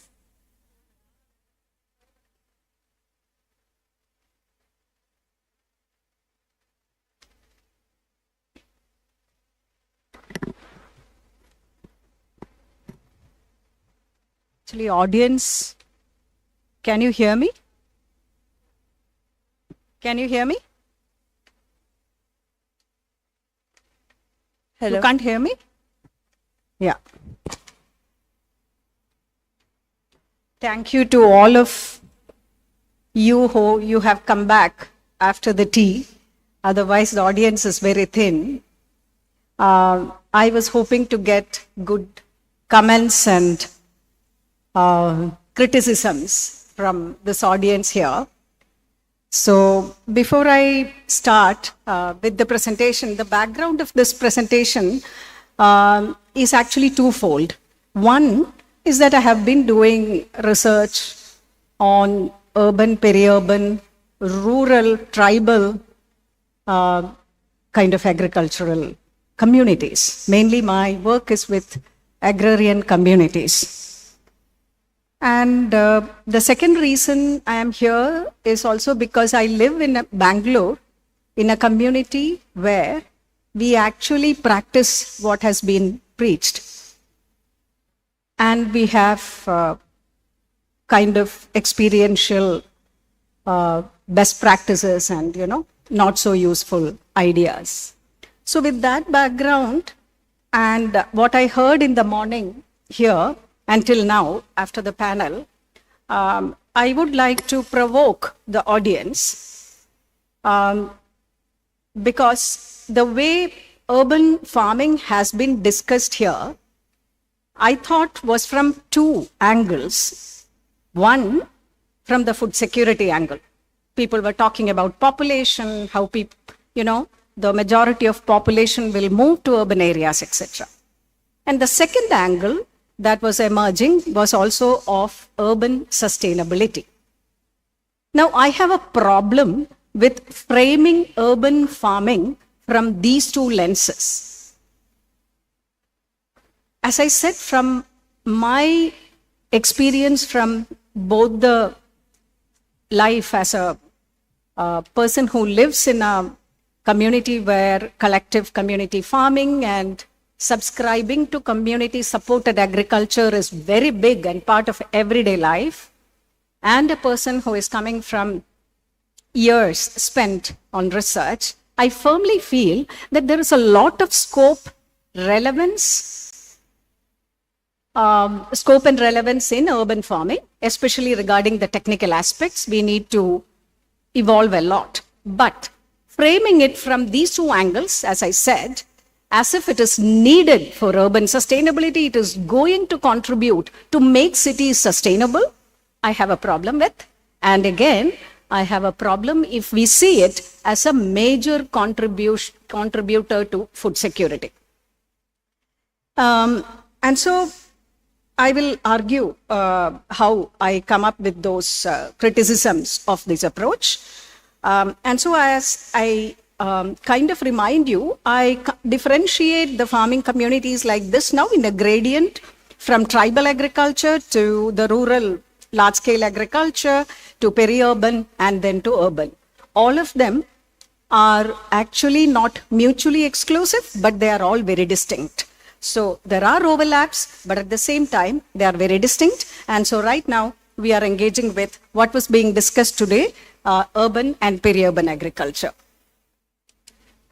So the summary of this discussion is like this. We are going to discuss, I don't know why this is happening. I can see it here. Urban sustainability is being discussed from a food perspective, which means a whole spectrum of multiple interactive elements, plus people, plus processes, from production of food to consumption of food. And the argument in my presentation is that anyway, urbanization in the history of human race actually has a built-in self-destruction. And we are unpacking it from a food system perspective in the interest of avoiding that suicidal tendency in our civilization. And these self-destructive tendencies in any civilization, looked at from a food system perspective, can be unpacked in terms of rifts. It's a language from eco-Marxist analysis, but it can be easily translated into metabolic rifts, social and epistemic, knowledge-based. There are variety of rifts that are manifested in the current society, which makes it very unsustainable in itself. And we have a lot of efforts that we saw till now to bridge these rifts as an effort to contribute to urban sustainability or to meet the food security purpose, including urban farming and all, including microgreens and, terrace farming, whatever you can think of, aquaponics, hydroponics, aeroponics, all of that. But each of them comes from a very isolated standpoint and without a systems perspective, and hence, compared to the scale of the problem, which is either urban sustainability or food security, it becomes a very minute tinkering at the edges. So the problem of urban sustainability from a food system perspective being very large, encompassing nutrition, livelihoods, well-being, equity and ecology across different scales of communities, time and space. So some of it we will unpack. And the way out, we will actually stop the discussion with a possible thought on solution, how to bridge those rifts that give rise to the self-destructive tendency in a civilization, and from looking at it from a food system perspective. So let's go to the civilization tendency to be self-destructive. For the past, life is 2 billion years old. Topsoil is 0.35 billion years old. But modern human beings are only 6,000 years old. And the history of agriculture, after the Stone Age population, through the Bronze and Iron Ages, we have seen many civilizations which came and went. So I am unpacking the story from the side of civilizations that stood the test of time. How did they imagine their food systems and with respect to what kind of agricultural factors? And so we see that the progress that we talk about in terms of civilizations, and nowadays we call it as development, this is basically by extracting primary production. And primary production based in agriculture, grazing lands, animals, plantations in the mountain slopes, again for logging or mining. So with all these accumulation from exploiting the primary sector, we divert, and that is how we grow and develop. But the settlements most settlements in human history would have survived for 30, 40 generations. But we have some examples like Chinese was the longest, but also Nile Valley, Mesopotamia and Indus, which stood the test of time much more than the usual list of civilizations. So why did they do? That is what we are going to look at from a food system perspective. So they had productive soils for a longer period of time and a very reliable food production system. I don't know whether you know of this book called Topsoil and Civilization by Carter and Dale. It came in 1950s. Again, it was reprinted in 72. It beautifully describes the food systems and even other cultural systems in all civilizations.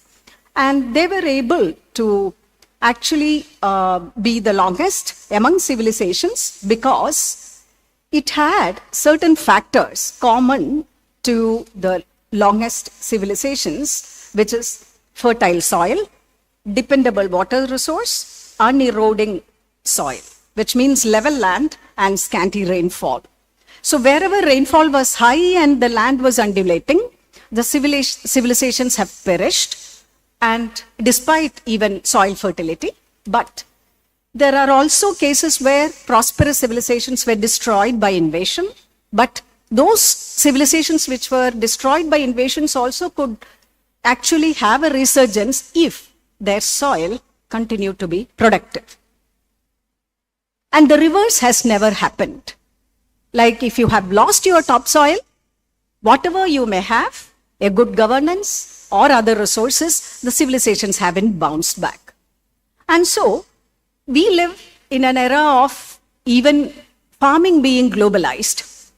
That means the same techniques used to grow and even the crops are being homogenized, just like the food on our plate. And that underplays the relevance of natural resources within a country or a community until we now know that when wars are breaking out between countries, we need to be self-reliant. But otherwise, through the second half of 20th century, we came to believe in free trade, actually addressing our food security requirement. And so, if we believe that economic growth and urbanization is a symbol of development, it cannot be a resilient civilization. And if we design agriculture to actually contribute to economic growth and not for a resilient civilization, we are taking the usually treaded path towards a shorter civilization. So as I am unpacking what we mean by resilience and what we mean by civilization, we are not even an advanced civilization in the scale at which it is measured, but even then our end is in sight. Many studies say that 2100 is probably when we will cease to have the society as we know it. Some people even say earlier. And so the end is in sight, and still we are not looking at it from a systems perspective to actually look at sustainability from a food system perspective. So the question is, how much of material progress and even intangible comforts are we ready to forego? And how much of societal political will we will have to evolve new institutions? You know, one way of defining development is evolution of new cultures. And so are we ready? Are we thinking about it? Or else we will be known for bending the curve of civilization. People used to call it Anthropocene, though that is not legitimized by the formal bodies. So we may be having a short life. So the dilemma is in terms of scale of surplus, how much of surplus we should produce. So we discussed a lot in the morning for the need for urban farming to be commercial, which is a very close to impossible thing in the context like what we have in Kerala or even Bangalore. In many places, land is so scarce, being commercial is a very limited objective. But still, we are obsessed with scale. So, in ecological economic parlance, the path we are taking is called high entropy path. Thermodynamically, we are increasing the chaos in the system.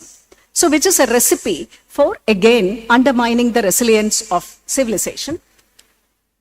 And so the context so far is that we have evolved technological systems like, my neighbors have precision agriculture, aeroponics, and we all get very safe vegetables from there, though I'm not too happy to eat produces coming not cultivated without soil. Even now I feel that I need food from soil. So we have all the technological jargon ready for our use, and even as we talk, it's getting refined and improved. But we are choosing to be a short-lived civilization, and this urbanization target is towards that. And my argument is that urban farming, seen separately from the other three agrarian communities, is going to be not contributing to either sustainable urbanization or food security. So that is why I think we need an overhauling of thinking about urbanization. See, urbanization, as today morning people were lamenting the fact that India's heart won't be in the rural areas, but India's heart will definitely be people who produce food. And whatever we say, this urbanization is not just a matter of increasing built-up area or increasing population. It's in the mindset and the culture. The consumption culture is what is defining urban communities now. And that is what is becoming urban, whether people are moving from rural to urban or not. So, if we destroy the rural cultures of production and consumption in the same agroecology, we are undermining what we are trying to work on, like a sustainable civilization or urban settlement or food security. So the argument is against the culture of homogeneous consumption, which is urbanization. And so, land restoration is a necessity wherever it has happened. India has not just the highest proportion of arable lands, but also the highest proportion of degraded arable areas. And so that is what we need to do. But that can't just happen with a focus on urban farming, exclusive focus on urban farming. So we have to define the cultures as sustainable consumers, informed consumers. And that is where I remember Samuel Huntington, who says, now this is political. What you eat is your politics now. I mean, many examples coming from the Indian context, but across the globe, wherever you go, it actually shows which kind of attitude are you wearing on your sleeve. Are you a sustainability-oriented person? Then it is a lot to do with your way of eating, what you eat, and what you do otherwise. So culture is the new political. Culture used to drive urbanization, and now urbanization used to drive agriculture, culture, consumption culture, but now the opposite is also happening, and it is also defining politics. Now we know that the wars are not being fought between political identities, but cultural identities. And so culture is now determining a lot of consumption, and we have a number of examples for that.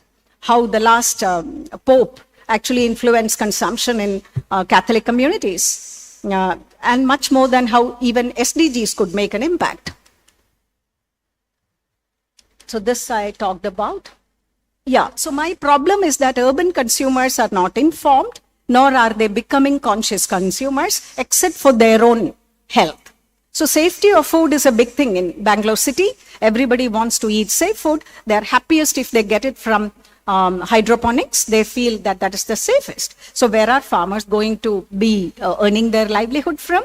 And also, if you feel that you still want to eat things grown on land, that is the culture and the political economy of culture. So the modern urban farming technology is aiming at a lot of corporate boosting in terms of technology and the things that they produce. But that cannot help the longevity of civilization or sustainability as we are talking about. And that is what I said. It is necessary, but not at all sufficient to think about that. So what we see is an alignment between the rich farmer and the rich consumer, and another alignment of the poor farmer with the poor consumer. And evidently, the latter is unsafe food. And here in India, all farmers are also consumers. They cannot actually, be completely dependent on outside food, produced outside. So we have this alignment of, very cheap, attractive food. So we have conducted a study on what determines urban societies' perception of fresh food. So it's the color, the juiciness. It's not the fact that it is coming from a local farmer. Even if the apple is coming from Washington or New Zealand, and if it is juicy, that is fresh for them.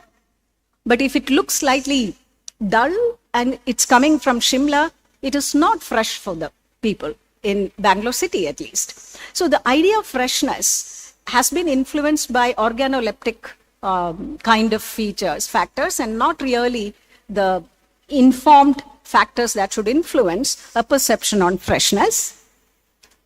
And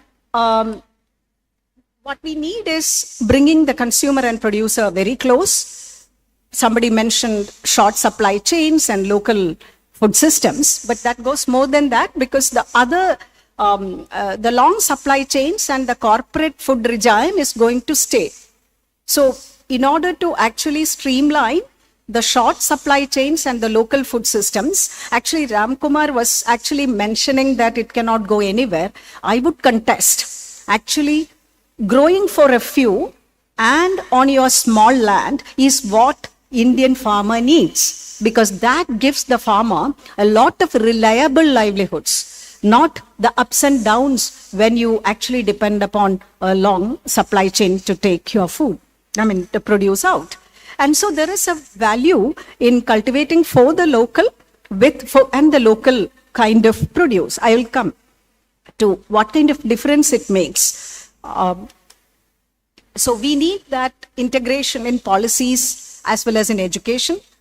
I was an agricultural university student, as somebody was mentioning in the morning, I think the dean. Yeah, we actually studied what the manufacturing sector produces, how to apply that, what dosage of this fertilizer or that pesticide would help, That was the main, of course there were other courses, but the emphasis was lacking in ecosystems as well as in agrarian society.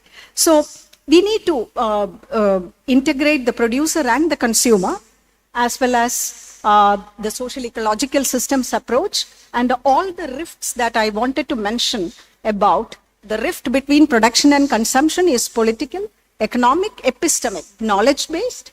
And of course, there are behavioral studies approach to consumption and production. When would somebody want the real fresh, healthy, and nutritious produce? So what is needed for that? So we need a transdisciplinary education on that. I am also, by the way, leading a transdisciplinary global alliance, wherein we collaborate across the globe on how to design transdisciplinary curricula for various subjects.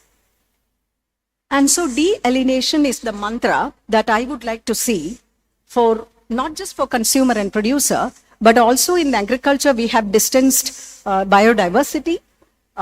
In Bangalore, as I speak in my community, there are, people going out to harvest produce from farmers' fields. It's all part of this urban farming network, but they have to actually result in bridging all the rifts. I don't know whether you are familiar with, I was expecting a different audience, a little more academically engaged in, PhD students and others, but maybe I'm mistaken. But I thought the rifts will be familiar to them.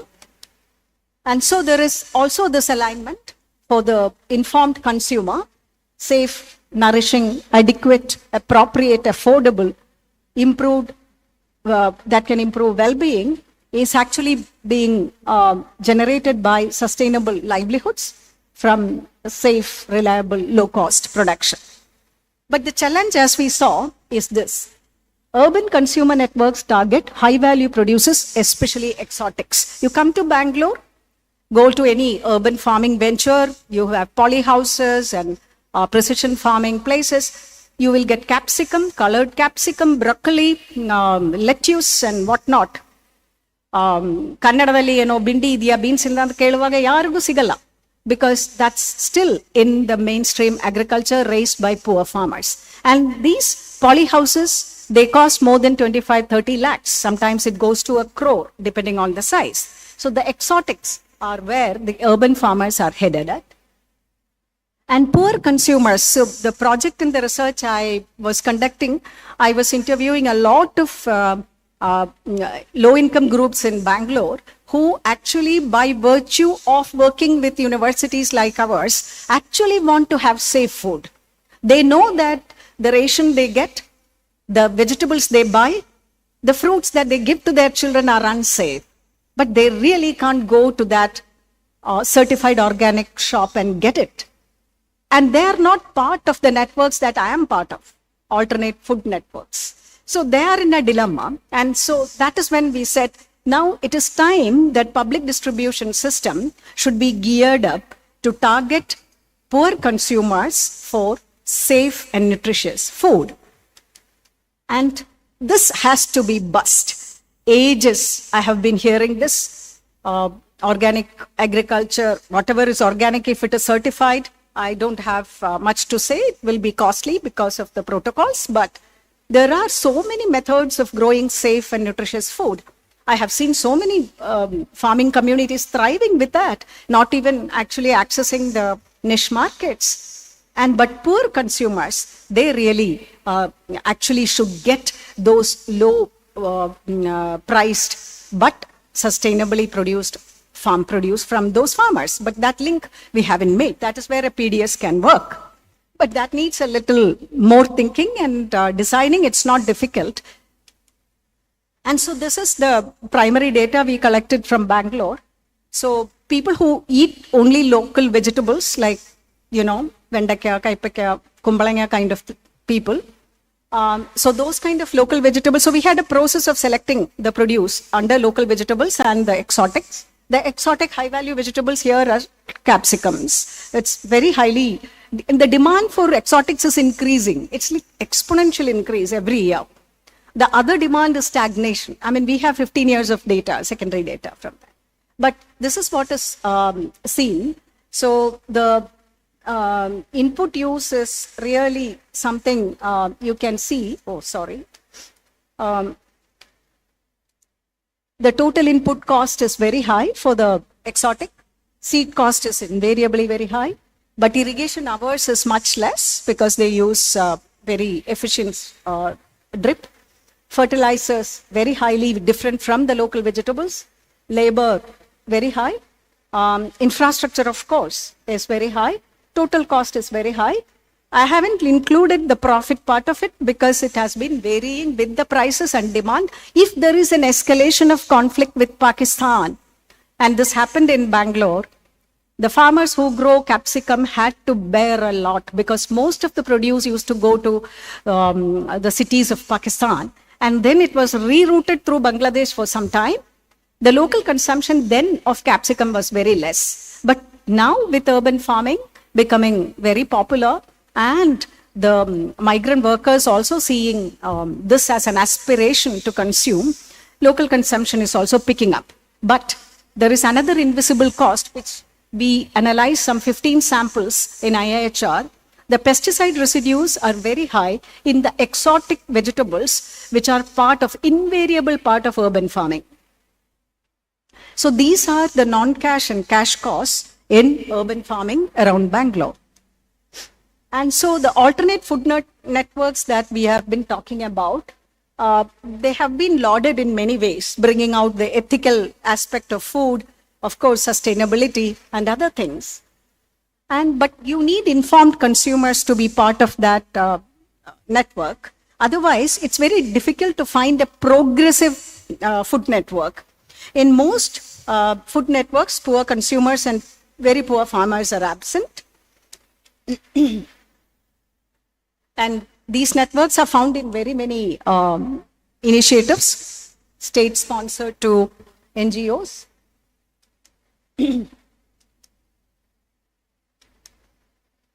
So small family farms they need affirmative action from consumers. And consumers are not informed. And informed consumers, if they are poor, they cannot afford. So that is the dilemma we need to break. And so progressive food networks can link the low-income groups in both farmers and consumers.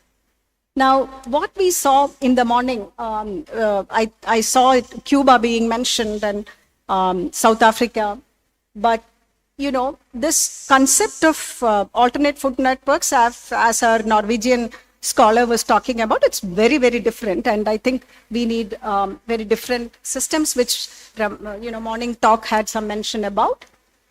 So we actually come from a moral economy perspective in the alternative food systems here. We do have examples in pockets.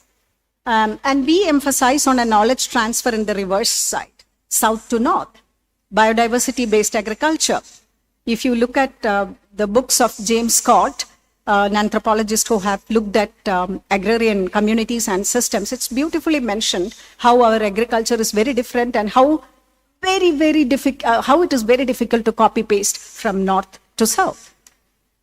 So progressive food networks will be, they are actually available for some examples in Mexico and France. They emphasize repeasantization, not like, you are an urban resident and you take some food from the backyard or community land.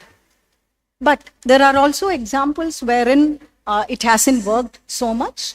That is where we saw in the morning that there has been challenges. Kenya, morning, there was a mention about Nairobi, but it actually met with a lot of problems. And altogether, we ourselves have a lot of examples in Andhra Pradesh community-based natural farming, Odisha Millet Mission, Subiksha Keralam.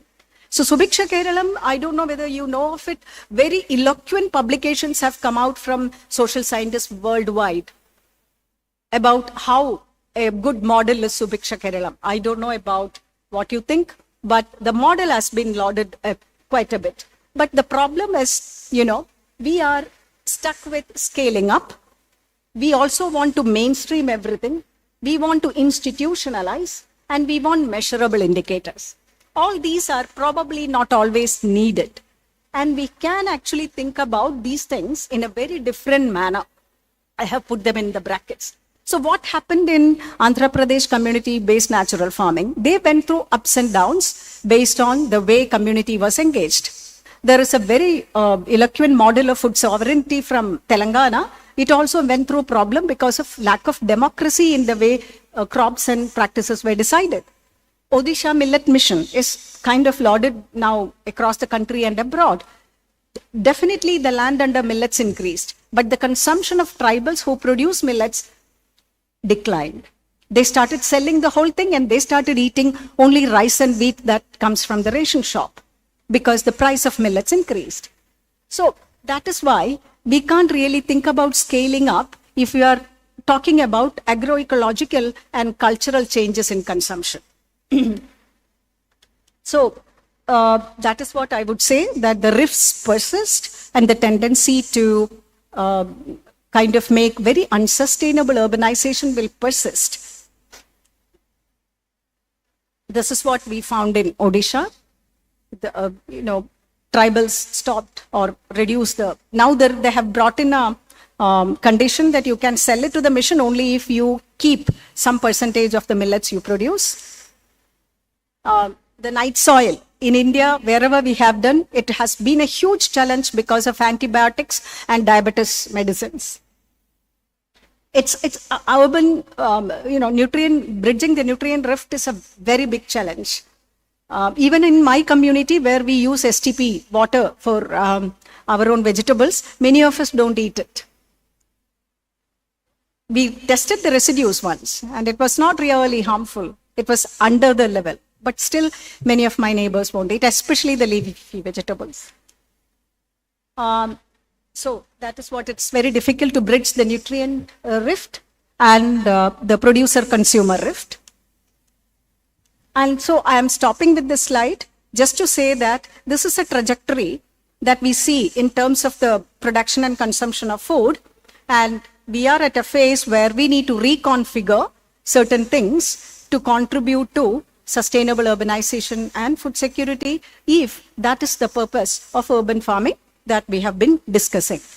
So, as we know, colonial period has been mostly subsistence and forced exports in production, and consumption was very minimal and homegrown.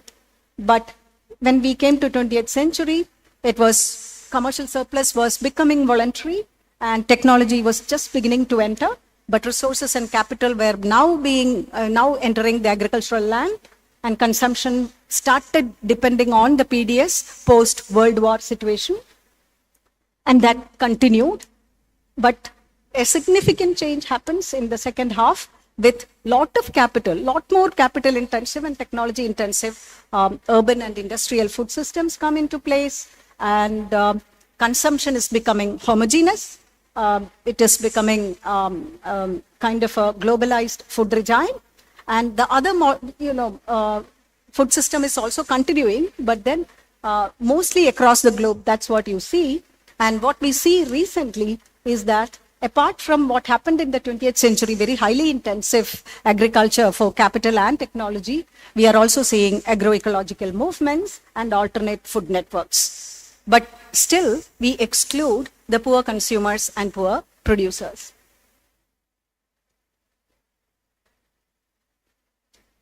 This is what I would talk about. I would be happy to take questions or comments.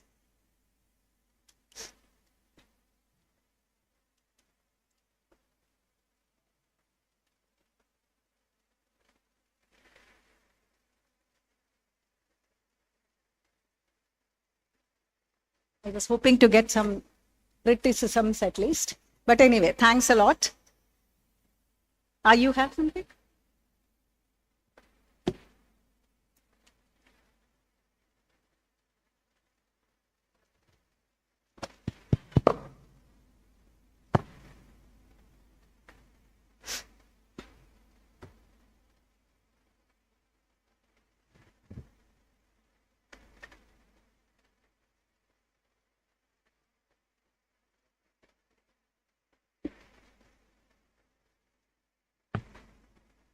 I must profusely thank you for a brainstorming you have done with reference to some of our very conservative ideas.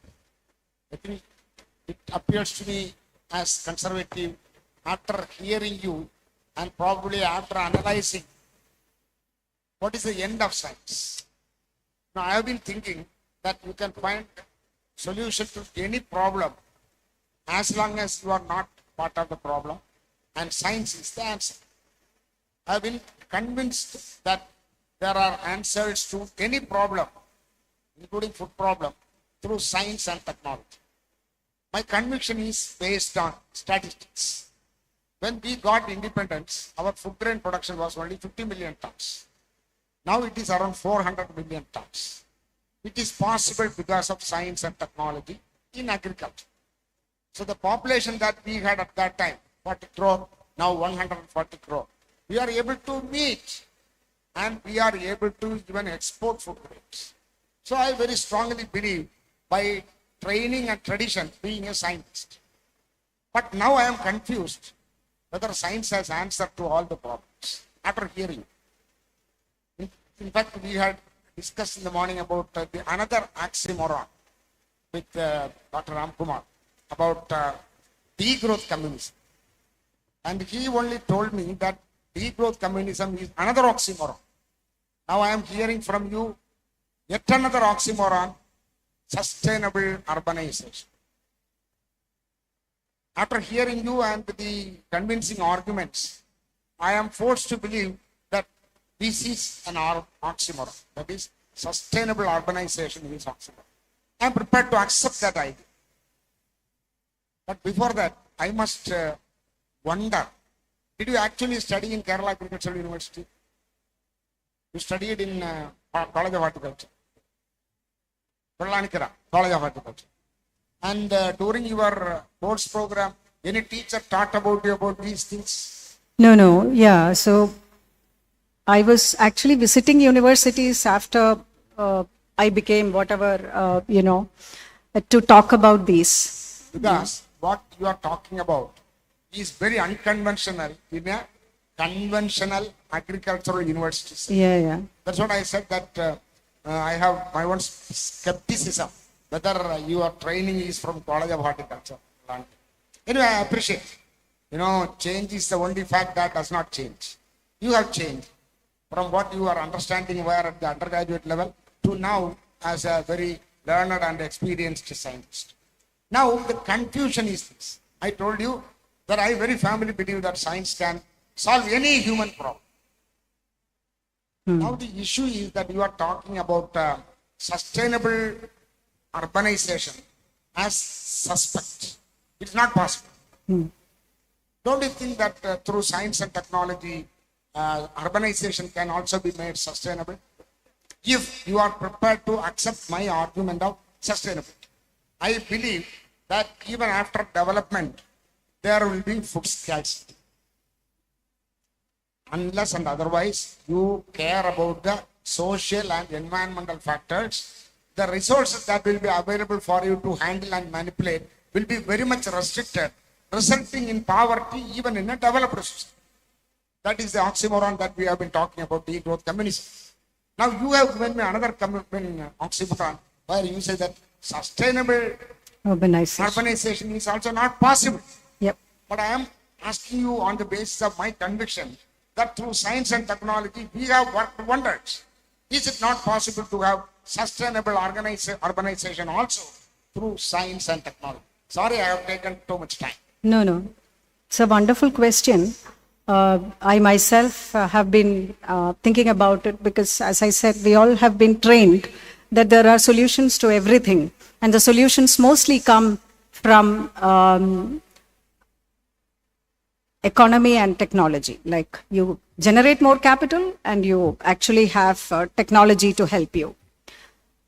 This has, and then people also say there is a trinity. Across the globe, they say democracy, free trade, and technology. That will save you. Where is the proof? One is that. Second, urbanization, the way we know it, has been happening in a very unidirectional and irreversible fashion. And unfortunately, the political economic system is so wired into it to break those kind of global and within the nation kind of systems is almost next to impossible, I would say, unless something very drastic happens, like the trade embargoes, which is something no country would like. But the trade embargo was the only reason that you saw what happened in Havana in morning Ramakumar's presentation. If Cuba was left in its original path, it was going in a very unsustainable path, right? We know what it was exporting, what it was growing, how it was growing. You would have seen Fidel Castro's picture about the 20-liter producing cow, very proudly. But all those changed, and you saw that picture of urban farming in Havana because trade embargo changed them. The similar situation happened in Russia when their trade embargo, European trade embargo, made Russians to think differently. They started then doing everything very differently. But otherwise, everywhere urbanization is happening in the same direction, especially in a country of global south like India. And mind us, India is very, very unique in these things. What? The population density. There is no other country where population density is so high, where the number of farmers is so high. But we are also blessed with different agricultural, agroecological systems and highest arable lands. But still, our urbanization has happened in the same manner by destroying the soil capital. Now, once that has happened, whatever we do is just tinkering at the margins. Unless, it is a big unless or a big if, we actually unwire, disentangle ourselves from this model and see that we can actually have a different definition of development. Our urban areas, what is urban? I told you, I mean, my view is that it's more to do with our culture, and that is when you look for built up area and mobility, etc. The first it changes here. So, if you can actually change that consumer to think about prosperity and progress in a very wholesome manner, and it happens at a scale, we can't change this. All our cities are done cases. How will you change Kochi as a city now to a sustainable city? And as long as, that is the second reason I am coming. The first reason was irreversibility, except for unfortunate circumstances like trade embargoes. Now, the second reason is also that most of our cities, urbanization is equivalent to economic growth. Economic growth is an ideal, universal ideal, because governments swear by it for generating employment. And where are those employment that can come from, which can also grow the economy very high GDP? It's only in certain sectors, which we know, manufacturing, mining. Mining is a huge employment giving industry. So agriculture doesn't get a chance there. In fact, it's, as I said in the first few slides, only by destroying primary sector has development happened. And so urbanization is the indicator of development for us. So on the one hand, or in the, actually by all forces, we are destroying the primary sector, and then we say that we need sustainable urbanization. I was trying to say that historically there is no evidence of that happening, and we will need a lot. I wanted to leave it at a big hope positively, so I recommended reconfiguration. And I keep telling myself that we need to do all of these. Microgreen terrace farming, my own backyard farming, compost making. We do all of that, vermicompost. We have a number of workshops, Jivamrita sharing, pest, all those. All those are needed and we are happy, but still we are tinkering at the margins. We need a much bigger overall. The first step is to realize that agriculture, consumption, producer, consumer, they have to be integrated in every sector.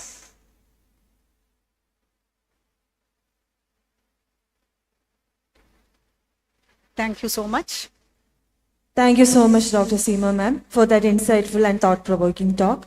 As a token of our appreciation and gratitude, we would now like to present a memento to Dr. Seema Purushothaman ma'am for her valuable contribution to today's session. I kindly invite Mr. Janardhanan Sir, Treasurer, C. Achyuta Menon Foundation, to hand over the memento. Can I just request, sir, just one moment? With all humility, I wanted to say this. See, I believe that sustainability begins at home, and Agricultural University is my academic home. I would humbly say that let me avoid taking that memento. I feel that the workshop will be very successful even without a memento. I hope you don't mind.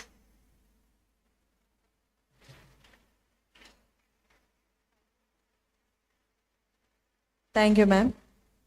We now move into our invited talk session. It is our pleasure to welcome a dynamic entrepreneur and inspiring young innovator, Mr. Tanveer Ahmed, founder and CEO of Uptown Urban Farms Private Limited, Trivandrum. Uptown Urban Farms is a pioneering initiative in Kerala that is revolutionizing urban food production through smart and sustainable farming technologies. Mr. Tanveer will be speaking on the topic, Scaling Smart Urban Farming Models, Innovations, Challenges and Opportunities from the Ground Up. Through this talk, we will gain practical insights into how urban agriculture models can be upscaled, the challenges faced by agri-startups, and the tremendous potential they hold in reshaping the way we grow and access food in cities. Over to you, sir. Thank you, everyone. It's been a very hectic day, I guess. So thank you, everyone, for being here, and thank you, everyone, for everyone who invited me here. So it's my third time that I'm coming to this university to give an insightful talk about urban farming and agriculture. So as she introduced, my name is Tanveer. So I come from Trivandrum. So I started this company called Uptown Urban Farms back in 2019. So I started this company with a mission to, like all my childhood, I've been listening to this very word or term, like people have been telling like Kerala is lacking self production on agriculture, like we are like not self-reliant. And back in 2019, when I wanted to start a company or a business, I've been running on ideas, like searching for ideas, and I understood that like sustainable farming, like people still in 2019, consumers couldn't get access to fresh, clean, pesticide-free vegetables.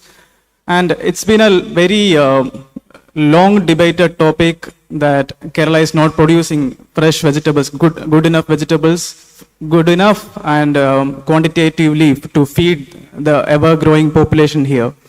So I started this company, and I started with a very small hydroponic farm, like a very small 2,000 square feet farm back in 2019 to understand the dynamics of the market. And I've been growing a few varieties of lettuces and palaks and stuff. And to my surprise, like I started this in Trivandrum. So Trivandrum, like standing apart from Cochin, like whenever you think about like a business perspective in Kerala, we always think about Cochin. So I wanted to try out Trivandrum and understand how the people of Trivandrum will accept like hydroponically grown vegetables or like exotic vegetables or pesticide-free vegetables. And I started this, and I started selling small units of lettuces, palaks and all those stuff into supermarkets. I started with one supermarket in Trivandrum, like near Kazhakoottam. And to my surprise, what I understood that people were very eager to get their hands on these kinds of vegetables, and people were very excited to come and visit our farms and to understand what this technology is. I saw more people coming into our farms and seeing how these vegetables are being grown in our farms.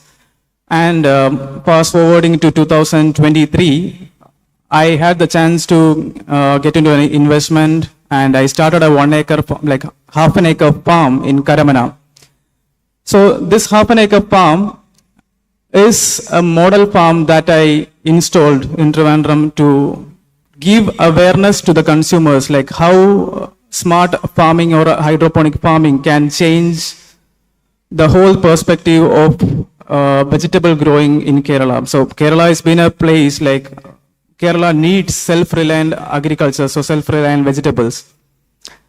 And my whole point was to make self-sufficient ecosystems. Like, see for example, Trivandrum. Trivandrum is a very small demographics, like a few million people. So if we have like 10 to different farms, like growing different kinds of vegetables, like maybe one farm can grow exotic vegetables like lettuces, palaks and all those stuff. Like another farm can grow cucumbers. Like one man was speaking about like how smart farming may not be able to grow traditional vegetables, but we've been trying to grow very traditional vegetables like normal chilies, brinjals and all those stuff, and we've been trying to sell that to the market. We grew tomatoes, capsicums and all those stuff in small units like 150 grams, 200 grams, 300 grams units, and been selling to supermarkets directly to the customers. We also been trying to grow and we are successfully growing microgreens as well. And standing in 2025, what I understood, like every city, every demographics in Kerala need to have a self-reliant ecosystems. Like back in 2020, when COVID came, we all understood like how the supply of vegetables was very hard. Like most of the vegetables were not coming into Kerala from other states. Like in Kerala is very dependent on supplies from other states. And even during a pandemic, people in Kerala were like not getting hands on very good quality vegetables. And that was a revelation for me to make different ecosystems of farms.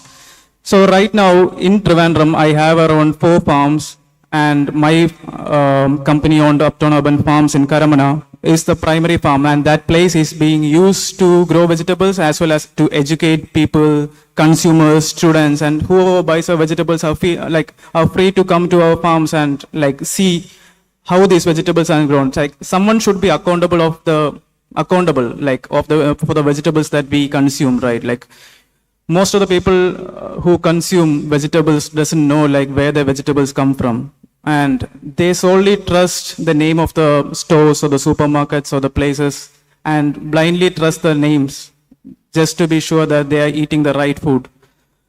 And I started this to make a change, and people should be aware, or like they should understand where their vegetables come from. So if someone is buying a packet of like tomatoes or cucumbers or lettuces, whatever it may be, from one of the stores, they are very sure that this is grown in this farm here in Trivandrum or this hydroponic farm, and there are like these vegetables are not grown without any pesticides or like any harmful things, and that is healthy for them.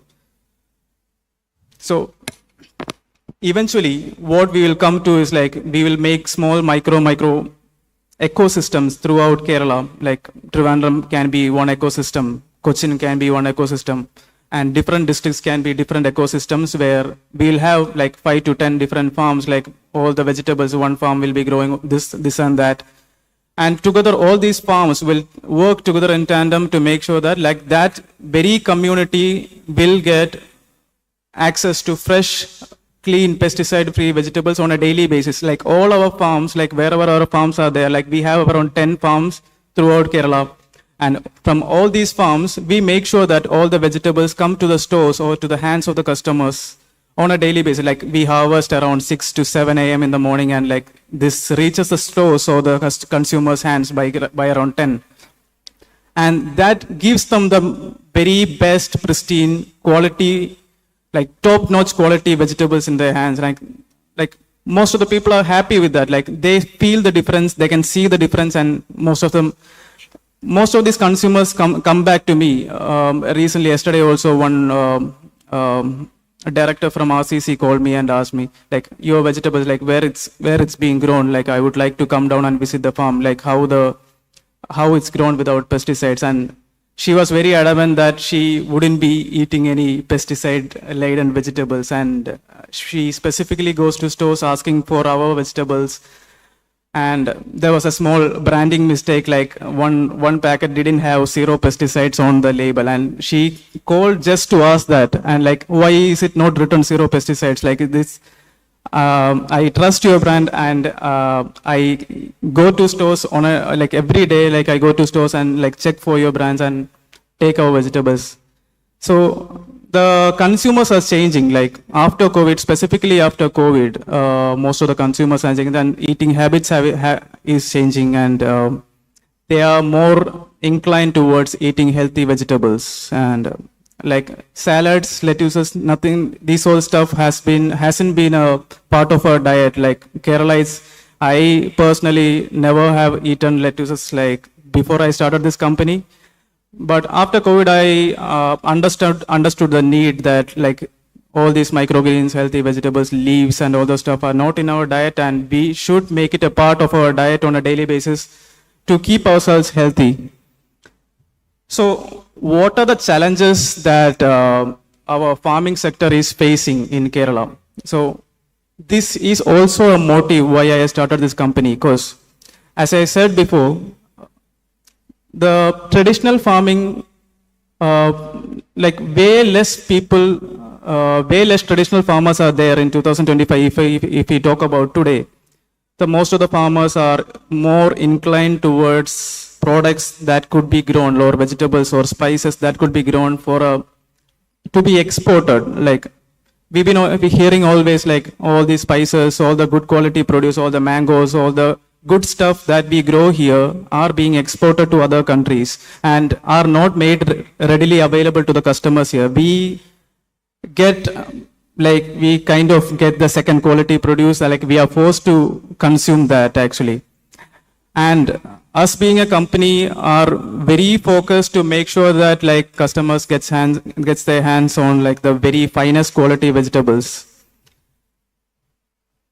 And we also incorporate technology into our smart farming. Like I came to the university a couple of times to talk to the students about this. So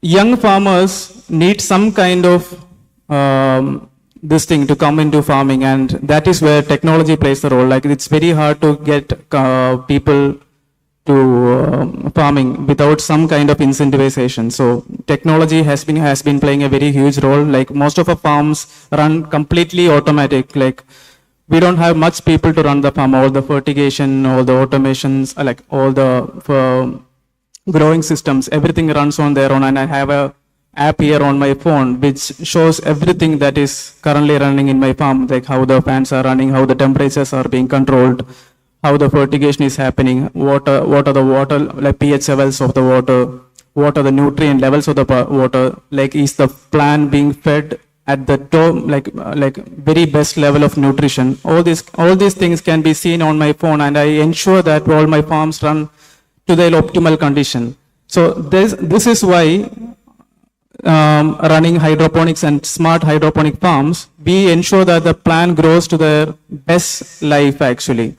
Like when plants are grown in traditional farming or in soil, like this is not a debate about traditional farming or hydroponics farming. Both these types of farming should go hand in hand.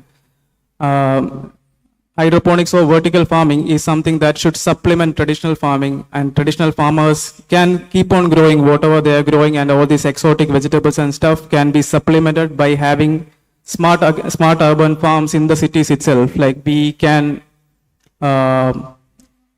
reduce the miles, like all these leafy vegetables that comes in from different states. Like imagine a plant, like or a plant of spinach. If you grow it in your backyard, you will understand that it tends to lose its freshness the very second that you cut the plant. And have you ever imagined how it stays fresh for like 12 hours or 24 hours and it reaches the stores, and then you will have to purchase it from the supermarkets, and then it reaches your hands at your homes, right? Like no single plant will stay fresh for that long. Do I make sense? Yeah. So that is where I understood like the farm should be nearer to the places where people consume it. So my farms are like very near to the consumers. We make sure that like our farms will be like 20 to 30 kilometers to the target consumers. Like we will keep on expanding farms. We'll make the radius very less eventually. And our company in the next 2 to 3 years, we look forward to start an ecosystem of farms in every 14 districts of Kerala. Like we are operating in 3 districts right now, and we are poised to start another 2 networks in Cochin, Thrissur and Kottayam in the next Q3 of 2025. And we make sure that like people get access to fresh vegetables on a daily basis under our brand HighLeaf. So these are the business models that work actually. So being people like small micro farms and clusters of farms are the business network or a business models that would work actually. So rather than having a one individual big unit of hydroponic farm or a smart farm or something like that, people are interested to start hydroponic farms, and we make sure that like we give the expertise to people. We make sure that the produce that they grow, like give them advice on what to grow, what goes into the market, and how we collect produce from them and sell it to the market as well. So we make sure that they get the financials out of it. Like whoever is interested into farming eventually wants to make some money out of it. Like even it's a small scale farmer or a medium scale farmer, like everyone wants to earn something out of farming, even if it's for passion also, they would be much more happy to earn something out of it. So that is where we step in, and we make sure that all these farms are making revenue. Eventually we collect produce from all these farms. We tell them like this farm, like we have a farm in Kovalam, we have a farm in Vellanad. So we distribute different crops to different farms. Like one farm is growing one variety of lettuce, one farm is growing something else. And we collect all these vegetables we give them schedules to grow, and we collect this produce from these farms and give it out to the market and ensure that like the demand and supply is matching. And like with this kind of network, it's very sure that like we cut down on the wastage as well, because most of the vegetables that comes to supermarkets or the stores, like almost 40% of them are being wasted in transit or in damage or due to the logistics and things. We make sure that like 100% of these vegetables that we grow in our farms like reaches the customers, and we used to keep a track on how much produce is being wasted, and it fell somewhere between 5 to 8% on a monthly basis. That is the kind of wastage that we might get compared to traditional farms that come in from different states, like that is around 40%.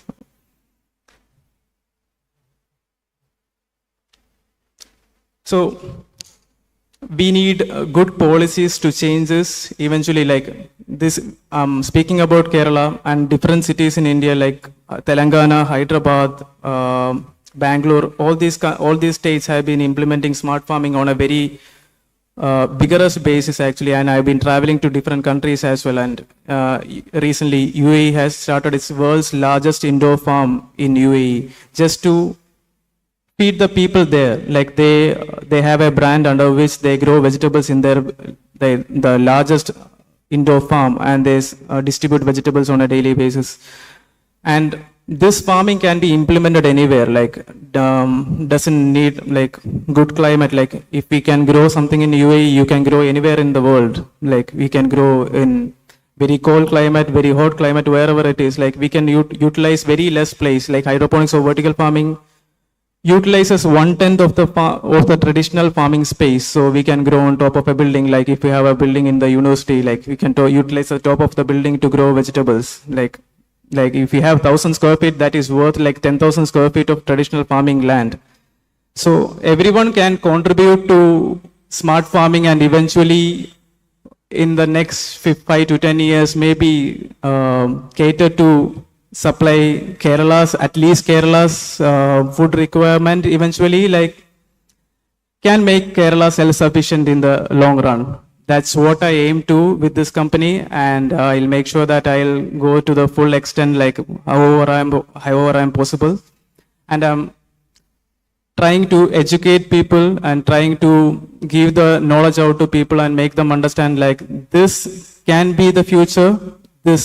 And I never say that like traditional farming is not the future. Traditional farming should go hand in hand with smart farming to make sure that like Kerala or any demographics, be it any state, be it any country, to be self-sufficient in the future. That's it about my journey. If you have any questions regarding indoor or smart farming, you could give me a hand. I assume nobody having any questions regarding this.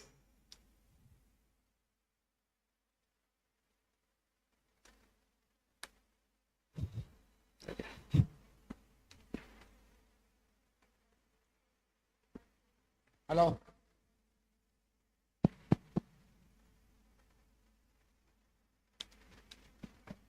You have reduced your wastage to 5 to 8% compared to the 40% of others, no? So what steps you have taken in that compared to the... So a few of the steps that we have taken is like, so in traditional farming you might notice it's very hard to turn around. Like if it's a farm, like you have a farm here in the university, like you are growing chilies, like say for example 10 cents you are growing chilies or like brinjals or whatever it may be. It's very hard to shift the plant and try to grow another vegetable in the same farm, because maybe if I'm talking about tomato, the life of tomato is 9 months, okay, and if we started growing tomatoes or any vegetable in January, the plant's life will almost go till November. And during April, you understand that like tomatoes, like the prices are going down or in less demand. You wouldn't have any other option but to continue growing tomatoes, right? And even if you are planning to stop growing tomatoes and grow something else, that would take another 1 to 2 months to turn around that land, remove all that plants, to change and shift into something else that is in demand. So in smart soilless or like urban farming, it's very easy to turn around plants, and we have a market foresight. So I've been selling vegetables, selling this produce through a brand for like 3 years to 4 years. So every month what we do is like we keep a track on whatever is being sold in the market. Like we keep count of what's being sold in the market. So out of 100 we get a score. Like we sell 10 different SKUs. So we get like tomatoes, cucumbers, lettuces. Say for example, we have 10 different SKUs, okay? And we have 10 different farms. So this month I understood that like lettuces is not being sold properly, like it's in very less demand. I can easily turn around my farms to make sure that I can grow more tomatoes the next month, or I can grow more, whatever it is, like more cucumbers next month to cater to the demand before that demand season is getting over. So it is all about the turnaround time. And also we have all these farms under our, our network. So we can, okay, 10 farms, I can instruct them to grow lettuces next month. So of course, like last month I sold over 10,000 units of lettuce. Like you have enough market to sell more. So I can tell them to start growing more lettuces and cut down on tomatoes, because if it's not in that demand. So I can easily turn around farms and make sure that like they are staying in the loop. So that is where our expertise comes in. We get a proper market insight. So we are developing our own small AI tool which analyzes the market trends as well as like what is being sold in the market and also the production. So we make sure that the production and the supply matches. And eventually every month on month we make sure that like we come down on the wastage. You replace the plant with the one which is in demand. Like we grow more plants that's in more demand. And we like maybe like in a few months, like a couple of months later, like that plant will come into huge demand. We are not stopping growing that, but when it comes to back in demand, we'll start growing more of that. Like all this, like if it's 10,000 square feet of farm, we like, or 1 lakh square feet of farm that we have. If I'm growing 50,000 square feet of lettuce and 50,000 square feet of tomatoes, and if tomatoes are in less demand, I will cut short on that, and like I'll make it 10,000 and grow 90,000 square feet of lettuces. That's it, very simple. And we keep a track on that. It's all about data, like how we keep a track on that. Like, and we don't sell in market prices actually. So that's a very huge trend, like something that comes in from different states. The prices keeps fluctuating. So we've been selling the same produce, like for the past 4 years, we've been selling for the same price, and we plan to do that for the next whatever years. Like we are gonna work together. Like we are working in, like I am working in farming. I plan to sell it at the same price. I sell 200 grams of lettuce at 70 rupees. So I plan to sell it, like I sold the same 200 grams of lettuce for 70 in 2019 as well, and 2025, and plan to do that in 2030 as well.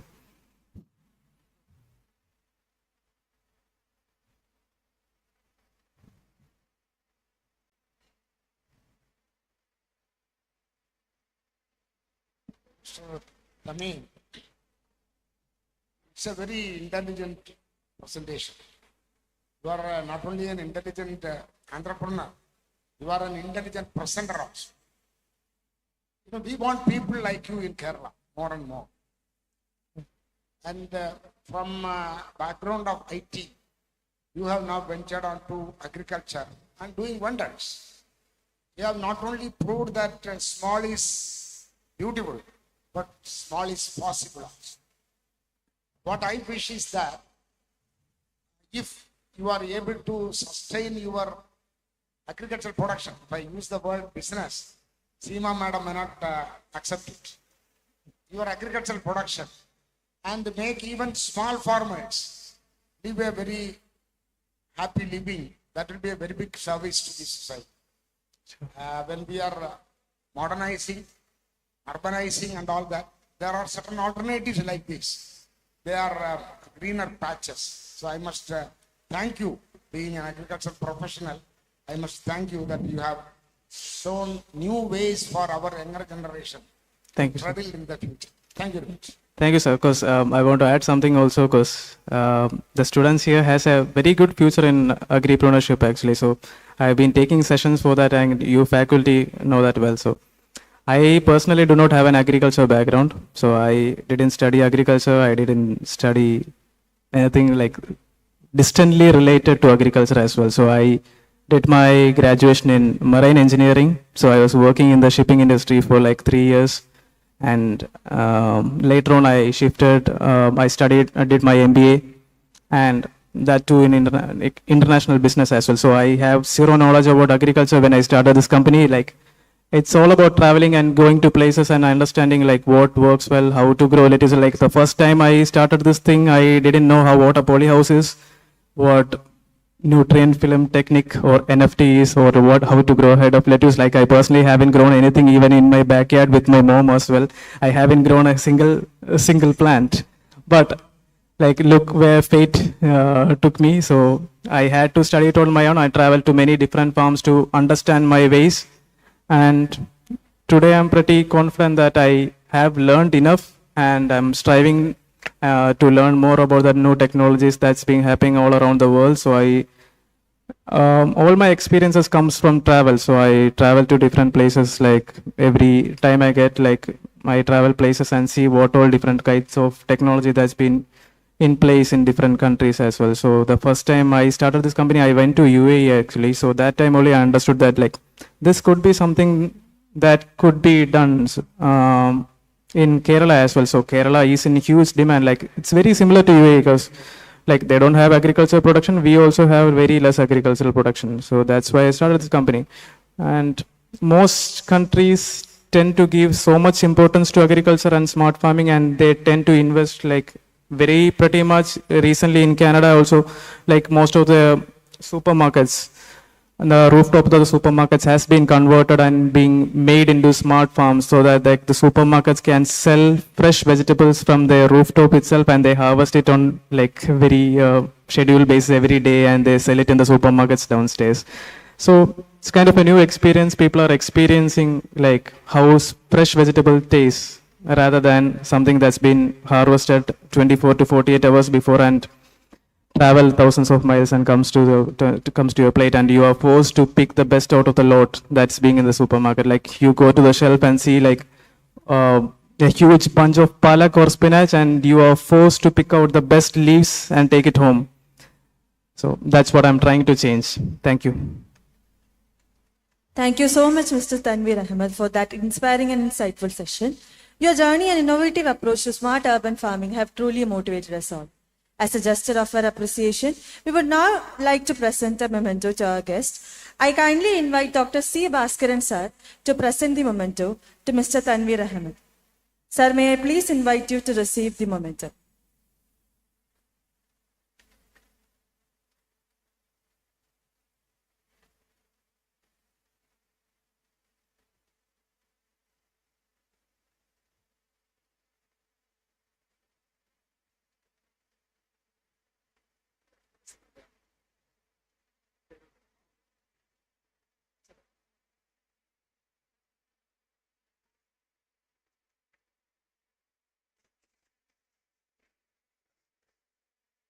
Thank you once again, Mr. Tanveer, for sharing your time, experience, and vision with us today. With that, we come to the close of a truly enriching and thought-provoking day. From insightful technical sessions and a powerful panel discussions to engaging lead talks and real-world perspectives, today's program has sparked meaningful conversations around sustainable urban agriculture and agro-food systems. On behalf of the organizing committee, we extend our heartfelt thanks to all our esteemed speakers, panelists, and guests for sharing their time, expertise, and wisdom. A special thanks to all the participants for your enthusiastic presence and active engagement throughout the day.